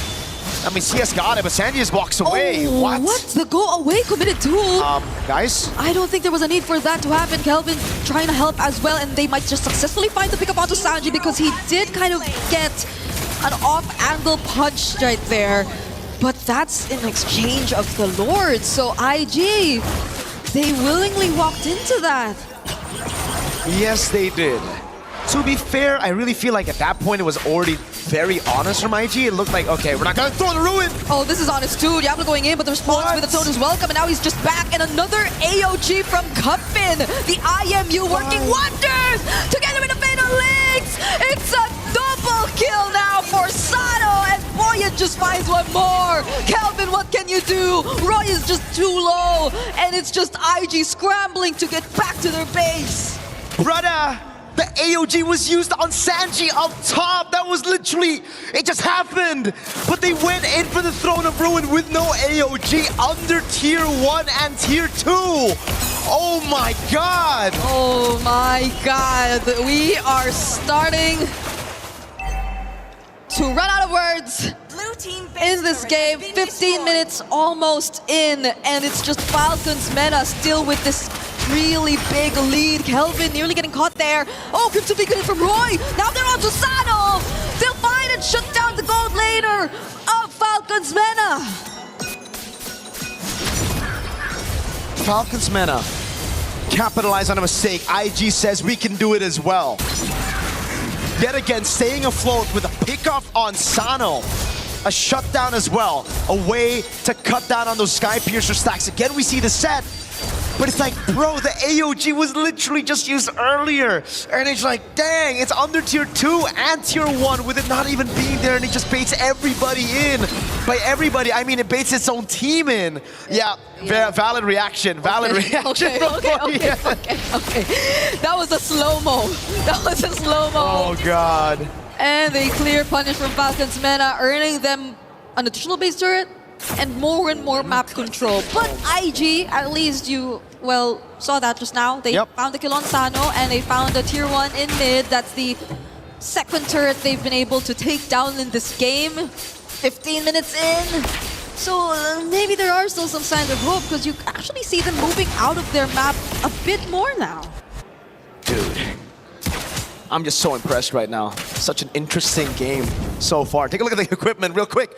Wind of Nature can be built up by CS. Wind of Nature already for Sano. It's a Winter Crown for Boyet. All right, so he's going to have a lot more to say here as he dives in forward. Not too much at risk when he dives in, as CS won't really be able to get those hits in. But the thing is, for me, Diablo hasn't gone Winter Crown. Yeah. Being the main guy to initiate and literally the first one in, I really thought the Winter Crown would be built on Diablo by now. Yeah, and it's you see it on Boyet, and now Sano. Oh, is he changing his item? I think he is. He initially had a Wind of Nature, and now he went for Winter Crown. Instead, Jay finds the taunt onto Cuffin, forces out the Crimson Beacon, which he stole. But Sanji's gonna come in from the side, and there goes Diablo! There goes the Winter Crown as well, coming in from Boyet, but the damage from IG seems to be enough. Now it's gonna be the Hirara, finding kills here and there. But Sanji has waves! He has 2 minions alongside him in mid, and Falcons Men are not letting IG get back to base, but Kelvin fortunately find his way back, and IG find more as they take down Troll. 1v1 up top, it's 1v1 right now. Sanji tries to go for the kill on Kelvin. Lord in the bottom lane already there, Boyet. Let's see if he can steal this one with Kelvin up top, and 1v1 against Sanji walks up. Immortality for Kelvin. Okay. Boyet is here to try and contest. The Dakona's welcome not being charged just yet, and he finally does use it on one. That's going to be the Winter Crown as well, but the Throne of Good from Diablo! Boyet is taken down, and Sanji from the backline gets caught in the AOG! A counter from Kuffin, but now he's all alone. He fights the kill on Diablo, but CS takes him down too! But wait, Sano's here! Hero play from Sano, can he steal the Lord? No, he can't. All right. Waves dealt with by Roy. IG pull up a crazy teamfight win in a brutally chaotic brawl. Oh my goodness, they put the Ignite on Falcons Mena. Falcons couldn't react, man. The heat was brought in, and it started with IG doing... Okay, it started with Falcons Mena ulting everywhere. That's where it started, actually. There you go. Cuffin gets caught by Jay. There you go. I'm starting to remember now. Okay. But in this skirmish, man, it was just Boyet just trying desperately to get back into that pit. But unfortunately, couldn't get in. Sanji tried to go in. He forgot about the go away. So Melissa's ult, right? Bring it up. It's a sphere, you can't get in. Yeah. Just in case you don't know. You know? So, I don't know anymore, because it's a 2.9k or 3k gold lead now in the hands of IG. It initially wasn't like this. It was Falcons Mena leading massively, but now they're pushed to a corner. It's IG trying to charge in the base, and CS, you could already start to feel the damage. Boyet is already being shredded down to pieces. Sanji picks up an Immortality, gets bursted down! Immortality, he just bought it, now it's popped and he has to fall! Falcons Mena, one man down. Still some waves available for IG. Trying to keep their tournament lives still in. Fatal legs from Troll. Fatal is onto 2. Popping Immortality for Jay. Jay gets still caught and trapped under the turret, and Sano finds another stack. But they're gonna lose another base turret too. Kelvin jumping in. Turn of Ruin from Diablo, and the Crimson Beacon in from Roy. They're fighting it under the base, but IG somewhat have damage, but they are not able to catch Sano. Sano is still able to deal damage. Kelvin dashing in, and they still have waves incoming. Uh-oh. Wave down below as well. They're going to go all in. It's Kelvin in the back row. It's going medium for Sano. Sano still survives. Sano finds a kill on Kelvin, but can he deal with the waves? He cannot. IG are bringing us to a game number 3. Ignite Gaming refuses to be eliminated in game number 2. It's a fight we're seeing on stage here for our final series of the day. What a fantastic comeback that was. Raw, micro, and macro. Punish after punish. Ridaga, I've never seen anything better than that. I don't know anymore. I feel like I'm gonna jumble your name too anytime soon. It's Marco. Marco. How did it end up like this? It was maybe 15 minutes of Falcons Mena in control, and then the last 4 minutes were just suddenly over to IG. Oh my god, though. Diablo with the sets on the Throne of Ruins, you know. He was so good at getting Throne of Ruins, he even went on it while the AOG was down once, right? So, hey, you're on the right path. That got you the win. Diablo finding the angle to get in there. And man, Kelvin always catching Sanji, really pulling out that revenge story. 0-3 and 0. It was Sanji with a 3-0, and everything turned around as Sanji constantly pushed in top, not respecting IG's flank potential. Yeah. I know it's a Gatakacha and Melissa. I know you shouldn't be caught, this is the moment by the way, by that combo. But the fact that you did is like now, is it more of a good flank or is it more on like Sanji not respecting him, right? I don't know, maybe something just clicked from IG, you know, mid-game. They suddenly sync up, and I'd say we saw it happen a couple times. There were engages which were immediately followed up by Roy specifically. I'm shout out Roy because it was a flawless Crimson Beacon 2 into whatever setup was eventually later on, but I think the panel has a lot more to say about this, you know? Hey, I don't want to say anything else about this game. Throw it to the panel. It's been Tulay and Marco. Who would have thought? Just the correction really put them on the name game there. I like it. We're playing their own little moment. I mean, that was a fun game to watch, and I think when we look back at it, we'll say that there were 3 moments that it could have gone differently and maybe even earlier for Ignite.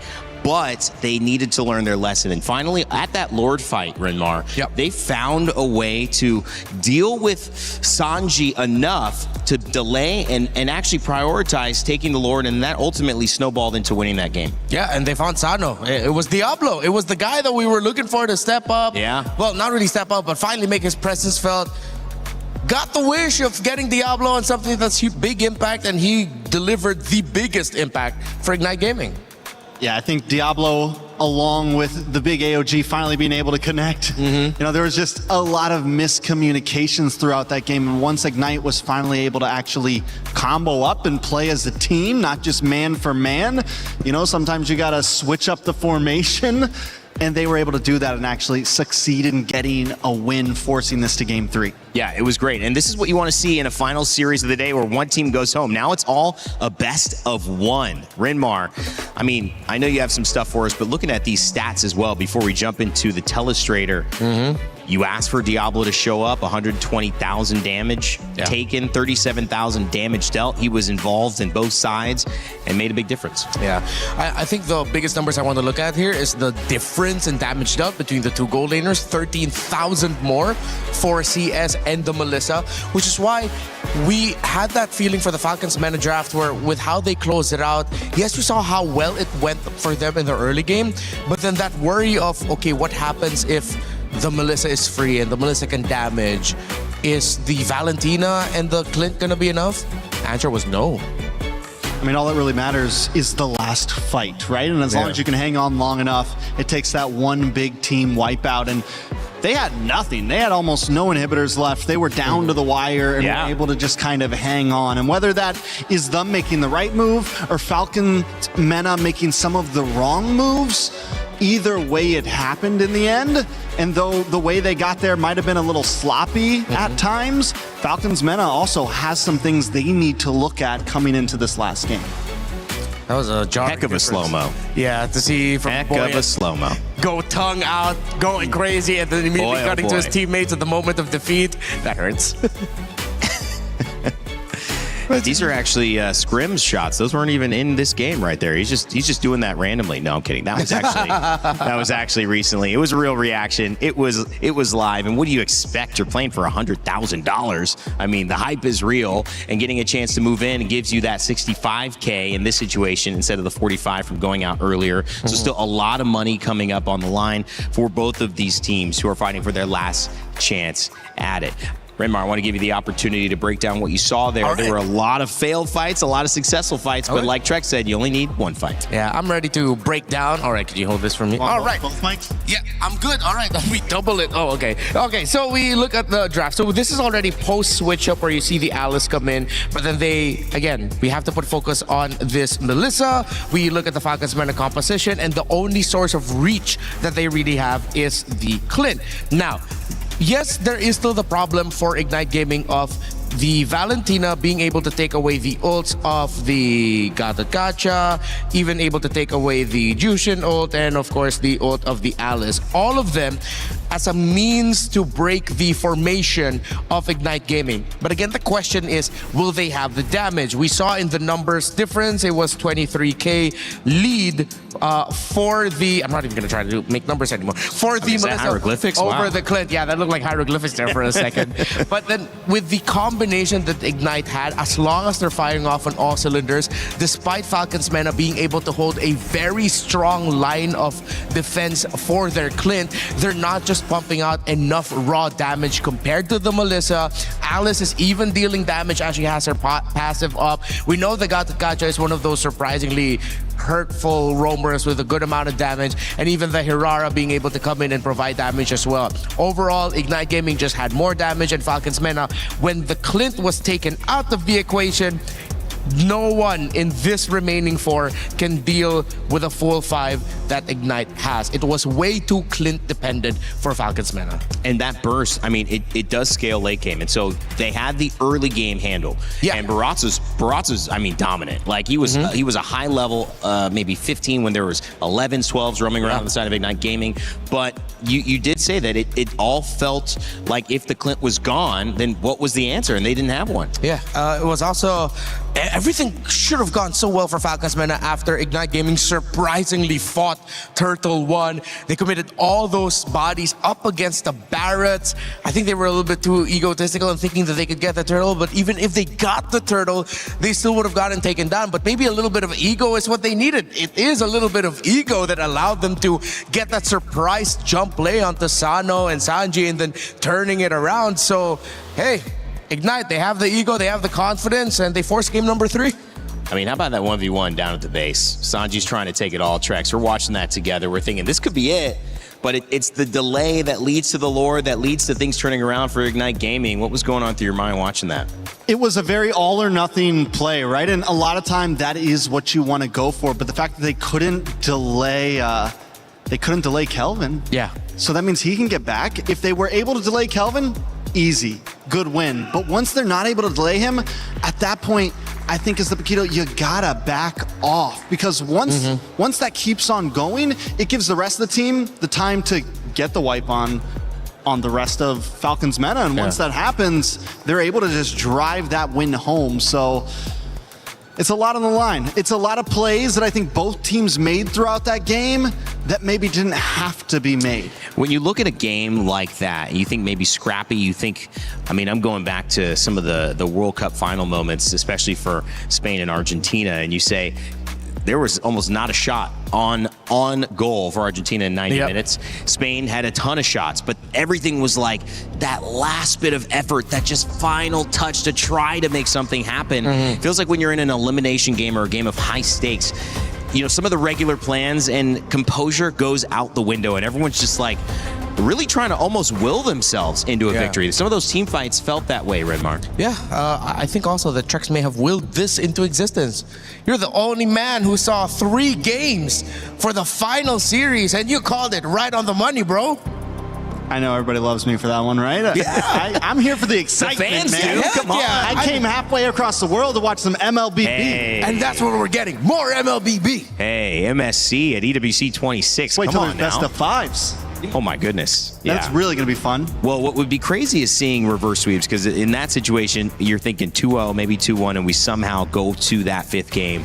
Wow, that is going to be exciting. As we get into our knockout stages, those quarterfinals are going to end up being best of fives, the semifinals as well, and a best of 7 will be our grand final. So if you think this best of 3 is fun, exciting, matchups, chess match, it's only going to get more intense, more complicated, more advanced, and maybe more impressive from both teams here. Looking at the story of these two, though, as we get to see which map we're going to be heading into, if it's going to be Clouds, we expect a lot of fights. I don't care. We're going to get Dangerous Grass. Dangerous Grass. But it seems like this is going to be a much more happier win for Ignite, in the sense that people already counted us out. We didn't really get to show off as much. We've seen a lot of Falcons through their run in the wild card. Even in their loss against Vamos, we saw a good amount of them, and even they admitted that that game 1 was theirs. It's just they messed up a little bit, and then they were able to fix that. Falcons MENA has been here much longer, has been to more internationals as a whole team. They've gone through some impressive runs. That if Ignite take them down here, with the story that they had for MPLSG, the fact that Diablo came in after the regular season of MY just to join SG, just to come back home and win his, what was it, 7th, 6th title, something like that, back in Singapore. It's a crazy story, and it's something that even if they get eliminated in the next one, they can definitely hold their head high, say, hey, we beat Falcons MENA. Diablo always seems to find a way to get his way into the main stage. Can he find a way into the top 8, into the knockout stage? But let's get down to the nitty-gritty. MENA back on blue side. Yep. Back to that Ling and Harara ban. How does the other, this time Akai and Marcel from the opposing? Oh, this might work out well for Ignite, because, again, they won that game 2 on the blue side. Now they're back on the red side game 3. They had more time to think about the approach of Falcons MENA of game number 1. The Freya band as well. The Akai, it ended up being something that caught Ignite Gaming by surprise. And maybe not by surprise, but they just couldn't deal with it in game 1. That ended up helping them out too much after seeing the Harara Ling ban, which is not common. We're seeing those usually let through, maybe one of them banned. Going deeper into the assassin pool, Falcons MENA have kind of changed things up at the end of the day and said, nope, we're not going to see them, we're not going to play them, we're not going to use them. Let's see what else you got. So do you get rid of the Eudora here? That's a good question. What happens if you don't? I mean, if you don't, then you have something that could threaten the assassin that you possibly might want to pick if you want to go for the Fanny. We know that Falcons MENA so far just shows that they don't want to play assassins. That is the point blank and period. But they're going to target even more. Goodbye, Barats. I think that's smart. It's true. It's true, because now for utility jungle, you have what? Fredrin, Basha. It's just stopping them what they like to do and what they feel comfortable with. And the thing that would give me confidence, Renmar, is the fact that they took the Akai away and then they won. Now they take the Barats away, which they're clearly leaning on. Probably have some confidence saying, all right, you got a trick on us, we're going to respond back. I think MENA are going to slowly build into this, so I think we're going to be seeing a lot of safer picks. Wouldn't be surprised if their jungler comes in last, and I wouldn't be surprised if Ignite just pan out the Fredrin and Baksha to be safe in the end, so that you're really out of full counters. Yeah, just you're out of all the options for the utility jungle, which means we'd have to see Boyd have to double down on maybe something like the Joy in the end. I mean, does he have all of that in his kit? It's a great question. The only Assassins Boy played in MPL, PH, or international tournaments. Fellas, you ready for him? Hayabusa, Joy, Fanny, and Karina. Okay, there, they have the Joy as an option. Ooh, maybe even the, Karina. So he has played the Fanny. But that was that utility Karina. I'm thinking, I wonder, are they crazy enough to whip it out here up against that Melissa who loves that basic attack? At least you have a moment to not get hit by the basics. You'll use your ultimate to burst the Melissa, and then someone else will have to finish off that hero. I think more than Karina, I haven't seen that in ages. I think if they need that poke and reach, it's not too far-fetched to just go for something like the Eve or the Farsa anymore, because you already took away the Link and the Hirara anyway. Oh, they still want to go play Eudora. It's an early Clint, but the Eudora I was just going to bring up, Renmar. Does it hurt? I mean, you Valentina against it, but does it hurt her impact if you're going kind of anti-assassin with the Ling and the Harara band? Isn't that what Eudora's there for, or are they still worried about something that could surprise them? I think they are still really worried about another assassin to pop up here. I mean, the Nolan is still up on the board, but with the Atlas, and there might be another deterrent in the EXP lane. Maybe they just wanted to play it safe.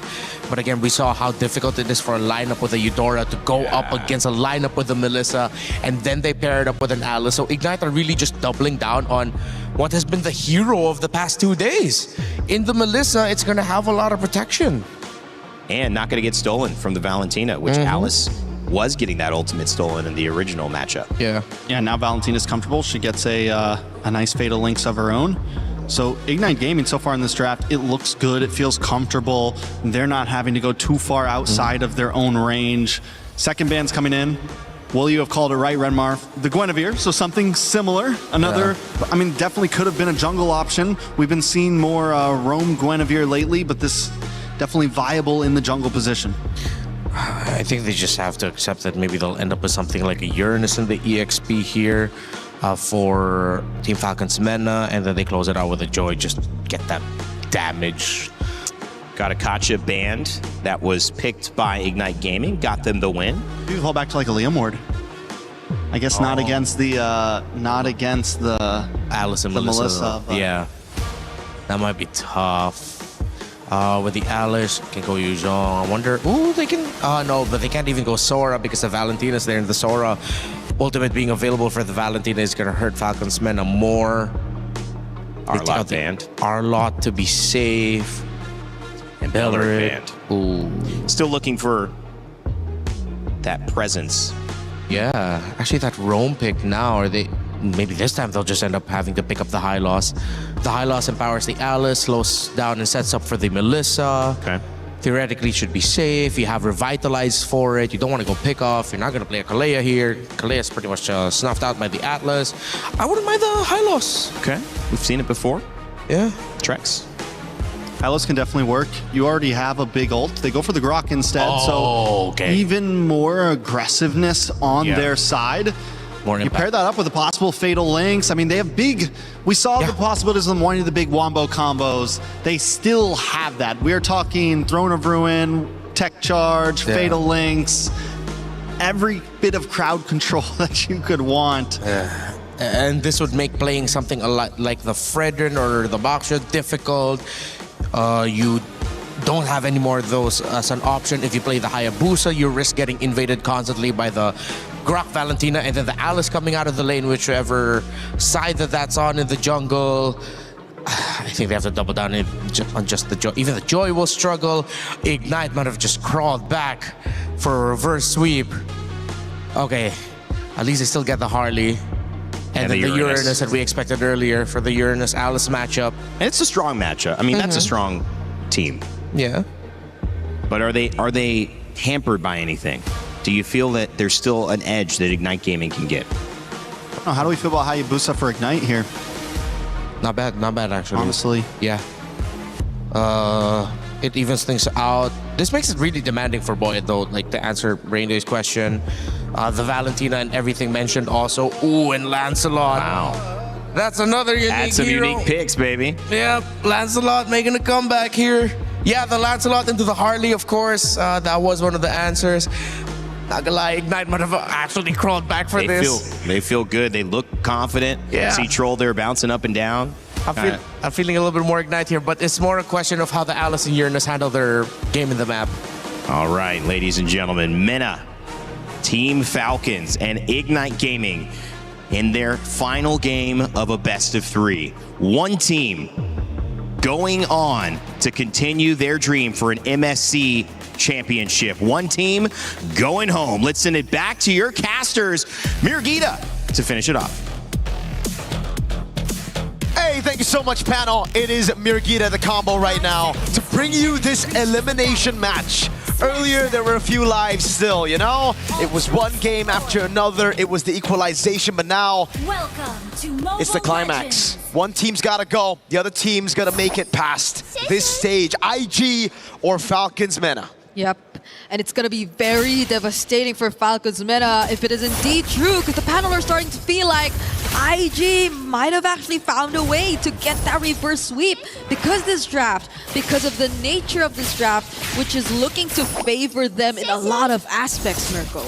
I love the Lancelot pick, man. When you are not comfortable on the Fanny, Ling and Hirara's banned away from you. You gotta find some creative moves, man. And Falcons men are really trying to choke Kelvin's hero pool down with the Harley pick as well. They denied everything away from him. So it only makes sense that he goes into the next best thing, which is probably a Lancelot. Yeah, like a lot of people were thinking Hayabusa maybe. We saw what the Yisun Shin is able to do both times. 0% win rate right now on the MSC stage. Cool though. CS went pull yourself together too on the Melissa. So I feel like they're also starting to just anticipate the amount of pressure that they'll have to break free from. In terms of Falcons Mena's lineup, that's a lot of stuns, honestly, that could just go for you. And it's not just stuns, honestly, that you have to worry about. I think one of the differences between the Melissa games we've seen earlier and this that we're seeing now is that there's just really so much burst that's directed towards you. So I feel like so much attention will be put towards the bottom lane. And even the matchup, it's already established and put there to manage and deal with the Melissa overall. So Falcons Meta, I think that's one of the ways they're really planning to go around this game, at least in the early stages. XP crab battle though, it will be Sanji who picks it up. That means tempo for Falcons Meta. Troll in the mid lane against Roy. That's Boyet as well.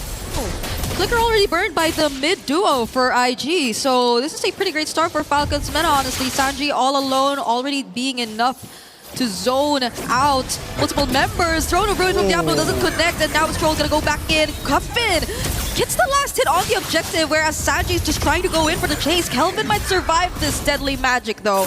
And so IG don't lose out on much, but they don't get the objective. That is Falcons Meta with a very similar start to Game 1 and Game 2, despite having a completely different composition, right? Game 1, Game 2 was all about the objectives with the utility jungles, Barats and Akai respectively. Now with the Harley, it's still control over it. The team just knows they got that muscle memory on how to play the first neutral objective. Sanji with the instant prio after securing XP Crab. Boyet though on the Harley. Something we did get to see in the wildcard as well, now really abusing the fact that he can actually walk up and invade, unlike on the Akai. Ooh, he gets trapped here, but will use the deadly magic on Diablo. Doesn't want to stay there and just fall down without getting anything. And now the bad execution! He goes back with a space escape, but Jay was there. He was ready to answer back. What a catch, the wall placed by Jay, and then the tech charge. A big swing with the concussive blast, yeah. At least he was fast enough to clear the jungle this time, right? Unlike the Akai, but it's just unlucky because Jay was able to catch him on his tracks back into his own jungle. So IG able to find something back. That is a fatal links on Jay. On Jay. I With think, a flicker too. Yeah, that's a key word. It's on Jay, so that's big info for IG. They know that the Fatal Links and both the Flicker are down for Troll, so for this upcoming fight, there might be a bit more leeway for them to just move around and establish their presence. And again, they're on the Lancelot too, so I feel like they should be a bit more confident in terms of just picking up these objectives and fighting for it. But let's see how it goes with Falcons Meta at this point. Despite what happened just now, I feel like they will be getting the Fatal Link soon too. And they pretty much set up for this. Look at just how Sanji has been cutting the waves in the base of IG. Classic Sanji. He was trying to do this on the Paquito, but he got punished for it now on the Uranus. Perfect time to do it. Sano, though, waiting in the bush on the Clint. Yeah, Troll's just walking through everyone, and it's not looking good. IG are just really going to take this objective. Tech charge doesn't connect onto anyone. There goes the Throne of Ruin, but now they find three. But the counter setup from Roy all over again, but the damage, it seems to be working out for Team Falcons Meta. Boyet, as well as Sano, seem a bit too reliable as CS is the next target. It's a double kill for Sanji. Big win for Falcons Meta. For the first time, it's IG were actually able to get the neutral objective, but Falcons Meta take the fight. They even take the orange. No, Kelvin's still able to secure it, but Sanji's going to walk down on him. Yeah, and it's very fast conversion. They don't want to waste time. Now they finally will take that tier 1 in mid, and even that tier 1 down bottom. Kelvin is not having a great time though. He is not really taking his very own jungle caps. And it's the same story in the early game. Falcons Meta are just the better team at converting on objectives and playing around these team fights early. It's just somehow in that game number 2, They completely forgot about their win conditions and they played around IG's win con of just sticking together, which is something that IG can still do right now with the Alice and the Grok. But it's something that Falcons Meta will definitely be eyeing out for this time around, right? Yep. Fool me once. Wait, hold on, Troll. Okay, you're gonna spot out CS, forcing out to go away. The ultimate already casted 2 for Cuffin, but do they use the Fatal Links? No, it's actually IG using it first, and there goes the counter. Oh my but God. CS, he's just stealing the free hits. They're actually able to find Cuffin in the process, and it's just the mid lanes traded out. It's a 1-for-1 that's actually... Oh, if Sano gets caught by the wall there, then it won't be bad for Falcons Meta. It won't be good for Falcons Meta, but still a pretty good trade for them. Kelvin doing a good job here. Counter jungling and invading whenever he gets the opportunity to, right? Yeah. It's the only way right now to keep that goal lead from getting too crazy. It's exactly the same. It's almost exactly the same from what happened and transpired in game number 2, where it's Falcons Meta taking charge and then IG just forced to find trades, mostly through Kelvin and his presence across the map, and the fact that there's also an Alice, so I cannot but think that IG are just really waiting out for CS maybe. Troll? But Troll decides to go in. That's 2 tanky members standing in front of him. They're not gonna go for the setup just yet, but yeah, if there's anything I really want to see change for IG, and if they're waiting for that timers, hopefully CS doesn't really panic click on buttons. I think we saw it a couple times even in game number 2, and even just now the go away being forced out quite early. Because Eman, you saw him earlier. That was such a patient way of playing the Melissa. So Falcons Meta, now that they're in this lead, IG have to be very particular with timings. Here's the thing with Melissa, right? It's like, all right, it's a great pick. You can play around it. You can farm and just scale all game long until you get your power spike. But it requires the team to play around you. I mean, that's the thing that IG, if you don't, haven't been doing in the early game. They haven't been playing towards this Melissa. CS has kind of been an independent Melissa all throughout this game, unlike Vitality when they played it with Eman. So, again, for IG, it's all about playing with your winning condition, right? With the Valentina, Alice, and Brock, it really is a composition to just enable Melissa, CS on the Melissa. Kelvin can do his own thing in the back, but everybody else needs to peel for CS. Because honestly, even if you hand over, let's say, the Fatal Links to Roy, that works too. If you're just really planning to play around CS, setting up for CS, and you have multiple ways to just catch these opponents because they're not on Purifies. Diablo used the Throne of Ruin right there. So they will not have it for a while. Yeah, they still want to defend this? Okay, gets away with the blink. Why did they use the Throne of Ruin there? It was in a bush, so maybe they were considering going for an engage, but it was just Troll that they saw, so maybe they'd rather not, because you never really know if there was anyone else from Team Falcons Meta just waiting to follow up and go in for the bait. So IG, I think it's true enough. They're really being careful about this. They're playing from behind. This is nothing new to them, but we have an objective upcoming, so they can't afford to lose out on more. And look at the way Falcons Meta this time have been able to manage the wave up top, far lane control as they play this Lord Dance. And this time, Sanji won't be making the same mistakes as that game number 2. He won't overstay in that side lane to get picked off. He's on a Uranus as well, has a flicker. So if he gets picked off now, that's on him. Yeah. He is just going to stick with the team. He is going to go for the zone, and they have enough info on where IG currently are, but it's Jay and Diablo waiting for a potential entrance? Looking for an angle. It's a 3-level lead between Sanji and Diablo. Sanji's been cutting these waves, and Diablo hasn't really been farming up. That wave up top is still looking good for Falcons Meta. I think there's too much pressure on Diablo to set things up for his team.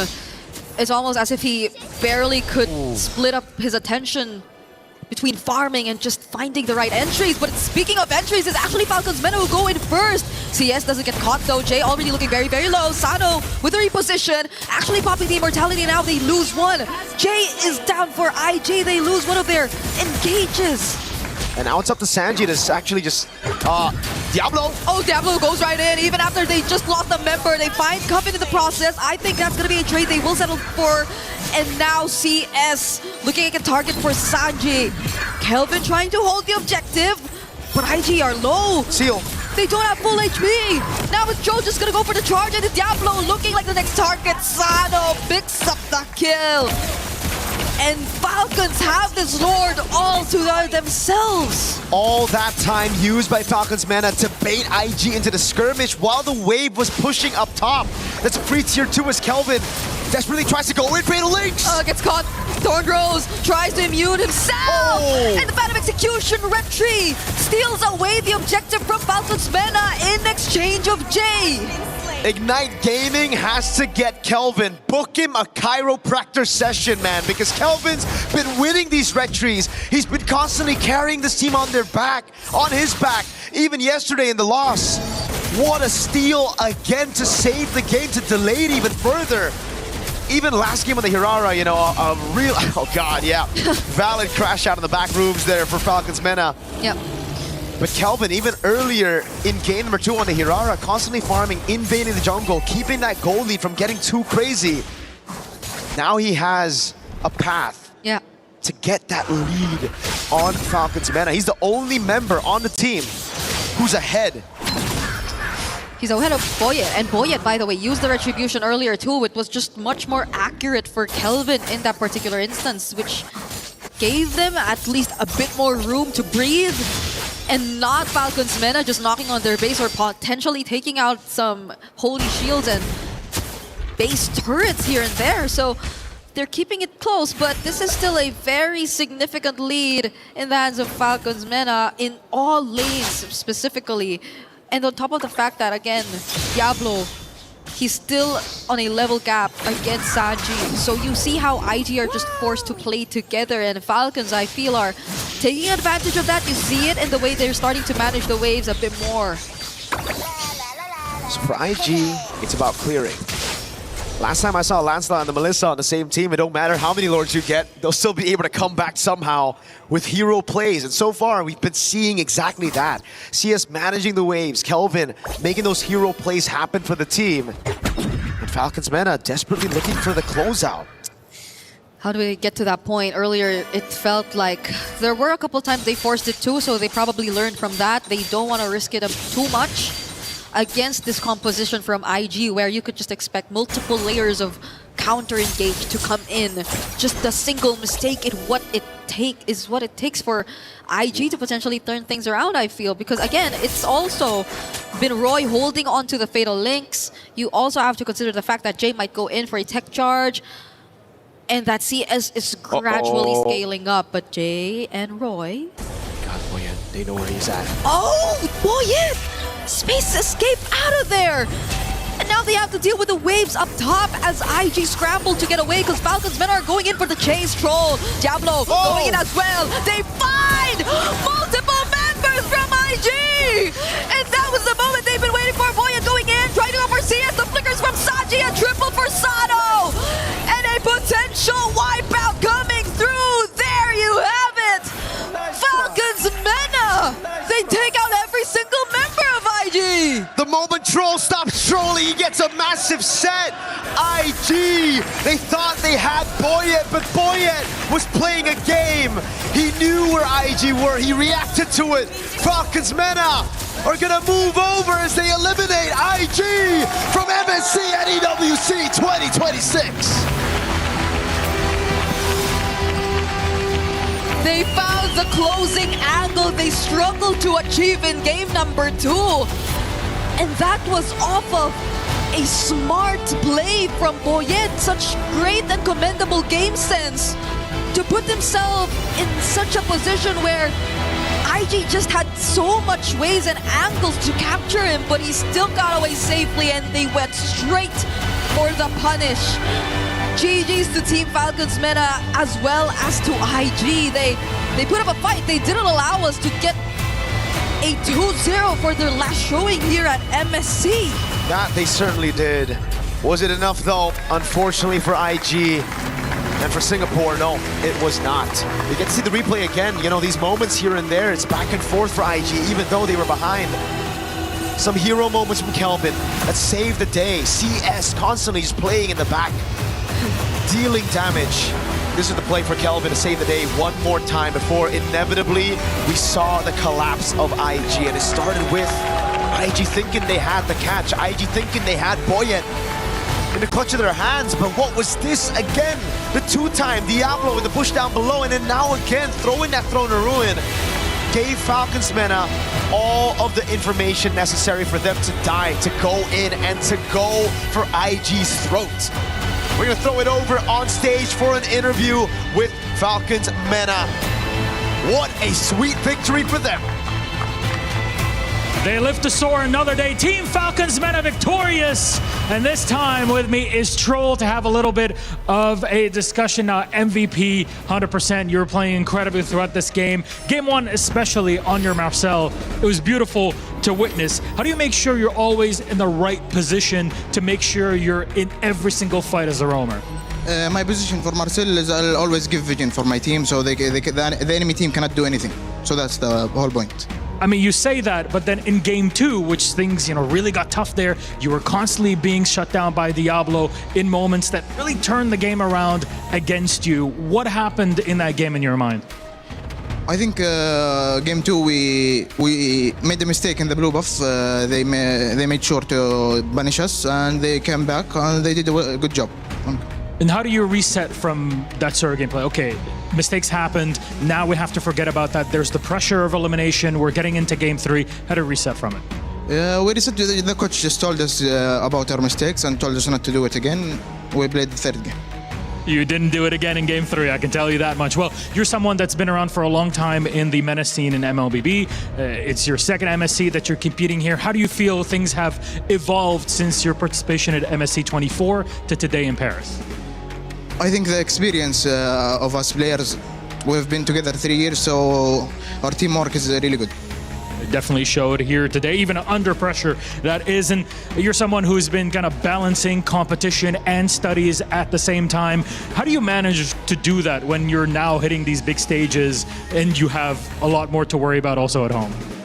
Well, now I don't have anything to worry about because it's summer break. But when it's time for school, I'll just study and play. I've been doing it a lot, so it's okay. It's just part of the competition. Thank you very much, Troll. Congratulations to you and Team Falcons Mena. Gentlemen, come over here. Habibis, it is time then to crush our second and final key of the day. Did you guys decide who's going to crush the key? Or is it just going to be you, Troll? I don't know. Who wants to crush the key? You know what? Let's just decide it in the moment. Come on over, gentlemen. This is it, our second elimination of MSC at EWC 2026. It's huge. Yes, I know. Join on in. It's time for you to crush the hopes and dreams of Ignite Gaming on the other side. Their key is already in place. The instructions are ready. You can go ahead and push it in and just watch it. Keep pushing it. Hold it down, Habibi. You got this. They've done it in the game. They're doing it again on the Crusher at EWC. Oh! Ignite Gaming set ablaze by the Falcons. All those hopes crushed to bits. Little tiny shards. And you'll see it all in front of you here. It's the magic that happens here. At MSC at EWC 2026, Ignite Gaming are out. Your victors, survivors, Team Falcons Mena live to fight another day. Back to the panel. Well, nothing is granted. If you play enough Eudora in mid lane, you'll hear her say something like that.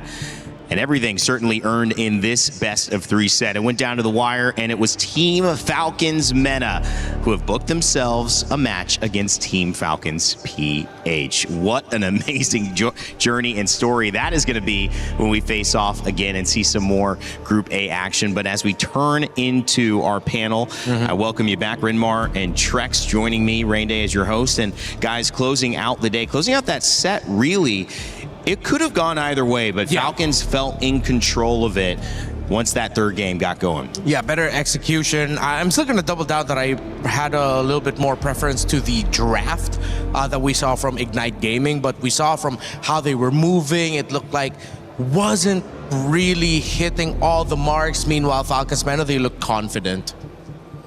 Yeah, I mean, I can also double down that I liked the draft from Ignite as well, but it just goes to show kind of what we were talking about through a lot of those games, Rain Day, where it just felt like Falcons Mena was playing a tighter game. It felt like they were just overall competing at a better level than what Ignite could bring today. And I think In game 2, we saw some shimmers of what Ignite could really be, but they couldn't bring that consistently through all 3 games.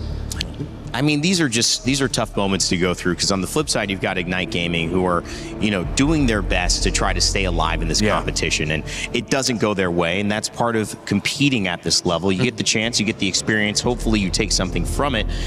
What can Ignite Gaming take away from this loss? I mean, look back at their story. They crawled through the lower bracket in MPL Singapore. They went through a grueling 7-game grand finals against favorites and still won. They made it here. They dropped down to the lower bracket, but they got a game against a very experienced team in a match that we thought that they'd be done and out for. They forced the game number 3, didn't go their way, but they have a bright future in Kelvin, with what he was able to do with that one heroic play he did, stealing the Lord away in game number 3.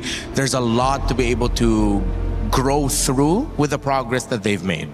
And when you look at Falcons Meta, isn't this a little bit more of just the same story? Finding their way through the wild card, facing elimination if they do not get the job done, but at the very end, at the last moment, crossing the finish line. It's another one, and now they get to go against their kind of organizational companions in Team Falcons PH, who many people didn't expect to be in the bottom side of the bracket, but are. Can that run continue?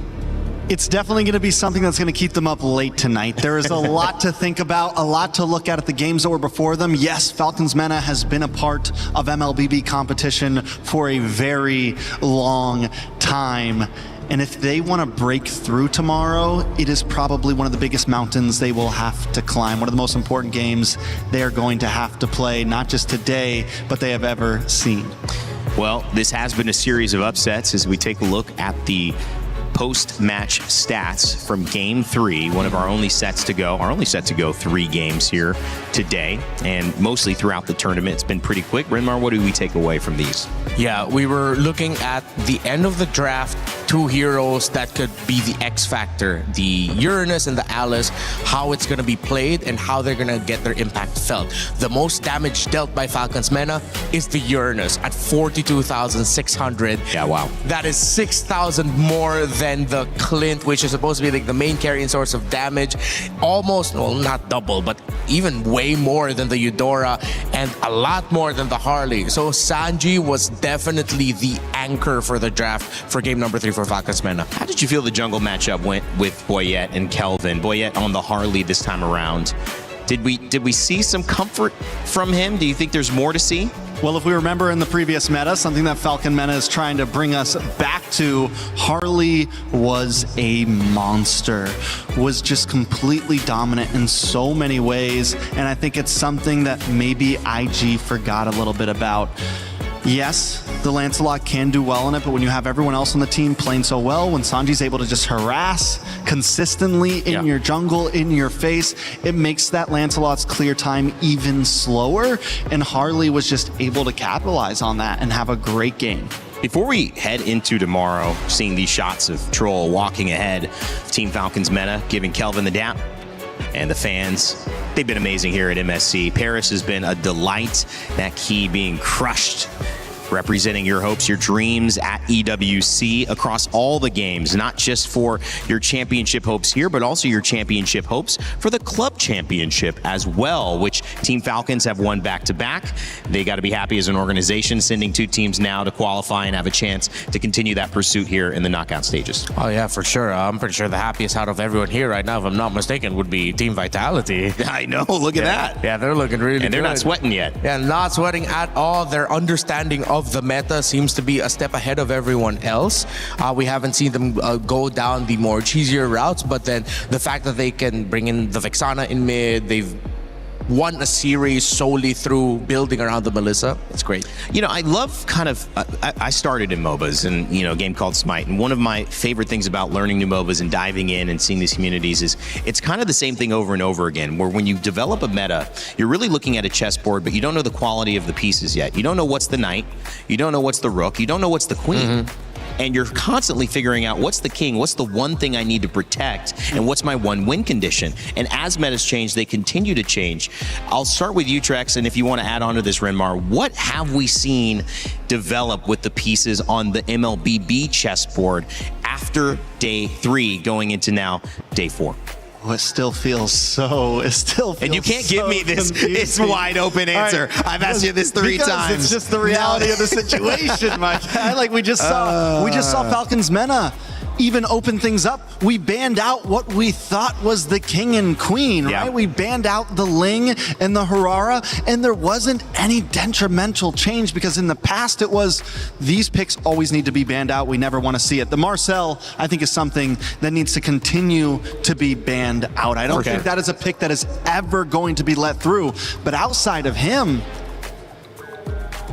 there's nothing else that really seems end of world if you ban it out or let it through. Everything seems to have a counter. I will go down this board as well that the Atlas and the Belleric also seem to be a very important pick. And yes, the Harara and Ling are going to start to be thought about on whether we will ban them or let them play. And I think a lot of teams are going to look at the way Falcon Mena played today and maybe implement it down the line, especially some of the teams like TLPH and like Falcons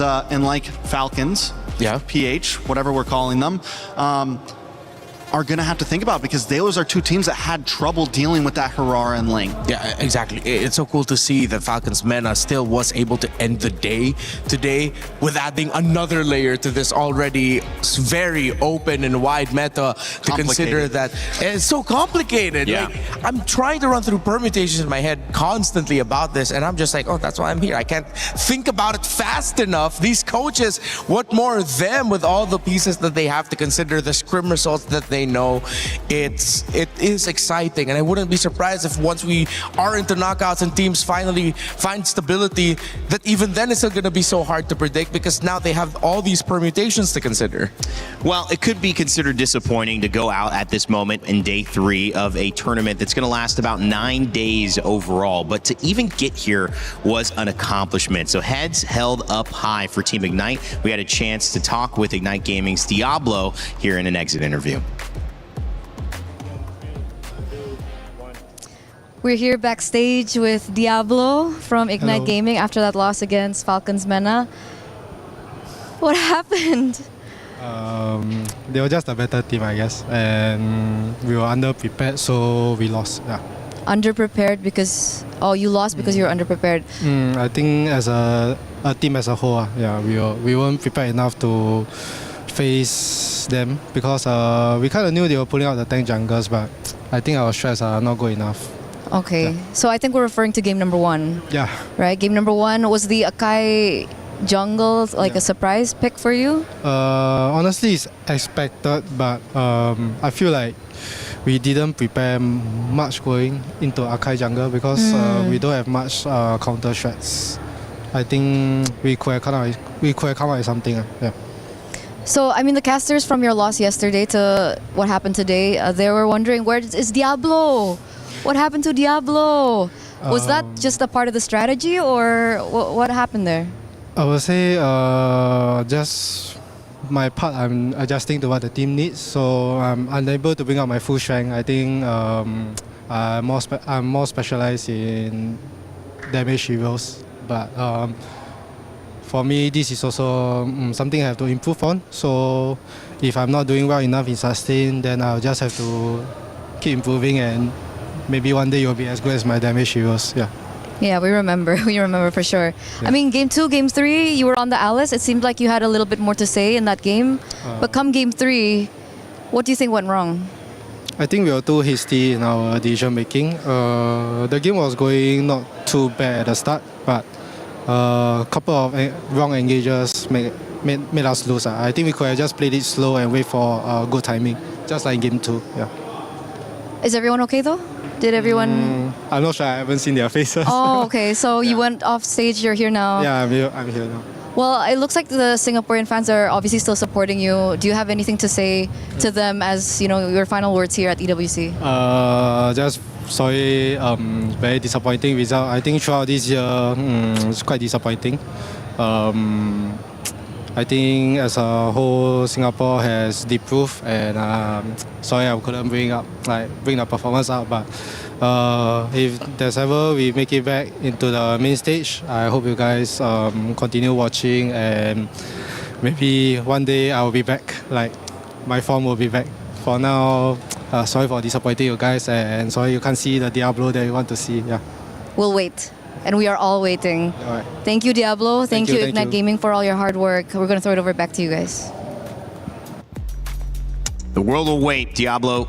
Great final words, great humility there, and trust me, you will have your fans ready to support the next time you get a chance on this stage or a future M Series stage. Guangzhou Gaming in this schedule take the win over True Rippers. They will play tomorrow, and it's Team Vamos who win a 2-0 over Team Spirit, booking their spot into the knockout stages. Team Vitality also did the same, taking down Team Falcons PH, sending them into a knockout game, which means they could go home, but they're going to be facing off against another Team Falcons and Team Falcons Meta, which means the Falcons will be flying into another match. It just depends which one. As you take a look at this, it means that when Team Vitality and Team Vamos book those tickets, there's still more to do as Guangzhou Gaming, Team Spirit, Team Falcons PH, Team Falcons Meta want to find themselves in the other 2 spots. 4 teams fighting for 2 more spots, and that's just Group A. Tomorrow, Group B takes the stage. And that leads us to some big games, gentlemen. GK Esports, Selangor Red Giants to kick us off. That's a lower bracket game, meaning one of them is going home. Yangon Galacticos Pro Esports, Onyx and Aurora Gaming. Coach Midnight, who showed us some awesome stuff, that Rafael Ahmed. We'll see if he has any more tricks up his sleeve. We'll close out the middle of our day, and to end it all, it's Entity 7 versus Team Liquid. Another lower bracket game that will send a team home if they can't get the job done. Yeah, based off of what we saw from their previous matches, it seems like the first match for GK and for Entity 7, they're going to be the ones I think perceived by a lot of us as climbing an uphill battle. Yeah. But those middle set of matches, those look really exciting. What's insane is that in the past you would say the Aurora versus Onyx could be an uphill battle for Aurora, but this time around, I think more and more eyes are looking at Aurora as real contenders here. You know, word on the street is they are doing very well behind the scenes, and what we're seeing on the stage, they are also doing very, very well. Well, to all of our talent and all the production team, we appreciate you all for being here and joining us on day 3 of MSC at EWC 2026. My name's Rain Day, and I'll remind you to never give up, never stop gaming, and we'll leave you tonight with the STC recap. See you tomorrow.